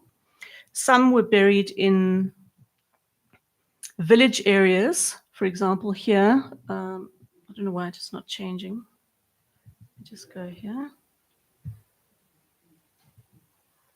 Okay, a delegation, a particular family went to the area Piri in the Northern Front area to try to locate a grave where around 20 MK members were killed in a UNITA ambush. The bodies were quite badly burnt, and they were reportedly buried by the villagers in this area, and the area has been pointed out. And that will need archaeological recovery techniques. So I've tried to sketch that we face a number of different challenges in each country, from Tanzania, Zambia, and so on. So the notion that we have at the moment is to launch the Exile Repatriation Project with some kind of homecoming ceremony. For example, this was one, don't get shocked when you see UNITA on the screen, but it was a request from the Angolan government to President Ramaphosa to assist in the repatriation. Angola has been embarking on a project of recovering some of the bodies of UNITA people as a kind of a nation building project, and South Africa was asked to assist. So the possibility is that the first homecoming ceremony could be hosted at Waterkloof or at Freedom Park, with the remains being brought on the Defence Force plane. So this was just one slide. Oops, sorry, I don't know why it's doing that. Let me just try and get this back. I'll go down. Sorry. I seem to have lost my slideshow.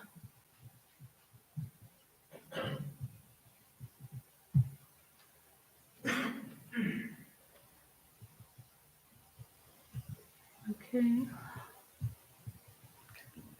Okay, all right, I think I've got it back here. Okay, let's just keep going.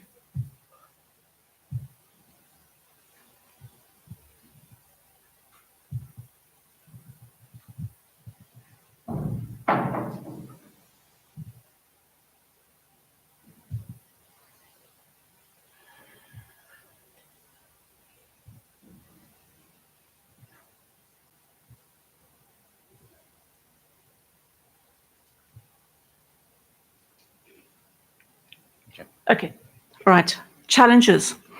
So there are so many challenges that I'm almost scared to talk about them because it'll be so discouraging and disheartening.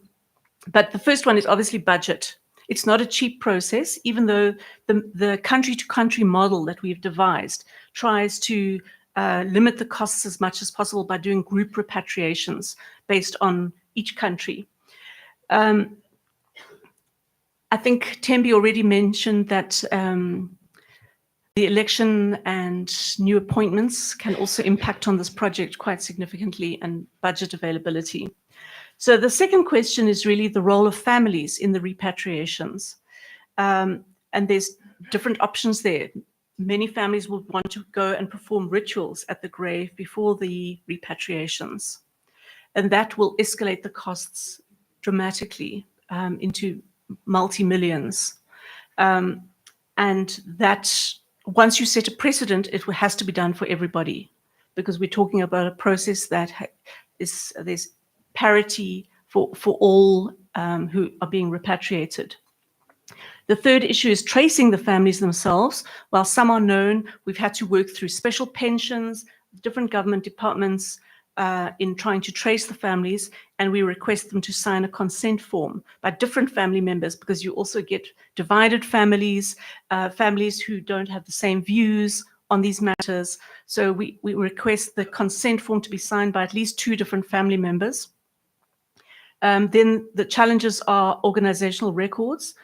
For example, the ANC's personnel records have never really been accessible. Question of names. For example, we have, I think for Angola, we have a list of about 450 names, but we know there's about 300 deaths. So there are definitely multiple duplications, use of different names, and so on. So the other reality is that many remains will never be found. When we talk about possibly 1,000 people who died in exile, our estimation as Missing Persons Task Team is that a low estimate of number of remains that we can recover is probably 300. A moderate estimate, which is probably realistic, is maybe 500, and a high estimate would be 800 numbers of individuals who can be recovered from all those different countries. And we don't know yet. We haven't done the grave mapping and the evaluation yet to make a determination of the numbers. But because of the impossibility of recovering some remains, we cannot make any promises of recovery to families, and this is really important. And we need to also look at other methodologies, and this is something we do as the Missing Persons Task Team, because there are many remains we will never recover. Even MK members who were killed by Dirk Coetzee, and he explained how they were drugged, shot, and their bodies burnt on the edge of the Komati River. And we have taken the families there to those sites to perform symbolic reburials or spiritual repatriations, which have been really powerful and meaningful, and which build in a component of recognition and acknowledgement of the families.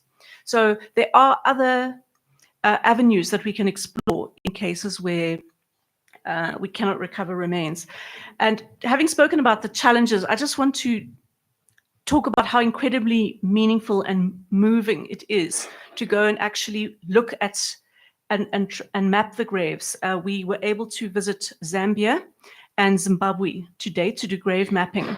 And one of the really moving stories is that of John Dube. John Dube was assassinated in a parcel bomb in 1974, in February, the same 10 days after Abraham Tiro. So it was clearly the same security police operation, one in Botswana and one in Zambia. And he opened a parcel in the ANC office, and I think Max Sisulu was in the office with him and was injured. And John Dube, his real name is Adolphus Mvemve, but he's generally known as John Dube. And here is the stories that emerge through this process are really heartbreaking. And this was a photograph of his wedding in Alexandra, and it's a photograph taken by Eli Weinberg. And this was in, I think, 1963. He left to go into exile the next morning. The next morning. And he eventually was killed in 1974 in Lusaka. And we traced his grave there, which has a slight trace of green and yellow paint on it still. But these graves, as I've been talking about, deteriorate constantly and become unreadable. So we really are in a race against time there. Another person whose story is just incredible is Bethwel Tamana, known as Joe Zami. He was the son of Dora Tamana, a prominent women's leader in the Western Cape, who I was privileged to meet in the Western Cape before she died. Their grandfathers were killed in the Bullhoek massacre.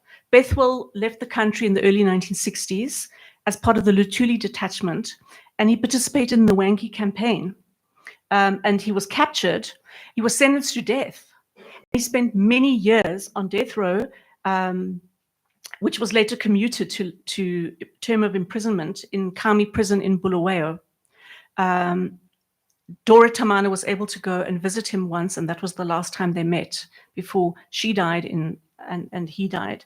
He was released in Zimbabwe, new independent Zimbabwe in 1980, and he died in Lusaka in 1984. And we met his family recently, who are living in extremely humble circumstances in Khayelitsha. The great-grandson, they survive on a SASSA pension. The great-grandson managed to go to UCT. He can't get his degree. He's got fees outstanding. So the circumstances of these families is really dire. And I just wanted to say that this process really does, of uncovering the graves, also reveals so many incredibly personal and painful stories. You know, even stories of suicide, and a kind of a different narrative from exile than one that we might be used to inside the country. And those are really important. It's not just about recovering the remains, it's about recovering these amazing stories. So thank you very much. Yeah.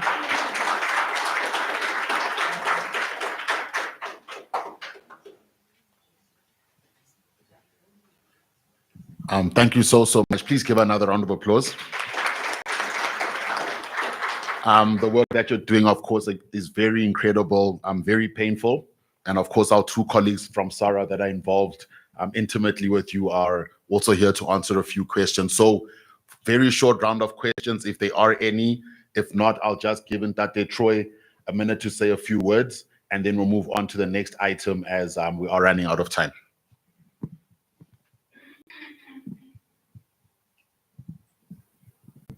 All right. So there's a question there. We'll just take those two then. Just a small one, Madeline. A number of comrades were also buried all over Europe. You know, in Highgate Cemetery, for instance, there's quite a few comrades that are buried there. I went to the funerals at the time and that. Just wondering whether like Michael Lebesi, Selemweti, as we knew him, you know, I wondered if his family have got his body back and so on. You know, some of the big names like Dr. Dadu and so on, but I'm talking about, you know, my level. Yeah. Thanks so much. One more question. I think that those are the only two we'll take. Thank you very much for a moving presentation. I want to know, how do you deal, or how do you debrief when you have dealt with all this information, all of these photos, the sightings? Thank you. All right, we'll just take those two questions, and then following the response, Ntate Troy, 30 seconds, and then we'll move on to the next topic. I think we can start with the response, and then we'll come to you. Okay. Sure. All right. Yes, there are lists of comrades who died in Europe and the UK, and some have already been repatriated. I can't answer specifically on the one you mentioned, but what's going to be really important is for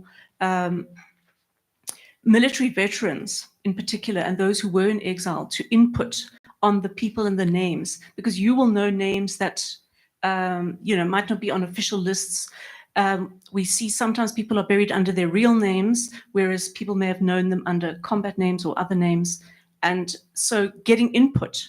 And in fact, we want to set up WhatsApp groups and so on, where people can start inputting for different countries and develop like a WhatsApp group, say for Tanzania, comrades who were based in Tanzania, what they recall, and so on, the UK, all of those. It's going to be a very important part of the process. Well, dealing with it personally, I think people who know me, you know, I'm a bit cuckoo. Yeah. But I think for us, what is the hardest is actually dealing with the living families. Recovering the remains is actually quite a healing process in many ways, but you know, I was talking about the family of Bethwell Tamana.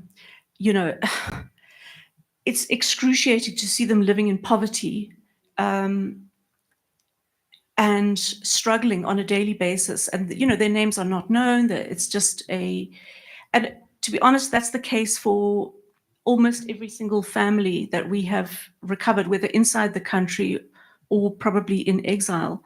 And it really goes to why have the special pensions and things not somehow managed to reach those who really paid the ultimate price. And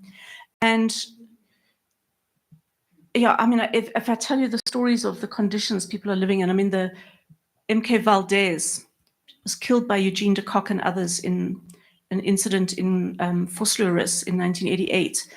And we recovered his remains about 10 years ago.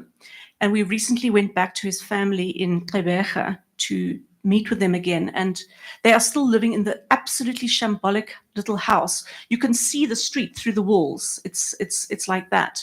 The families of the 5 MK members who died in Battle of Mutali River in March 88, they got a once-off payment of 12,000 Rand, and that's it. Yeah, and those guys fought the entire day against the, helicopters, gunships. You know, it's excruciating. So that's really the hard part and we don't have really the reach and the ability to get the municipality mobilized, get Department of Social Welfare mobilized to assist families. So I think for us, that's really the hardest part, because what you recover the remains and the family remains in the same condition, and you can't really make a material impact. Of course, the recovery of the remains has another kind of an impact, but it seems very wrong that those who died in combat or who were murdered are still in those conditions. So that's really the hard part for us. Thank you so much. All right, we're just going to take a comment from Ntate Troy and then Zakele, and we'll close the session. Please go ahead. Thank you, Chairperson. My colleague has covered quite a lot of ground as far as the exile repatriation project is concerned.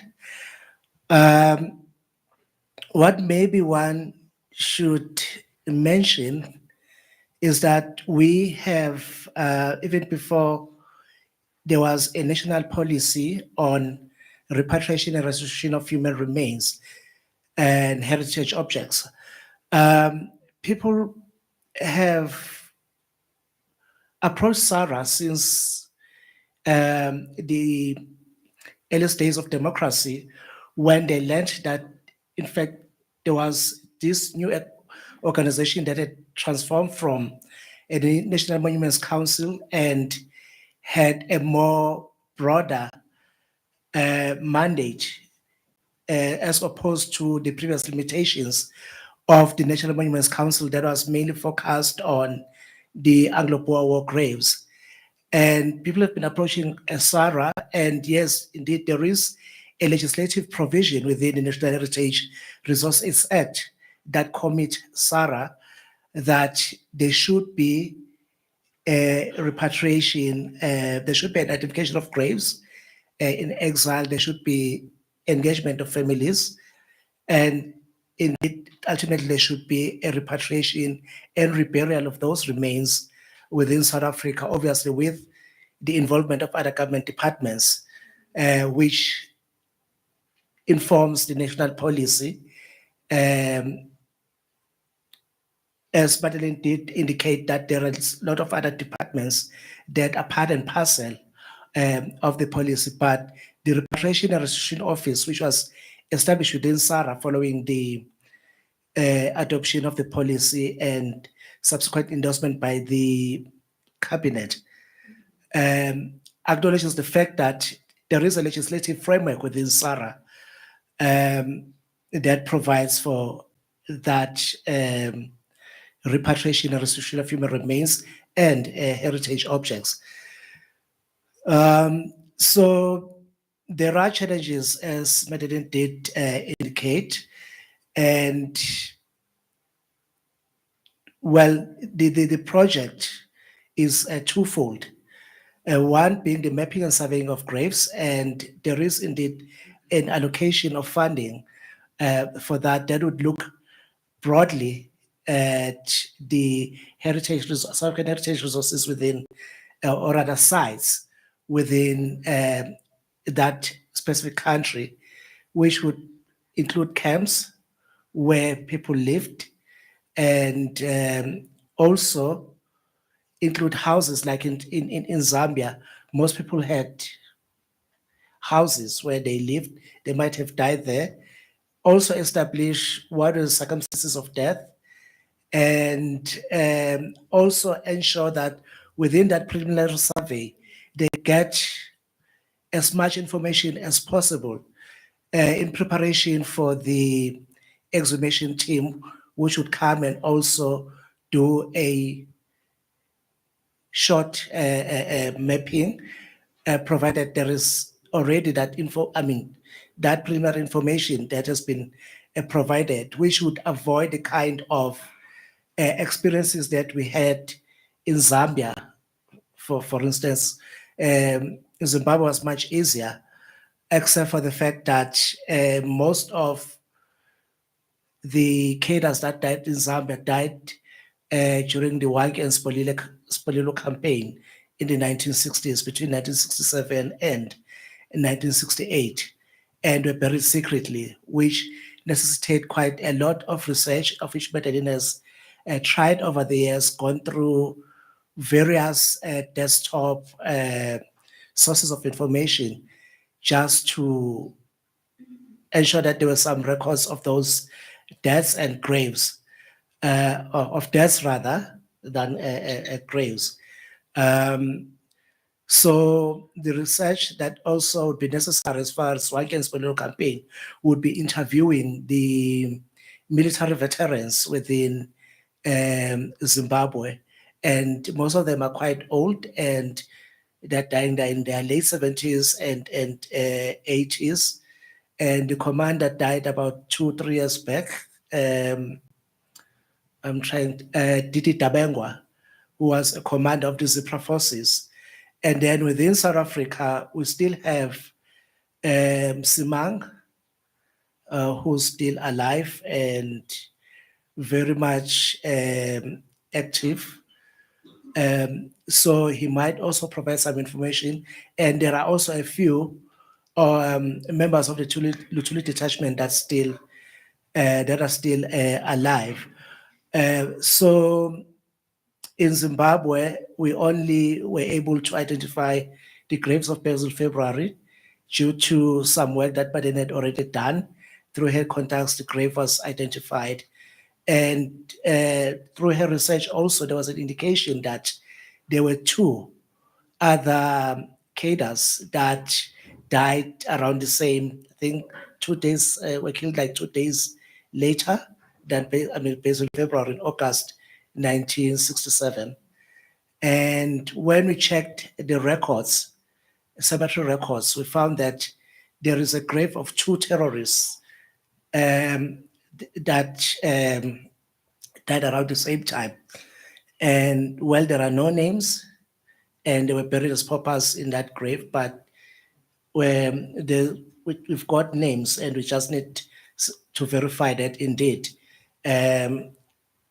those are the same people. And then also information that we gathered from the archives in Zimbabwe that in Kami prison, those that had been imprisoned together with Bethel, is it Matamela? Tamana, sorry. Bethel Tamana died of natural causes between 1974 and 1976 and were buried in the cemetery of Kami prison. And through our contact in Zimbabwe, we were informed that during that upheaval that there was there in Zimbabwe between 2000 and 2002, a lot of prisoners died of starvation and were buried in that cemetery. So chances of locating those graves might be a challenge. Closing remarks, please. Sure. 1 minute, Akele.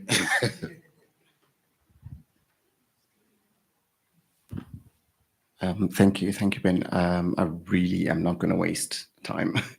I just want to say that the liberation movement and the African continent's contribution to South Africa's liberation movement is such a broad topic that we can never sort of be able to capture it all in one essence.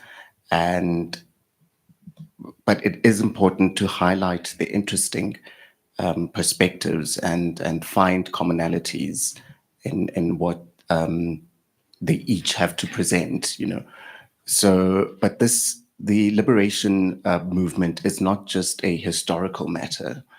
It's also about how we honor and attempt to bring closure to this history, through redress, through the repatriation and the restitution and social healing initiatives. So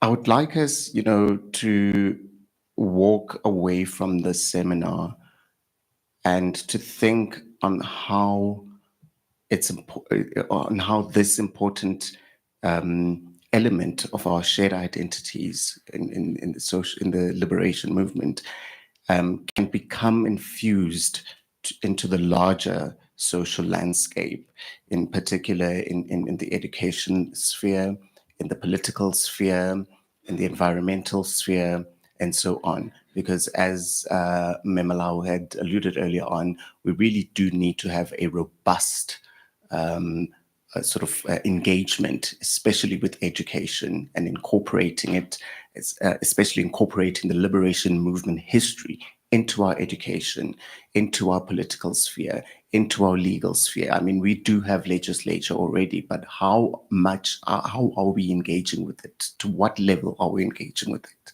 Thank you. Thank you so much. Please give them a big round of applause. And again, that concludes our session. That was a quick one. We could have spent 2 hours. So thank you so much.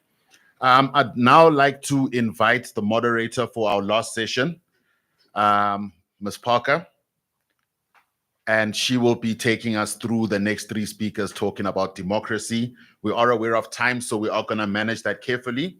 And if I could please call Komi, Dr. Olga, Robin, and Dr. Ferris, if you could please come join us in front. I'll hand over to you now. Thank you very much. Good afternoon. Usually I would have had a long preamble, but in the interest of time, 3 of us on this segment have flights to catch. It was a very interesting session that just went before us. And yes, we could have spent more time. Let me first turn to the very first presenter today. And we would want to urge our presenters to please keep to the time.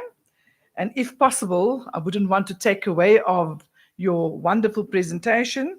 So please just be mindful of our time constraints. The first presenter in this segment on the topic, the democratic era, the era that which we can all identify with because we're all still living, it's our living heritage, is a professional in heritage resources management with over 15 years of working experience in the sector. She is Miss Mama Komareng Ngasi Leswana, affectionately known as Komi, is an archaeologist with a Master in Science from the University of Cape Town, and she also holds a master's degree, and the qualification that she received is in business leadership from the University of South Africa. Currently, however, and to our benefit, she is the SARA Executive Officer in Heritage Resources Management. Her work involves engaging with communities, stakeholders, policymakers, and identifying and protecting and conserving a very diverse cultural heritage that is representative of the people of South Africa. Other than that, also through SARA, she is the chairperson of the Grading and Declarations Review Committee. Komi, we welcome you.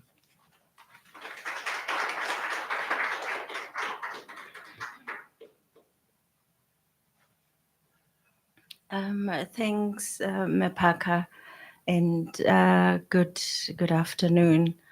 There's a advantage to being the last, but there's also a disadvantage because you have Ben rushing, and that is not nice. So the work of Sarah, I can simply say, it's why you're here today and finish. It's the work of Sarah. And if you look at what has happened over this past 2 days, it's really what our legislation, the National Heritage Resources Act, calls us to be doing, to be coordinating. And then so I must end my salary here and go through these slides. And you will recognize that a circle, and I hope many people here and can even see the center of the Sarah logo. There's a reason why I blew that up, is because if you look at the symbols of what is Sarah logo, in essence, you have hands as a symbol of caring, holding, protecting, from what you can imagine. And so I don't know, Prof. Taze, if you want to pronounce that for me, yeah, Rikaka. So it is also, I think, recognition of how far back our history as this country goes. Through the National Heritage Resources Act, the mandate of SARA, and how heritage is protected in legislation, the emphasis is on the 3-tier systems, where SARA is the national body managing heritage resources of exceptional quality that they are recognized as of national significance. You have the provincial heritage resources authorities managing the grade 2 site, and the local authorities are supposed to be managing the grade 3 sites. So here the critique is, since 2000, what have we done with NARA? How far are we with implementing NARA? Yesterday, I think it was Mepaka who talked about the patience of doing the work that we do, that we can't stop. The provincial heritage authorities, only 2 are fully competent doing the work that NARA mandates them to. The rest of the 7 are really limping towards through implementing heritage legislation. And then so the critique could be, do we stop just because it has been 24 years and the 7 pras have really not making very little inches in moving and coordinating heritage resources within the provinces? And you will see as we go through the slides that it is really rich heritage that they are supposed to be managing. The local authorities, if we are inches into provincial, it means at local, we really still are planning to get there. So I took these few images here just to demonstrate where, because my job this afternoon is to say what Sarah's work has been over the since 2000 really. And I want to capture it in a manner that is very brief by talking to the systems. You look at the South African Heritage Information System, SARIS. It is how we do our work today. If you were in SARA in 2004, it wouldn't have dreamt, yes, they were talking about it. But really, today we have it and it's actually working. You get into the archaeology office back then, it would have been boxes and boxes of posts of applications coming through to SARA.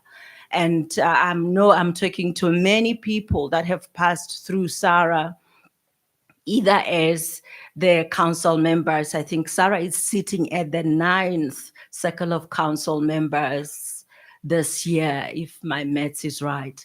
But you have so many people who have passed through the doors of Sarah as officials, and clients. I don't want even to touch that. But Sarah's has really transformed how we do our work and how heritage is has become transparent in a manner that even the young people can. We spoke a lot about Chief Makoma. So I showed that picture there, that while in the past our national estate profile would have shown you mostly structures, it's not a bad thing. But even as we continue to recognize heritage today, we have included a lot more recognition of our traditional leaders. And the questions of yesterday around our social histories, how these are coming into the daily histories. The question still remains, how do they go into schools, young people relating? But within capturing these histories, I think Sarah is doing a pretty good job of doing so. And Bokap, this is a familiar picture. If I can give an example of what it took for us to get there with Bokap, where it is now a national heritage site. It was identified in 2003, and we only concluded the declaration how many years later? I think in 2022, Heidi, 2019, that we concluded that declaration. And it brought us really to an understanding of what the community required. When we were restarting the process of BOCAP, and I'm illustrating this to show our involvement with the communities, was we were sitting with communities across the table that do not want to talk to each other. So in that boardroom of Sarah, when we called them together, you know, we prepared for that morning of the meeting because there will be shots across the table in terms of really strong words. But the one thing that we managed to do as Sarah in that meeting was to ask them the one question around BOCAP, its importance within our history. And if anyone in that table was against it being recognized and being declared as a national heritage site, and no one. So from that premise, then we moved with one point of understanding, and our aim collectively was to declare that site. And from that point of onwards, we could share samosas, we could share tea, and we finalized the declaration at the end. So through SARIS again, this is how much you can see of the national heritage resources. At the moment, we are talking about 168 national heritage resources that are recognized. You are seeing a very good picture there. I don't know if anybody in this can tell me what that site is. It's in Limpopo.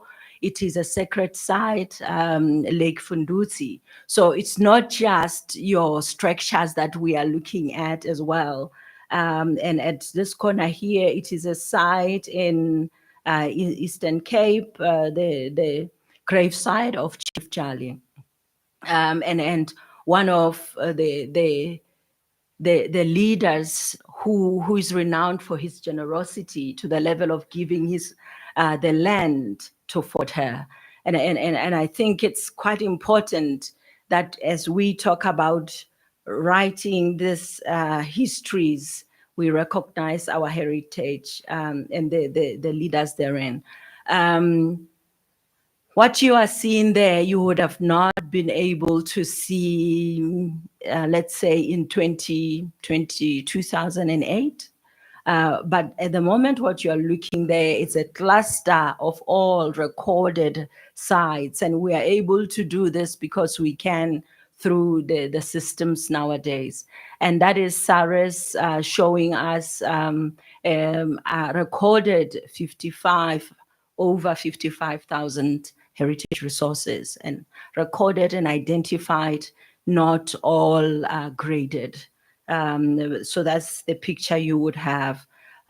This is, I think, the data that Rekwan was referring to around the use of SARS.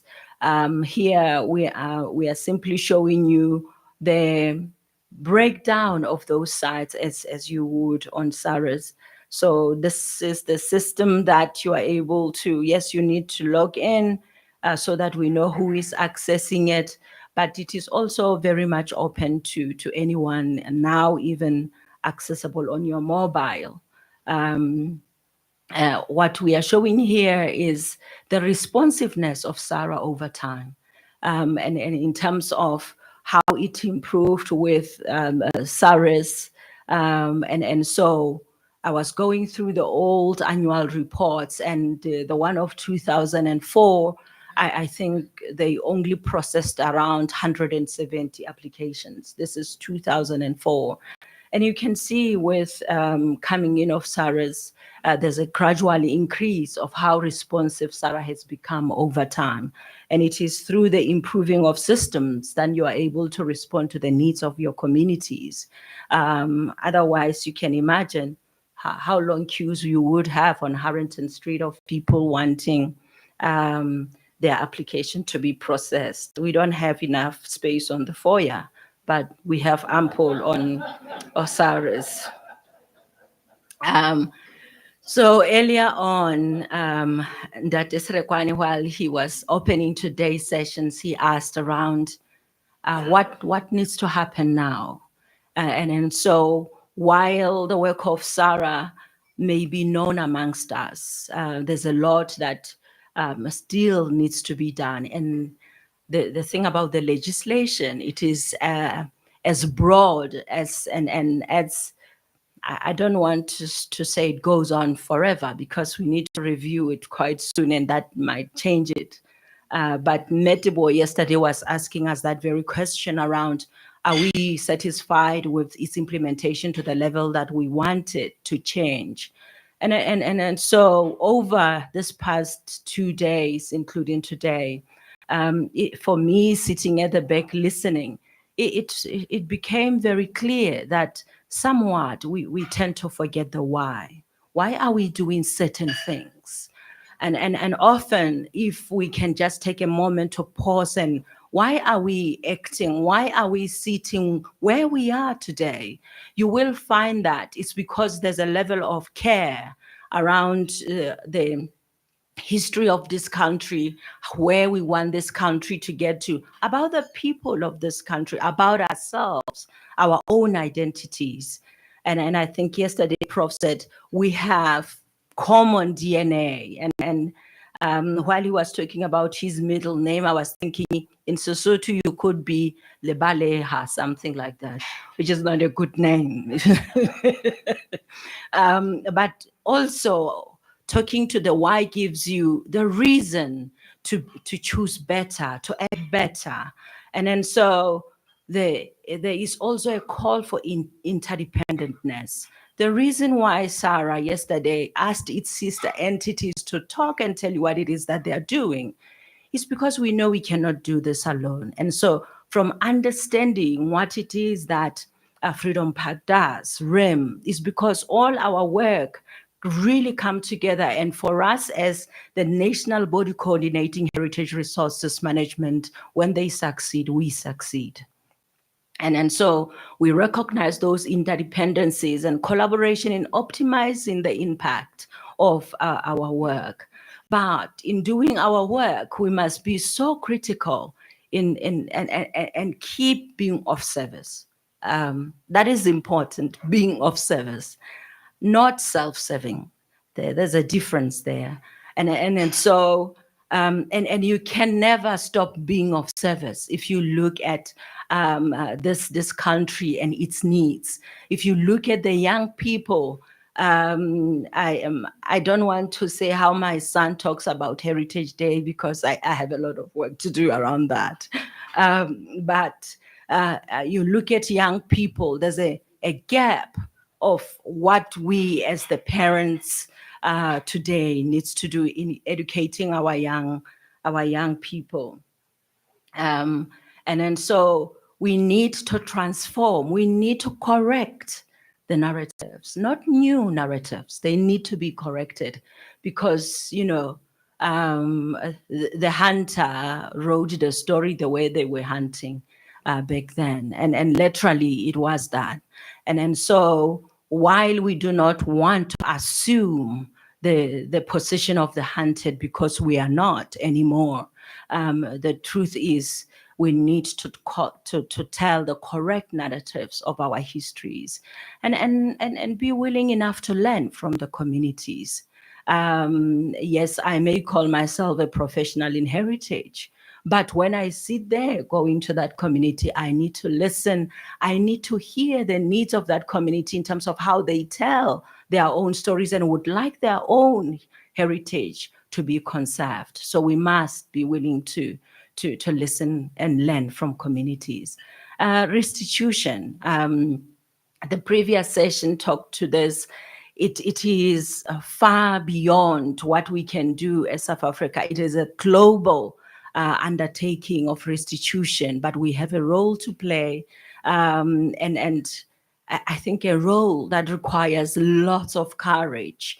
The good thing about us in South Africa is that always our work has the underlying policy, underlying legislation. So in that way, we are covered while we do some of the work that we do.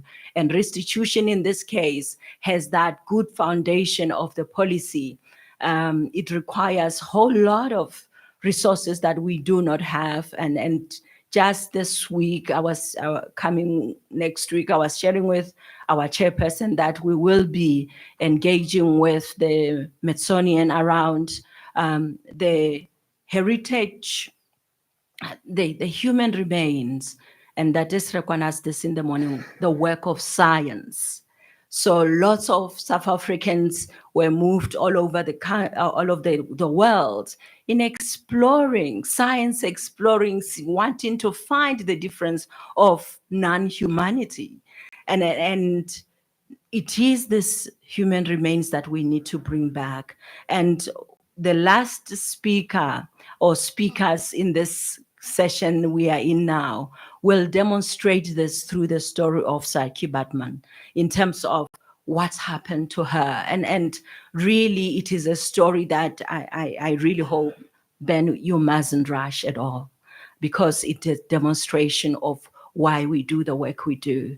And restitution is quite important part of that.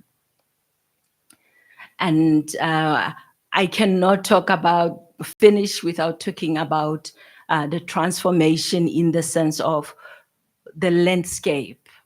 So the things you see on our landscape, monuments and memorials.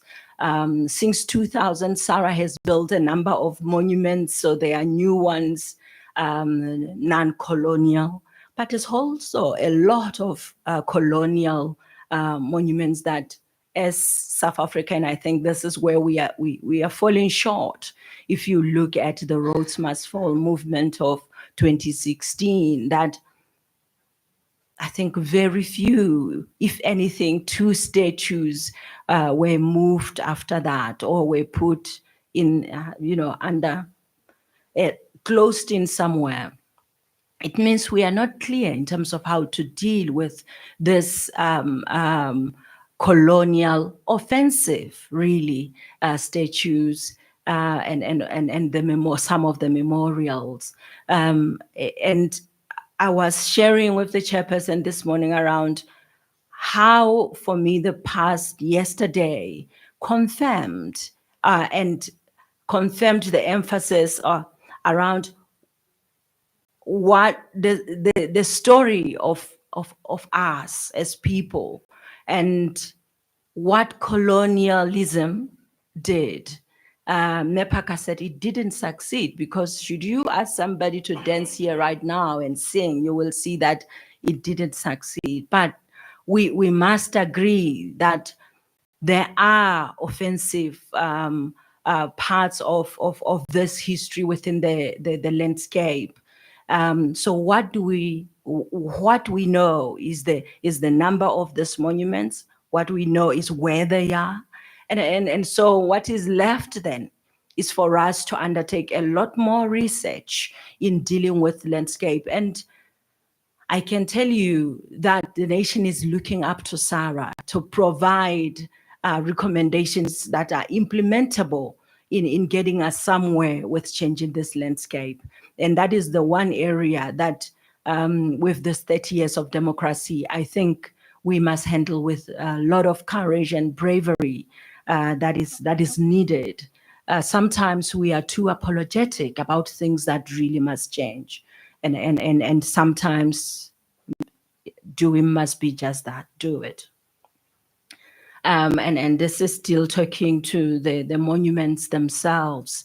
And it's through going that research work, understanding what is going on, we can solve a number of things with what is happening with our own communities, trying to get youth involved in that very history, while at the same time, we could be solving the issue of unemployment. In responding to, and this, the one question, so how do we move forward from all we had over this past 2 days?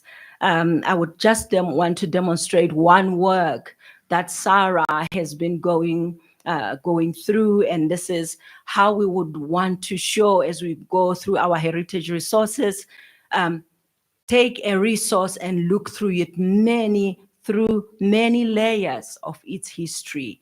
And that is what we have themed as a thematic framework. Many of you may have made input to this document already, but it is the document that we will finalize this year, and its aim is really a framework that will help us to slice this in so many ways that it's not just about my own perception as the person who might be saying it is of heritage significance. And we didn't want to make you too happy, but there it is again.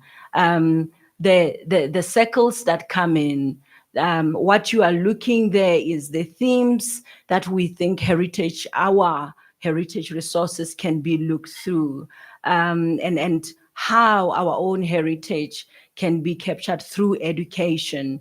And that there is no hierarchy in there. There is no importance of that, the South African innovations would be more important than the current living heritage resources related. So there isn't, but you are looking at the framework where we can take heritage resources and try cover as much as possible, looking at them through time, looking at people, looking at places, the impact and influence that all this cross and come together to ultimately what we can say, yes, we are satisfied with how we have gone through a heritage resource enough for it to be a national heritage resource. And ultimately what we can call a profile that shows the heritage resources of this country and its peoples. And thank you.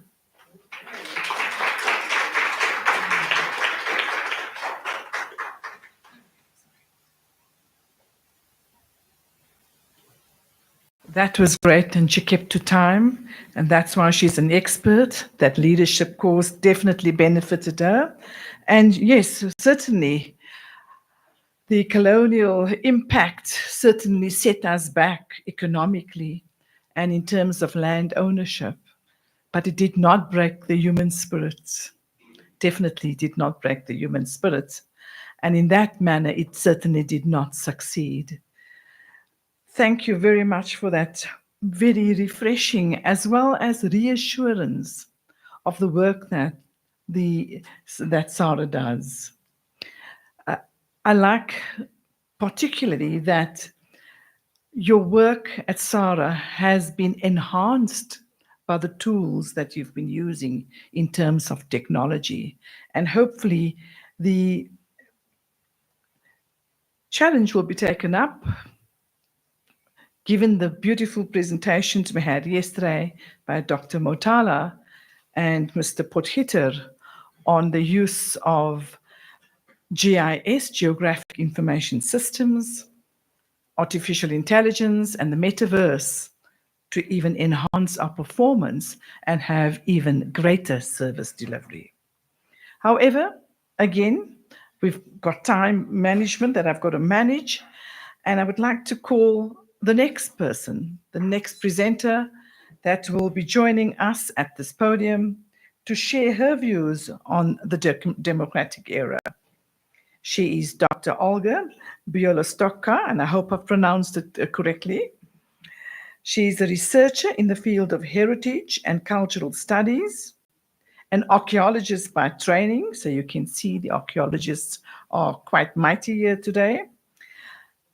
Dr. Bielostocka's work focuses on the issues related to heritage and identity, sustainable heritage management, as well as conservation, as well as inclusively and interculturality in the context of decoloniality, globalization, and social justice. That sounds power-packed. Please come to the podium and share with us your wonderful work.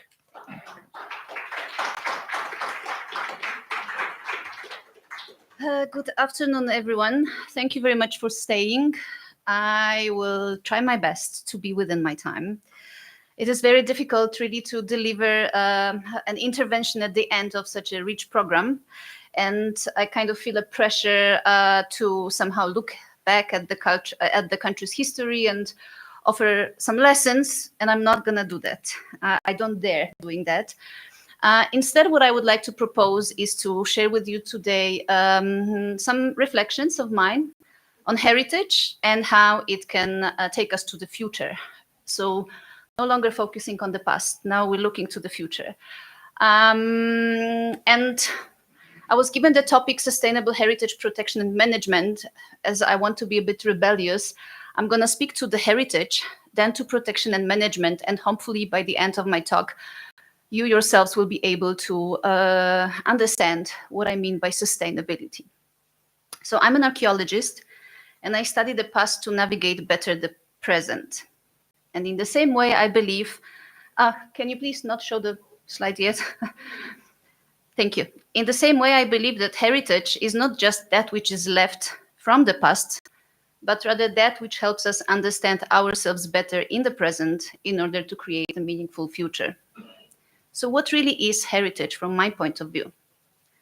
African decolonial scholar and writer Ngugi wa Thiong'o spoke of a need for a liberating perspective within which to see ourselves clearly in relationship to ourselves and to other selves in the universe. He called it a quest for relevance. Referring to African literature and education, the thinker distinguished two processes that are part of this pursuit of relevance: the choice of material and the interpretation of that material. The choice of what is relevant and the assignment of meaning to that which is relevant are not objective exercises. Cultural, national, class, philosophical, and other perspectives of the person who chooses and later interprets the sources must be considered for the activity to be effective. So the question is, do we see ourselves clearly in South Africa's heritage? We tend to think about heritage as sites, monuments, and artifacts. Yet, Achille Mbembe asserts that in the African context, heritage is not a property. Heritage, and I quote here, is about loss. But most of all, it is about creation of new forms. Not about conservation of old forms, but creation of new ones. It is not about returning to some primal scene, reiterating gestures from the past, but creating new forms of life for the future. It is a way of inhabiting the world, and in the process, learning how to take care of one's own times, how to repair one's own times and the world. It is about care of that which is immeasurable, priceless, the life forms and forces. End of quote. The transversal nature of this conceptualization of heritage, which includes past and present while looking into the future, clearly includes change.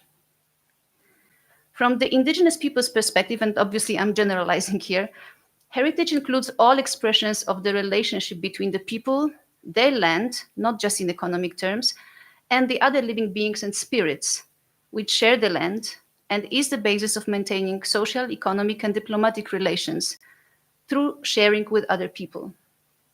All of these aspects of heritage are interrelated and cannot be separated from the traditional territory of the people concerned.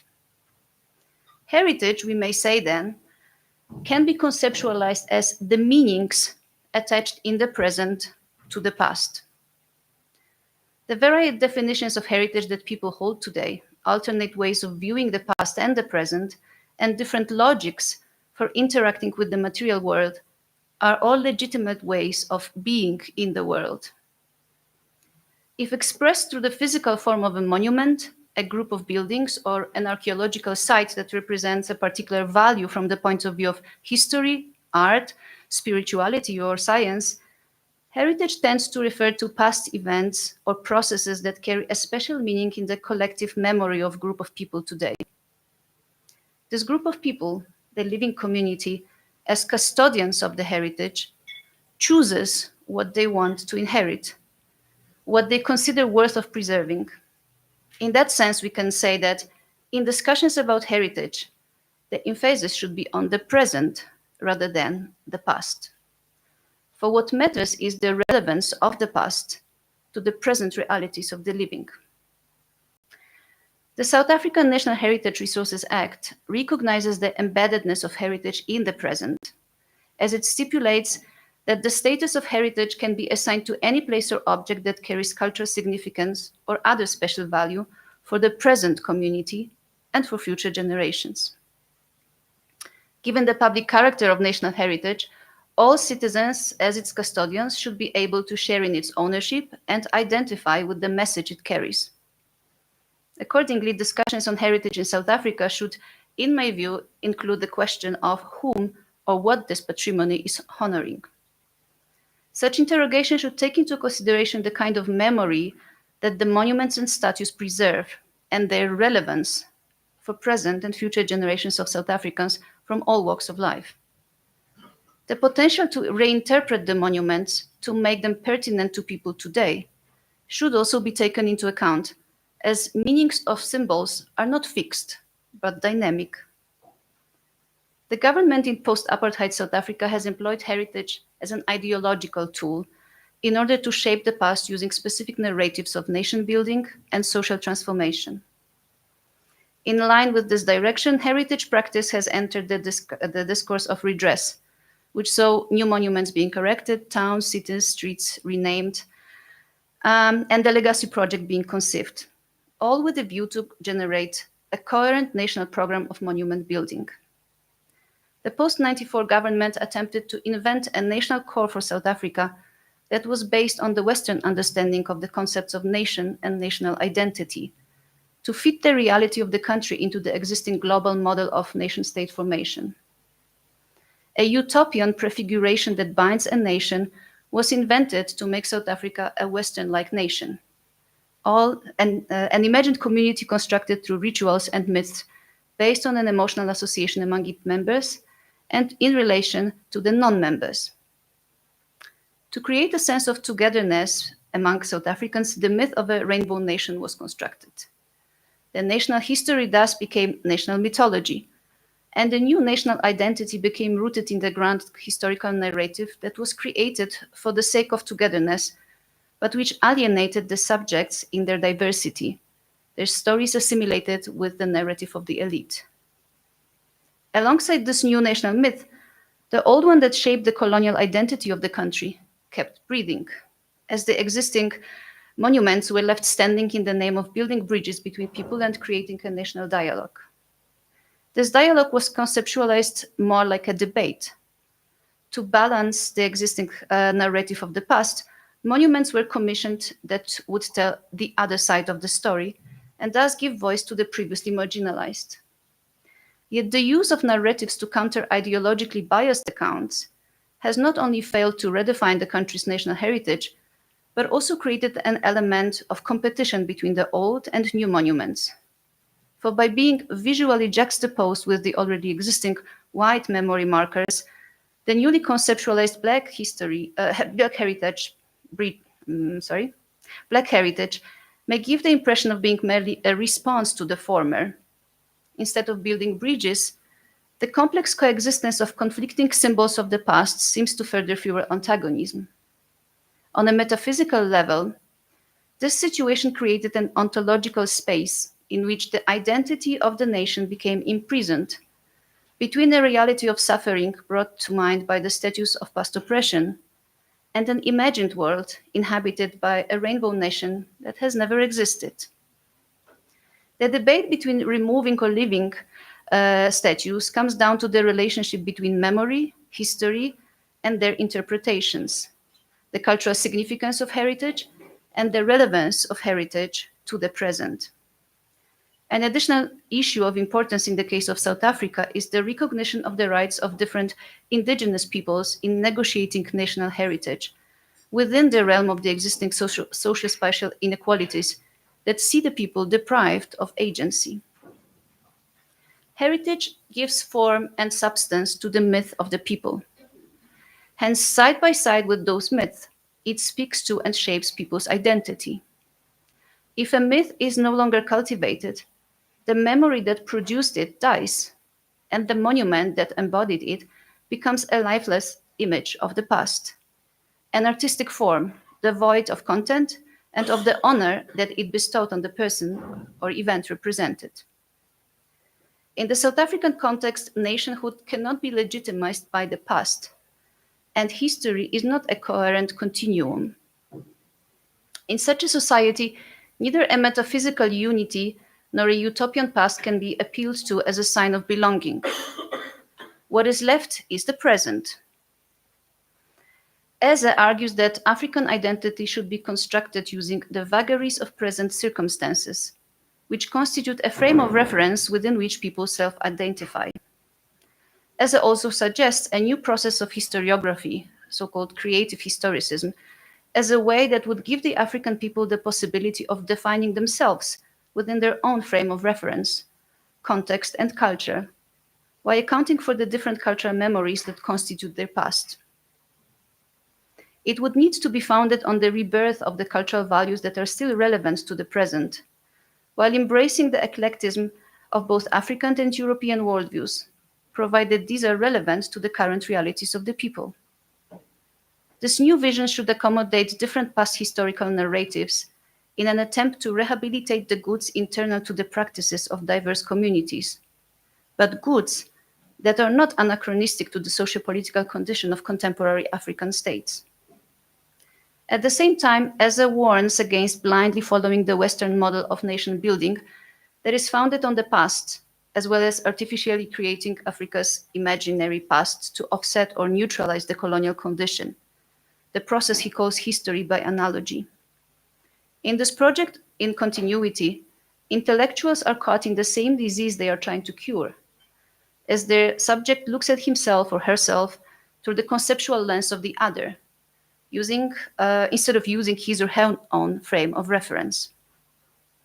Given the complex nature of South African past, seen as a discontinuity, the South African historical narrative could consider moving, and I'm quoting here from Nora, from a solid and steady past to fractured past, from a history thought in continuity of memory to a memory cast in the discontinuity of history.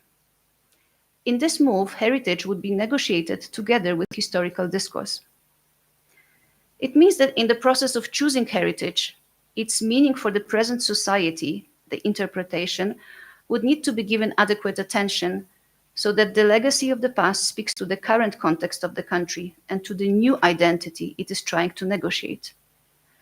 The national heritage that would reflect the perspectives of South Africans on themselves and their past would then stop being a reaction to the old discussions of the colonizers, either through negation or neutralization, as the current monuments tend to be used for. Instead, it could represent a completely new effort to see ourselves clearly vis-à-vis ourselves and others. These others being there not to define us, but to sustain the image we have created ourselves. When choosing national heritage and assigning meaning to it, it is the message that the sites and objects carry to the present through people's memory that needs to guide the process rather than the desire for achieving a non-disputed historical accuracy. For historical narratives, as we heard today and yesterday, carry multiple truths about the past, depending on the perspective of the historian. Heritage, meanwhile, belongs in the present and the future of the people whose ever-changing cultural identity it is supposed to represent. Now to move to protection and management. My question is, what are we protecting? And who or what are we protecting it from? In the African context, heritage has always been about the relationships between people and the natural world, people and the land, people and the spirits. The relationship has been ruptured in the colonial times and continues to be strained due to prevalent heritage management models, which keep separating culture from nature, tangible heritage from intangible cultural expressions, and people from their heritage, to protect it, for them, and from them. Can I have the slide, please, Ben? Thank you. From fabric-based approach, which focused on sites and artifacts divorced from their context, and that was based on the Western tendency to dehistoricize heritage, to values-based approach, which focuses on values that different stakeholders place on heritage. We are now amidst yet another turn, an expansion of focus from heritage and its values solely to heritage and development, or in other words, heritage and people who sustain these values. And I'm not going to discuss this table in detail. I think it is quite self-explanatory. Just a note on the last column, the living heritage approach, that I personally find the most suitable for the African context. The living heritage approach as a strategy sees conservation of heritage as the process of managing continuity and change. The term living heritage is here not limited only to intangible heritage, as it tends to be used, that term tends to be used in South Africa. It considers that all heritage, what we could call tangible and intangible, all heritage places have a life history. That's why it's living heritage. Some still function today, their function might have changed, while others have been abandoned. The living heritage approach looks at heritage holistically, considering sites and artifacts as inseparable from the practices associated with them. As it is neither fabric nor values-based, it is beneficial for both heritage and communities. The approach recognizes that there is a historical continuity between the past and the present, and both the past and the nature of its protection are culturally defined. In South Africa, I believe we seem to still follow the values-based approach mostly, which is not surprising really given that it is the model internationally promoted. Safeguarding and managing South Africa's heritage has been regulated by the NARA since 1999. The Act primarily addresses the conservation of tangible heritage, though it raises also the issues of intangible expressions associated with heritage objects and sites. As a distinct category, intangible cultural heritage received attention when the draft national policy was prepared as a response to the Arts and Culture White Paper of 1962. By proposing a new policy to cover only intangible heritage, or living heritage as it is referred to in the policy, the government officially separated legislation relating to tangible and intangible heritage, even though, as I said, in the African reality, the two types of patrimony are intrinsically linked. Both the NARA and the draft national policy, in fact, acknowledge this interconnectedness by citing the false division as a challenge for policymakers. However, none suggests as to how to overcome this problem. In terms of the management of intangible heritage, the national draft policy acknowledges that intangible heritage resides within communities at local grassroots levels, who have through the years preserved their practices and developed methods of transmitting traditional knowledge and skills for their posterity. The policy recommends the inclusion of indigenous know-how in heritage preservation as part of an integrated heritage management framework, and it is in line with the international standards. Yet, this draft fails to explicitly define the roles of these communities in the said heritage management framework. The participation of local communities is presented in the context of sustainability of efforts to preserve traditions and cultural practices which can contribute to the material and psychological well-being of South Africans. The policy highlights the dynamic nature of culture, which obviously means that cultural practices change. So no rigid rules can therefore be imposed on the form that this should take, and the balance should be struck between preserving heritage and letting the dynamism of heritage be at play. Yet, while warning against freezing heritage in time, the document speaks of tensions between tradition and modernity, and sees modernization and globalization as threats to living heritage. In other words, it does consider change a problem. All in all, the draft national policy focuses on intangible artifacts of tangible artifacts of intangible heritage, rather than their producers and practitioners. It proposes an expert-driven, top-down approach to heritage management, where different stakeholders are involved in defining and protecting heritage under the supervision of the government. Given that heritage is intrinsically linked to the context in which it is produced and depends on the will of the people to keep it alive, it seems valid to suggest a shift in the focus from the product to the people and the environment in which it functions. Maybe the guiding question for sustainable heritage management should be, what will ensure the well-being of the people who are the custodians of the living heritage? That needs to be self-guided. And I'm using living heritage here both as tangible and intangible. And speaking of well-being of people, the sustainable conservation of heritage cannot be considered without the socioeconomic well-being of people who are the producers and custodians thereof. The market-driven approach to heritage has been gaining popularity in Africa in recent years as a viable way of using the economic potential of past vestiges for the purpose of local development, due largely to the existing socioeconomic challenges that the continent faces. Nevertheless, conservationists have been raising concerns about the threats that commodification of cultural resources presents to sustainable heritage management by compromising the values of heritage sites and monuments. So there is apparently a conflict between cultural values and development. What I would like to highlight is that heritage and development, while functioning within national and international politics, are both embedded in community worldviews. So for me, the ultimate question to answer is how to make heritage management and conservation in Africa a tool for ensuring the well-being of Africans in line with their culture-specific knowledges and their cultural values, rather than how to use it to achieve the SDGs or the vision of Agenda 2063, which is a continental strategy, but is aligned with the precepts of Sustainable Development Framework. And the Agenda for Sustainable Development, although a global framework, is just one of the string of strategies agreed on by the global leaders over the years. It is not free of disentanglement in the colonial matrix of power. It also does not really backtrack on the previously adopted model of development. It tries to introduce more contextualized thinking of development, one that would align the strategy to local societal values and philosophies, which is why it asks people to choose solutions to their challenges and follow their diverse needs, but all within confines of a specific socio-political system and some predefined general objectives. The way African people see their well-being does not necessarily need to fit these frames of Western paradigm. Okay, so improving the quality of life of the citizenry understood. No, sorry, I'll skip that. Now, finally, to sustainability. And yes, I'm finishing.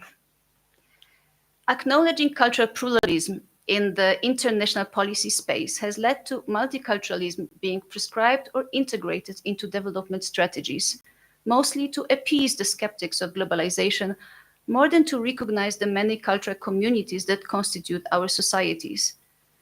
Intertransnational organizations echoing multiculturalist theories have used in their dealings with the challenge of multicultural societies the narrative of acceptance and respect for cultural differences, while calling for the promotion of shared values that develop at the intersections of the varied identities. In these initiatives, the term social inclusion tends to be used as a tool to support the narrative of recognizing the diversity of people's cultural practices and their knowledge, but without addressing the structures of the institutions themselves that devalue the said practices and knowledge. This functional interculturality simply reiterates the Western model colonial imposition instead of opening the system to a major transformation in social, political, epistemic, and existential terms. The African Union Agenda 2063, and accordingly also most national agendas on the continent, including South Africa, seems to follow in the footsteps of multicultural policy and functional interculturality by imagining an Africa with a strong cultural identity, common heritage, values, and ethics. And it is an aspiration number 5 of the Agenda 2063. By proposing another version of the unity in diversity discourse, the approach reduces the continent to an Africa, while simultaneously concealing differences between members of the multitude of African cultural groups. By focusing on culture as an ensemble, it overlooks the disparities of identity variables within it. Today, Africans are expected to think about their heritage within the ontological, epistemological, and axiological frames of another. The government, the experts, the policymakers can fit heritage and its protection into the established frames and policy documents to be part of the established system. But the communities will continue to live their lives the way they choose. Disassociated from people, heritage will become a tool for politicians, for economists, for conservationists. It will stop being the life force. Thank you.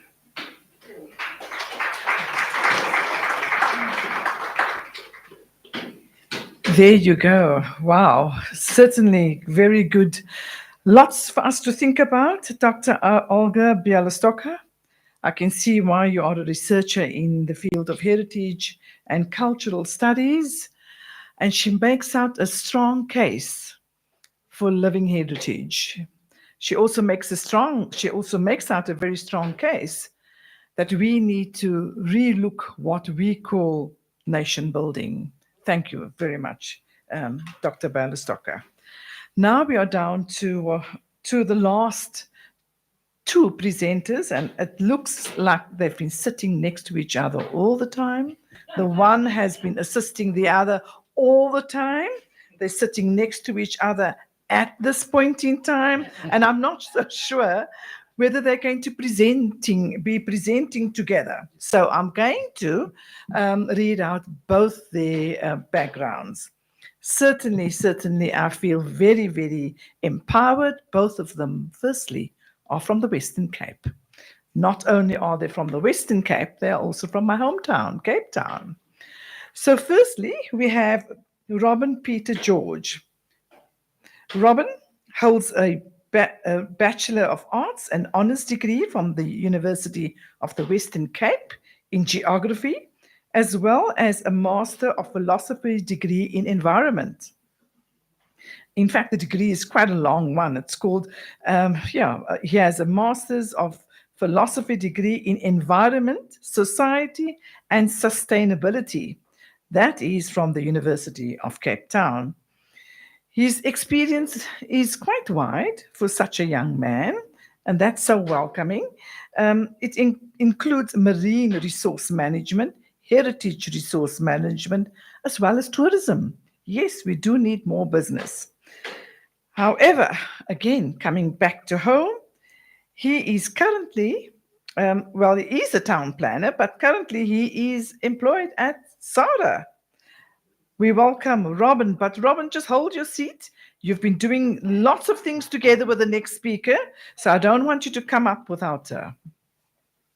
Our next speaker, certainly not the last for least.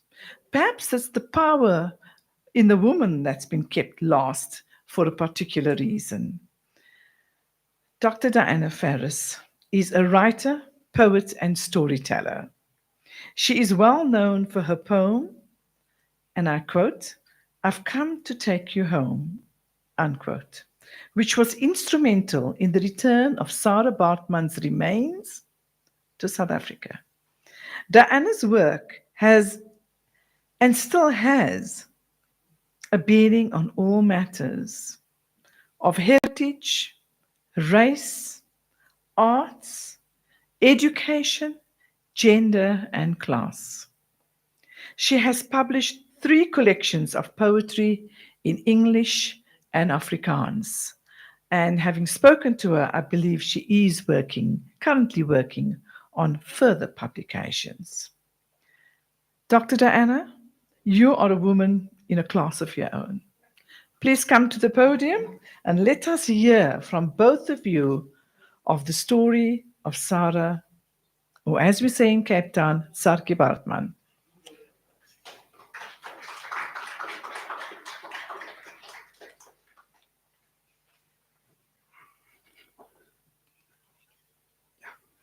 Good afternoon, ladies and gentlemen.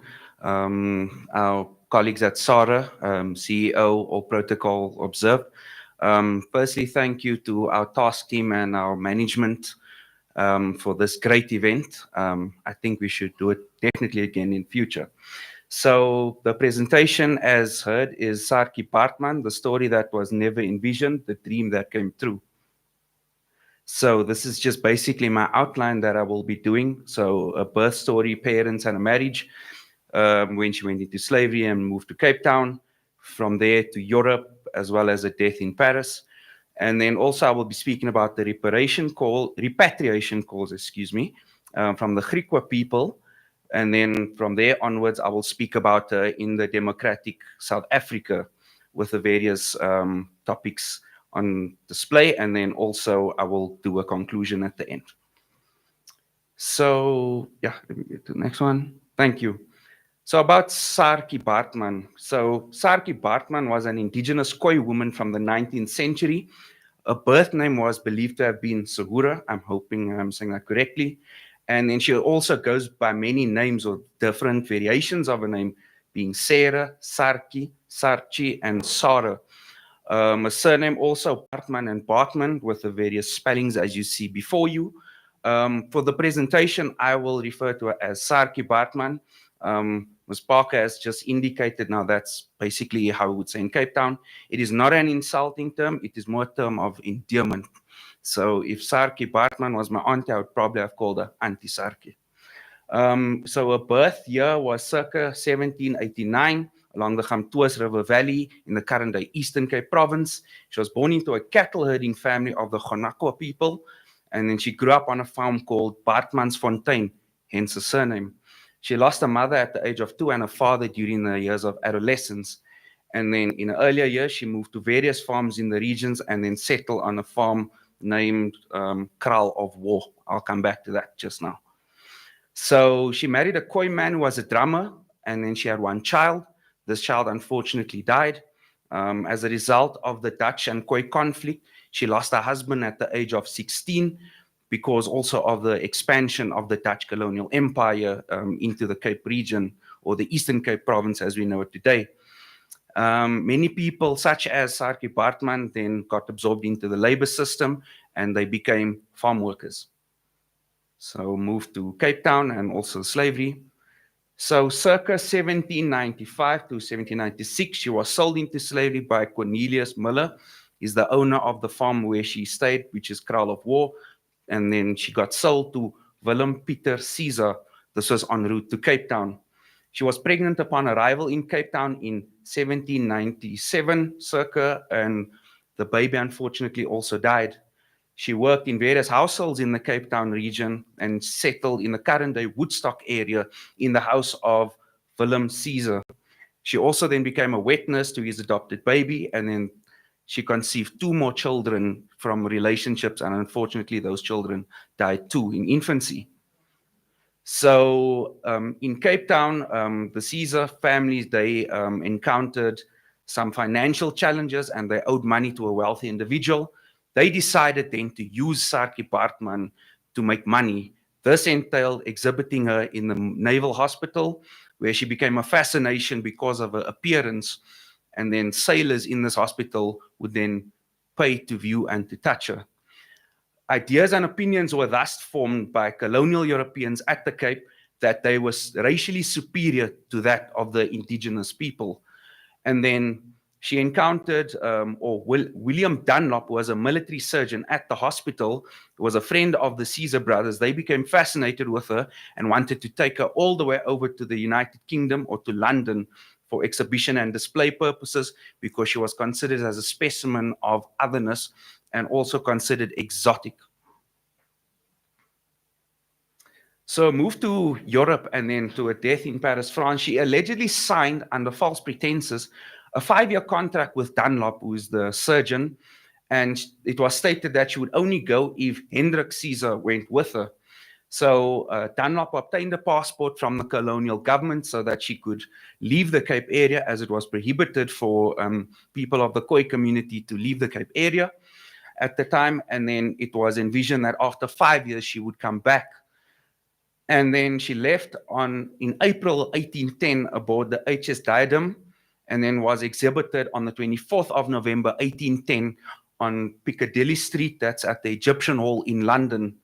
There she was exhibited furthermore across Britain and Ireland for entertainment purposes. And then she also then gathered the attention of British abolitionists. And then subsequently Caesar and Dunlop, they were charged, but they then subsequently produced the contract to say that she was not being mistreated, and then also to calm fears and to calm all the, call it hullabaloo at the time, they amended a working contract to include some better conditions. She was baptized on the 1st of December 1811 as Sarah Baartman, as seen there, at Collegiate College, now known as the Manchester Cathedral in the city of Manchester.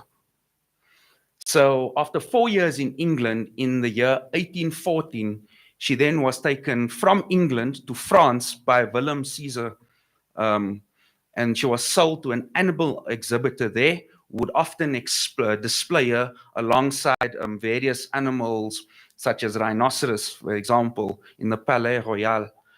She was sexually abused by these patrons, paying for her defilement, and she also owner at the time, Rio, he garnered considerable profits for displaying her in and around Paris. And then she also gathered the attention of Georges Cuvier, who was a naturalist, and it was agreed by her owner that she would be studied along with anatomists, as well as physiologists and zoologists. And these studies that she was used in was to justify racist theories about people from Africa. It was also reported then in a time in Paris that she was forced, unfortunately, into prostitution. So Saartjie Baartman died at the very young age of 25 years. 25 years, I mean, we look at it, it's basically people getting their lives set up, purchasing a car, just finished with university, moving into, the adult world, and that's when she died. It was reported that it was due to alcoholism and smallpox, but it is not stated on a death certificate the specific cause of a death. So Georges Cuvier, he obtained a body from the police and dissected her genitals, a skeleton, her brain, as well as made a plaster cast of her body. So even in death, we can see she was not afforded dignity. And then she was displayed in the Musée de l'Homme, or Museum of Mankind, which is the building on the screen. And she was displayed in display case 33 up until the 1970s. From there onwards, till she then just basically disappeared into the background of the museum, and the story became silent. And then all the way up in 1981, in Stephen Jay Gould's book, The Mismeasure of Man, he then brought again forth the story, and then also to criticize race-based theories that they've used to justify studying her for. So the repatriation calls from the Griqua people. The Griqua people descend from the Khoi, and they petitioned the French government. This is obviously in the apartheid years, in the 1950. They wanted to bring Saartjie Baartman back to South Africa because they wanted her to obviously have a dignified burial and for her soul to rest in peace. The apartheid government at the time was not interested in a repatriation, as this was in stark contrast with their beliefs that not all people are equal. So this petition by the Griqua was outright rejected, and the French then stated 19th century law to state that all objects within a French museum, which was, for example, the Musée de l'Homme, was inalienable from them and was part of their national estate. So it was inalienable and could not be moved out of the country. So I will now speak about Saartjie Baartman in the democratic South Africa, or the time and space that we are in right now. So in 1994, with our democracy, Khoi representatives once again demanded the return of Saartjie Baartman from former President Nelson Mandela, who then in turn demanded the return of her remains from French President at the time, Francois Mitterrand. The department in 1996, the Ministers of Foreign Affairs as well as Arts and Culture, is the department that SARA is based within today, also demanded her return from the Department of France's Department of Cooperation. So it was only in the year 2000 that the French ambassador put forth a formal request to have her remains brought back to South Africa. So now I will speak about a legend that we have among us, Dr. Ferris over there, as seen on the screen. She was then a fellow at the University of Utrecht in the Netherlands in the year 1999. She learned then about Saartjie Baartman in the course Sexuality in the Colonies. And while she was homesick at the time, she sat in university residence, grabbed a paper and a pen, and decided to write the poem, "I've Come to Take You Home." So this poem was born out of her own experience and possibly how, or maybe an inch of how Saartjie Baartman felt being alone in a foreign country, far away from her home and her people. So this poem was then discovered on the internet by French Senator Nicolas Abou, and then he contacted Dr. Ferris to include this poem in a bill that he wanted to discuss in the French Parliament, in the French Senate, I beg your pardon. On the 29th of January 2002, this was translated into French, and then it was read out in the French Senate and unanimously adopted on the 6th of March 2002, whereby it stated that this article provides for the restitution of the mortal remains of France to South Africa for the person known as Saartjie Baartman. Today, this poem still stands as part of the law that was used to enable a return, which also should be noted, it is a first of its kind in French history. So that was the work of Dr. Ferris over here. So that's why I say she is a living legend among us. And the South African government, the French government gave our government two months basically to do the whole repatriation. And it was hoped then on the French part that her coming back to South Africa was not that the French was responsible for bringing her to the country, but was rather seen as some kind of humanitarian gesture to you and I, the South African people. So the repatriation and burial. So the Sarah Baartman reference group was then established. The name Sarah Baartman, as seen on the screen, was the agreed name that would be used for this group. And it was responsible for the repatriation, the burial, as well as the memorialization of Saartjie Baartman. This included government departments such as the International Relations, Arts, Culture, as well as Science and Technology. Also, the entities that were involved was ours, the South African Heritage Resource Agency, as well as our sister agency, the Iziko Museums. Also on the task team was representatives of the Khoi community.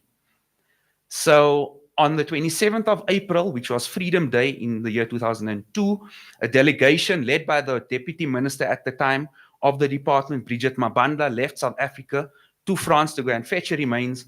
And at the handing over ceremony, which took place on the 29th of April of that same year, Dr. Ferris recited the poem, "I've Come to Take You Home," at the handing over ceremony of Sarah Baartman. And then On the chartered flight, which took place on the 3rd of May of that year, the pilot then announced, "We welcome Sarah Baartman back in her country of birth 192 years after she's left."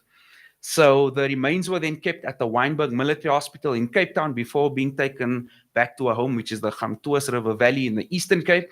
And she also underwent an enrobing ceremony, which took place on the 4th of August by the Khoi community in preparation for dignified burial.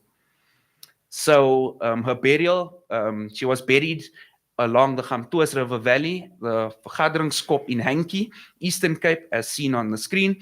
This took place 186 years after her death, and this event was covered by the South African Broadcasting Corporation the entire day. I remember watching it personally as a little boy, not understanding anything. Neither did I even think that I'd be standing here in front of all you wonderful people presenting this.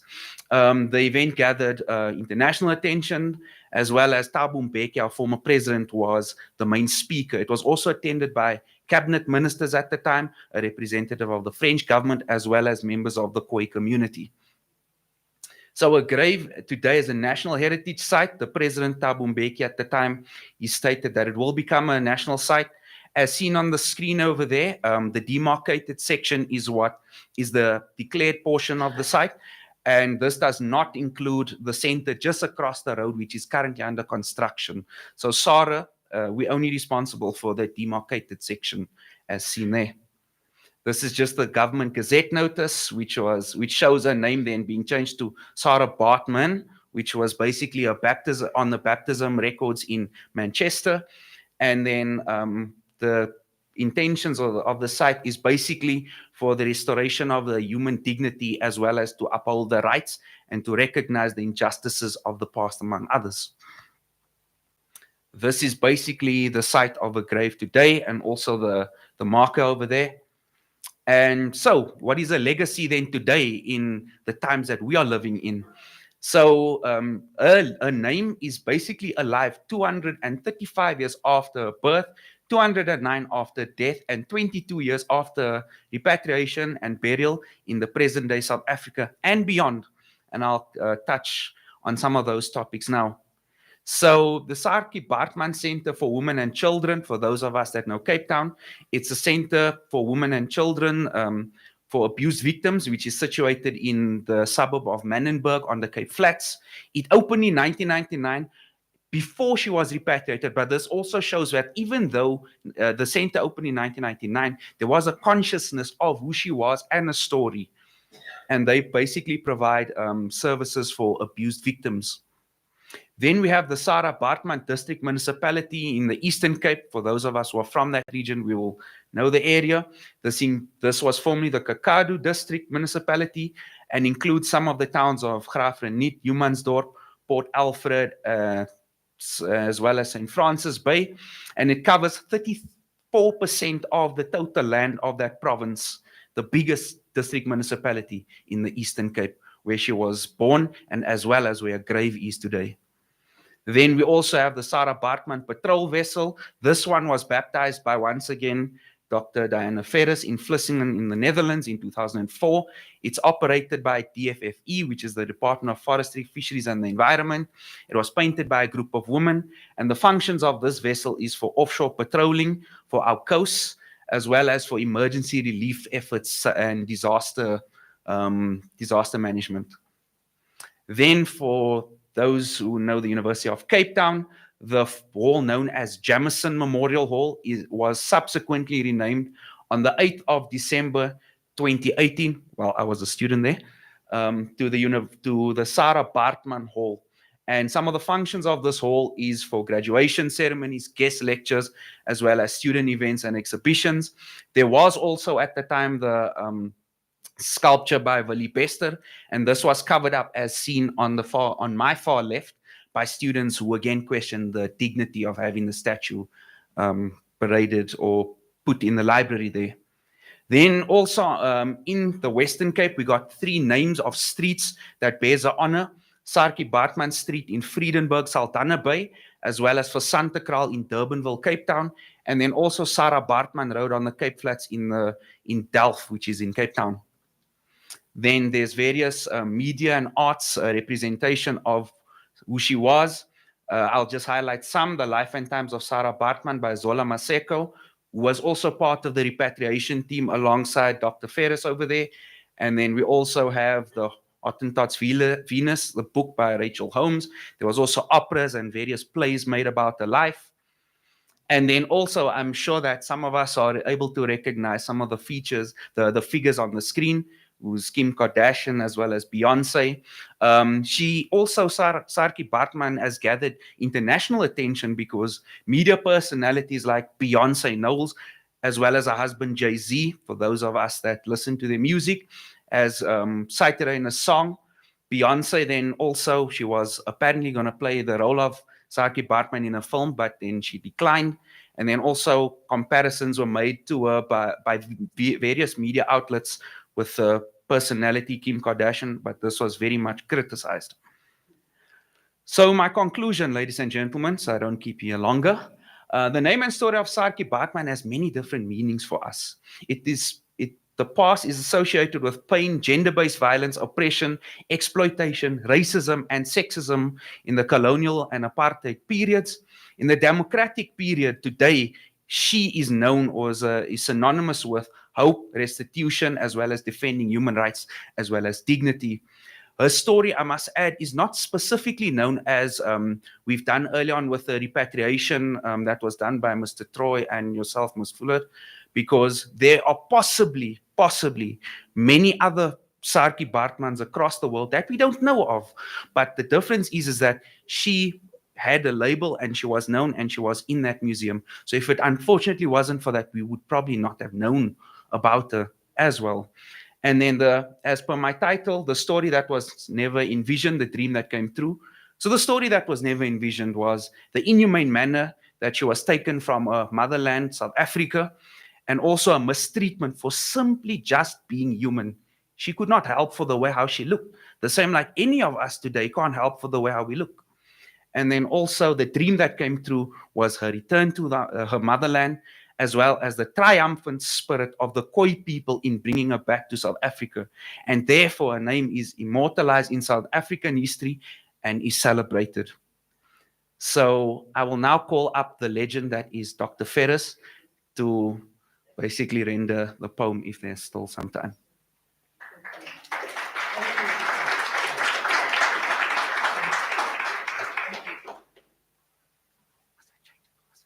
No, it's all right. Thank you very much, Robin, on a wonderful presentation. Thank you to Sarah for allowing Robin to do this presentation.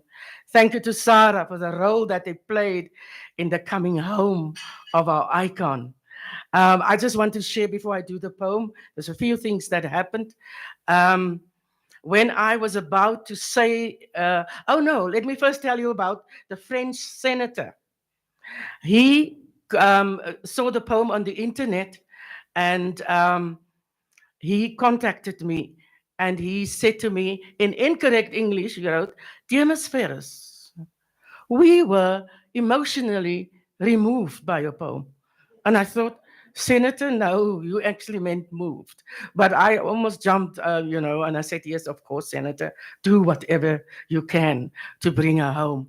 And when the handing over process was on, I know we don't have much time, but I just wanted to say, somebody from our delegation said to me when I had to go and do the poem, "You must hurry because the French minister must still go somewhere."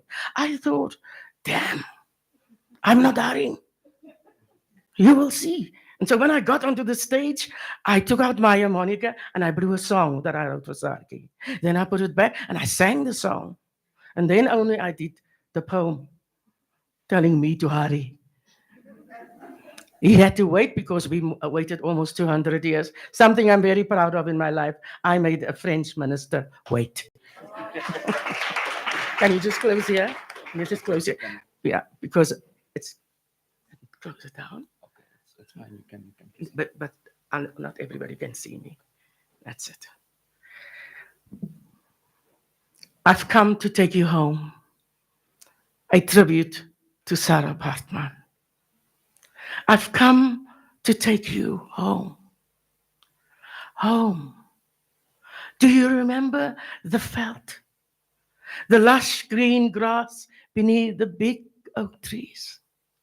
The air is cool there, and the sun does not burn.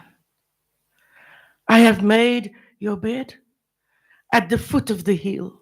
Your blankets are covered in buchu and mint. The proteas stand in yellow and white. And the water in the stream chuckles, sings songs as it hobbles along over little stones. I've come to wrench you away, away from the poking eyes of the man-made monster who lives in the dark with his clutches of imperialism, who dissects your body bit by bit, who likens your soul to that of Satan and declares himself the ultimate God. I've come to soothe your heavy heart. I offer my bosom to your weary soul. I will cover your face with the palms of my hands. Run my lips over the lines in your neck. Feast my eyes on the beauty of you, and I will sing for you. For I have come to bring you peace. I've come to take you home where the ancient mountains shout your name. I have made your bed at the foot of the hill. Your blankets are covered in buchu and mint. The proteas stand in yellow and white. I've come to take you home where I will sing for you. For you have brought me peace. For you have brought us peace. Thank you. Thank you, Robin. Thank you. Thank you, Nicola.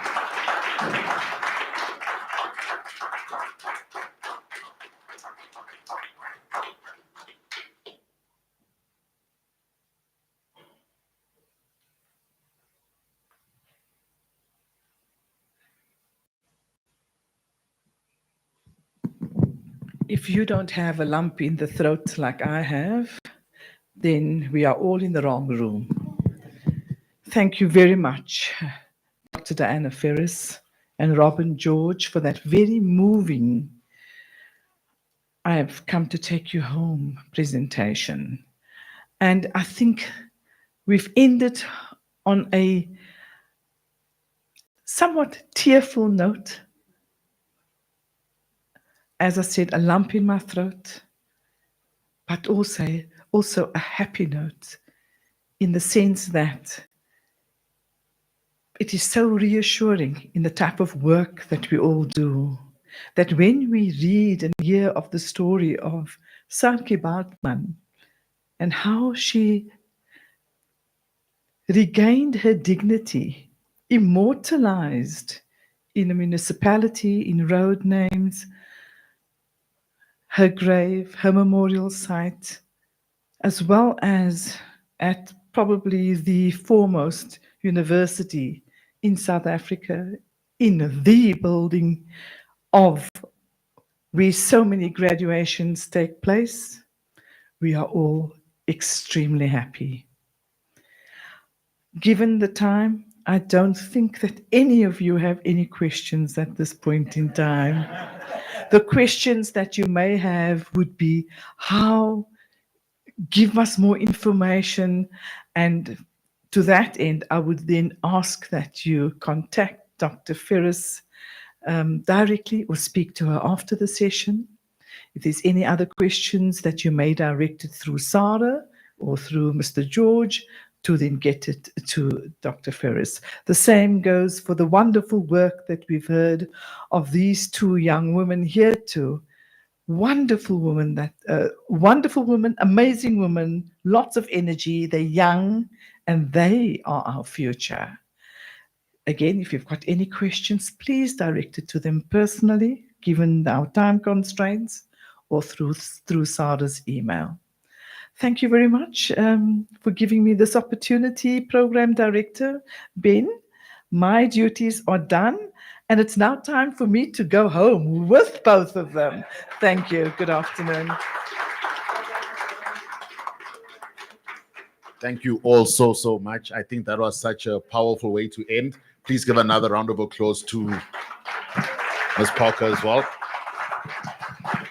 All right, now we have run hopelessly out of time again, and we've got a lot of requests to make this an annual event, which we will definitely consider. And of course, next time we'll definitely make it 3 or 4 days, given the nature of the subjects we're discussing. I just want all the speakers from yesterday and today to just quickly come to the front. Very, very quickly. CEO, please come join me here. In any order, please. No. Oh, yeah. Please, CEO, just join me. All the speakers, please come to the front. Those who aren't here, we are gonna courier them just the very smallest token of appreciation. Yazid, if you can please bring the bags.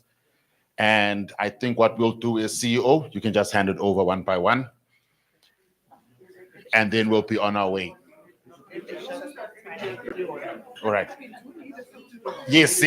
Okay. I think after the gift, we take a photo. All right. CEO can just hand them out. Robin, come through. Yeah. We'll do the group picture. Yeah. Okay. Then it's fine. Very quickly, guys. All right, Dr. Ferris. Here you go. Thank you. Robin. No, he's got his own one. All right, let's keep it moving. Ms. Faree. Thank you so much. Ms. Parker.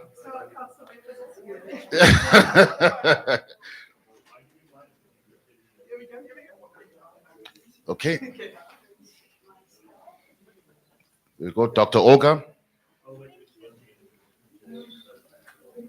Thank you so much. Ms. Komi.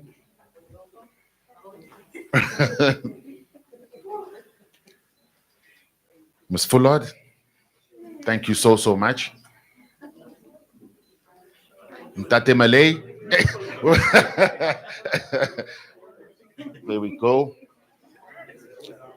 Mtate Taste. Here we go. And Mr. Porcheta. Thank you so much. And Dr. Houghton. Where are they? Dr. Joe just snuck in there. Dr. Houghton.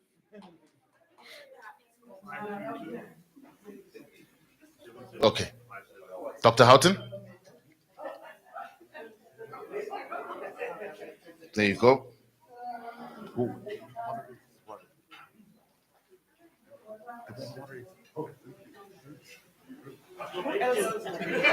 All right. Mtate Motuka, if you could please come up.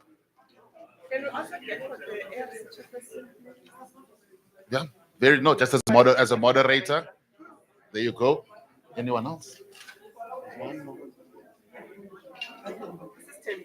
All right, Sis Tembi, you please come up.